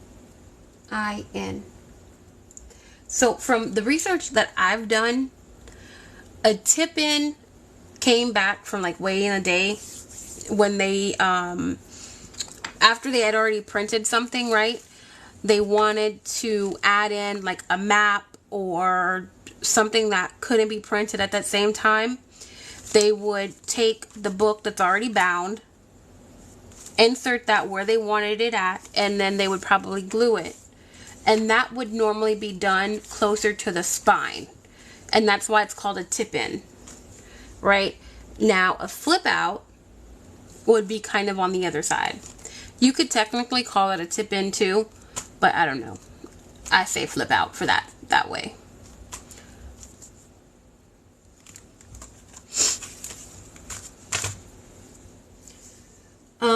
Dangle, tassel, spine candy. Dangle. The tassels, they can be made of fabric, lace, beads, and those are, hold up.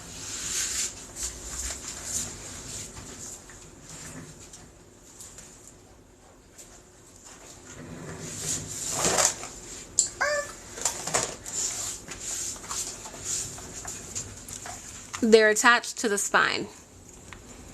And that's also why it's called spine candy. Because it's something pleasing to look at. Right? And this is also kind of a gator mouth, for the record. A spread. A spread is when you decorate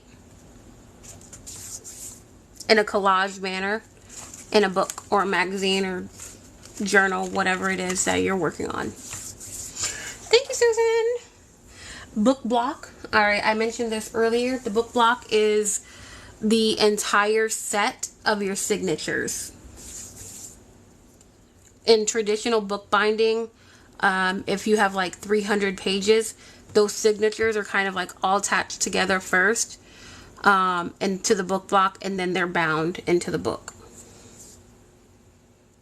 Happy Mail or RAK. RAK stands for Random Acts of Kindness. So in the community, often people will just randomly send you things because they're being kind. And Happy Mail, that can also be an RAK.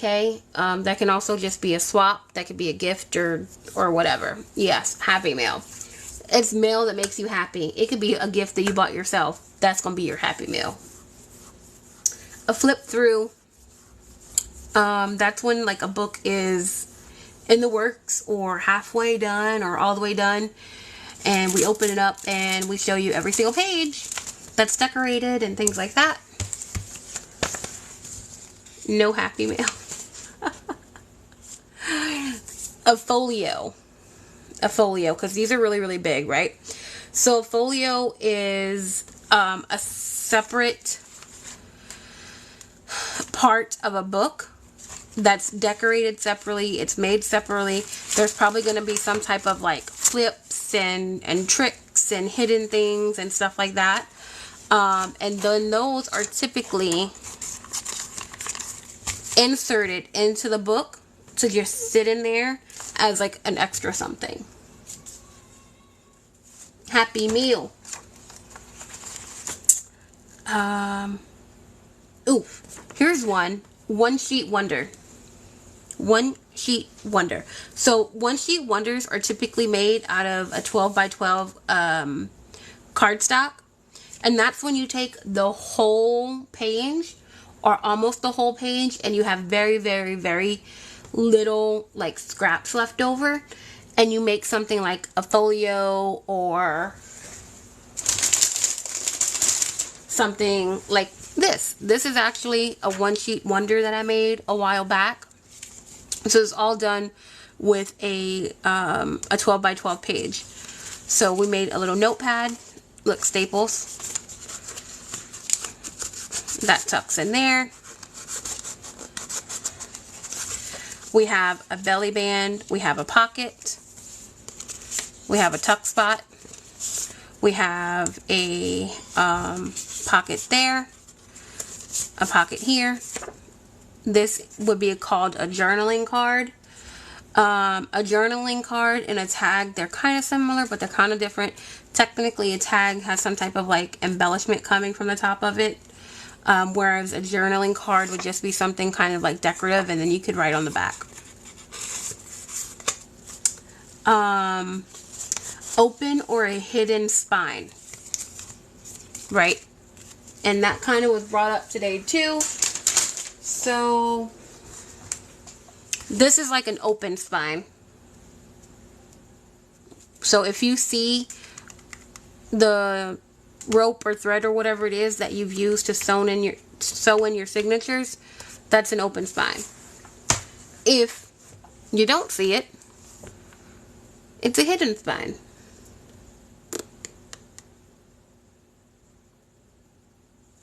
Oh man, my throat hurts.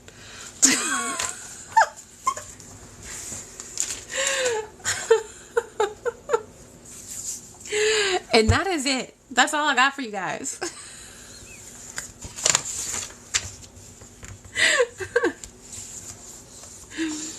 Any other questions? Anything else that I didn't hit that you guys want to know? And I'm going to sew this in. You guys can follow along if you want or not. I'm not going to get mad. Your ears. Wendy, I'm not forcing you here. I'm going to do this really, really quick. Okay? So quick. I'm not measuring anything. I'm going all by sight. I need to get this.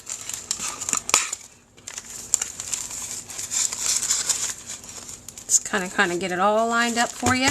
Because it's only one signature, it's going to be fairly easy in my mind. Take whatever tool you're using to punch that hole. Go right on in. Zhuzhing, is that what you're talking about? Distressing or zhuzhing? Inking your pages. To be honest with you, I hate when people say they're zhuzhing their oh my god, I hate that term, but I know a lot of people use it. Yeah, so zhuzhing or distressing, that's when you take ink, or you could use markers. I've used markers before, paint, wax, any type of like medium, and distress or ink or color, whatever you want to do, zhuzh the edge of your paper to give it a different color, look, texture, make it look aged. Alright, so you guys see, there's my holes. I'm going to take one of my big clips and try to clip this in as best as I can.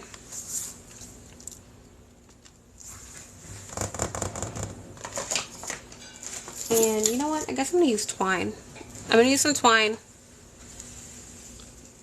I actually hate using this stuff, to be honest with you. I don't want to use this. No. Let me see.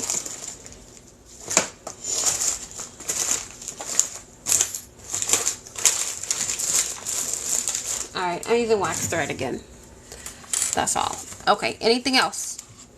Anything else you guys need explained that you've heard that I did not hit on?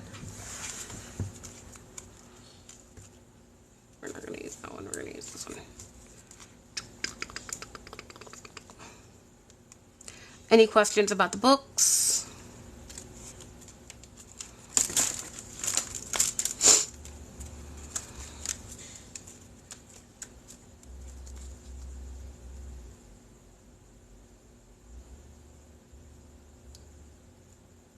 Yes, Cajun Nana. That's exactly what that is. Alright, so what I did on this one, I used the same string to bind and to wrap around, right? So we're gonna do this. We're gonna take our needle and our thread. Is that why they call it zhuzhing? Zhush. I don't know. I don't think. I don't know. I don't know. I don't know. Okay. And the other book, I started from the inside. This way, I'm starting from the outside because of the way that I'm going to use the thread to close the book as well. And technically I'm not using thread, I'm using Brazilian wax cord. Okay, so get that in there. And then we're going to come this way. Oh, that was easy. That went right on through. Okay, now we pull that off. And then, you know, I'm going to do it twice. I'm going to go twice, just for safety measures.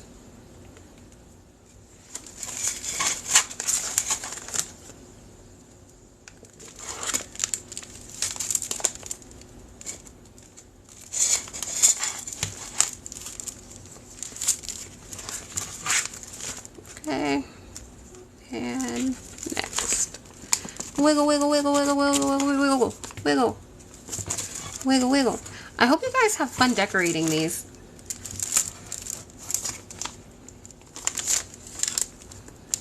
So if you're ever like having a creative block, these would be really fun to just kind of grab and create. Okay, so we're gonna go ahead.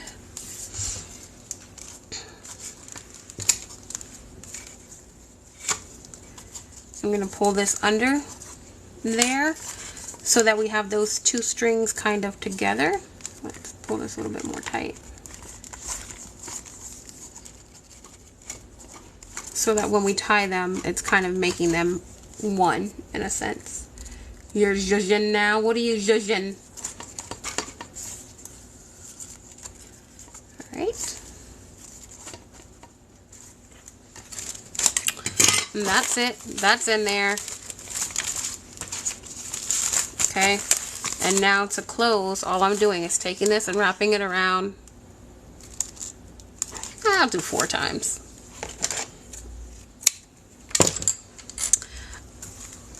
The envelopes, okay. Did you sew them together already? See, on this one, I have a button. I wasn't going to put a button on here today because that's just a little bit more advanced in my opinion. If you guys want to put a button, you totally can. But really, all you kind of have to do is tie it. You could add a dangle there if you want. And there you go. You got a little folio out of envelopes. And you decorate it, of course.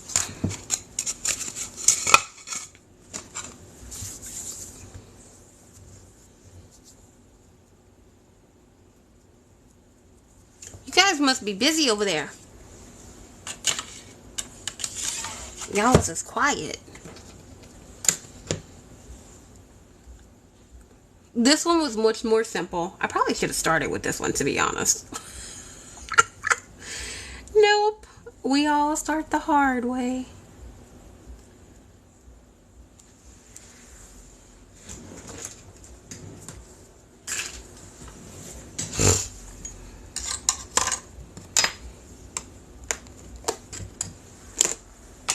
Any questions? Comments?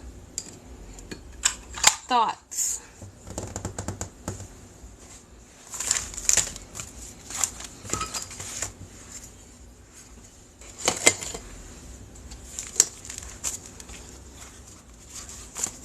What are you guys going to do with your books? Or junk journals, shall I say.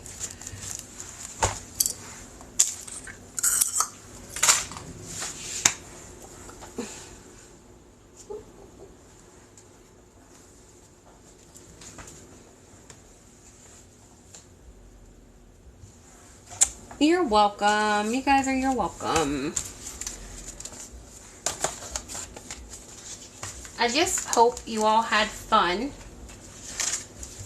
and learned something useful. And hopefully it'll help get you on your way to being a master bookmaker.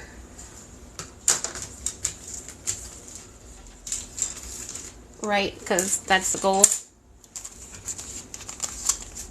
This will be posted to my YouTube tomorrow. Once again, next week, y'all, we making a book, okay? We making a book.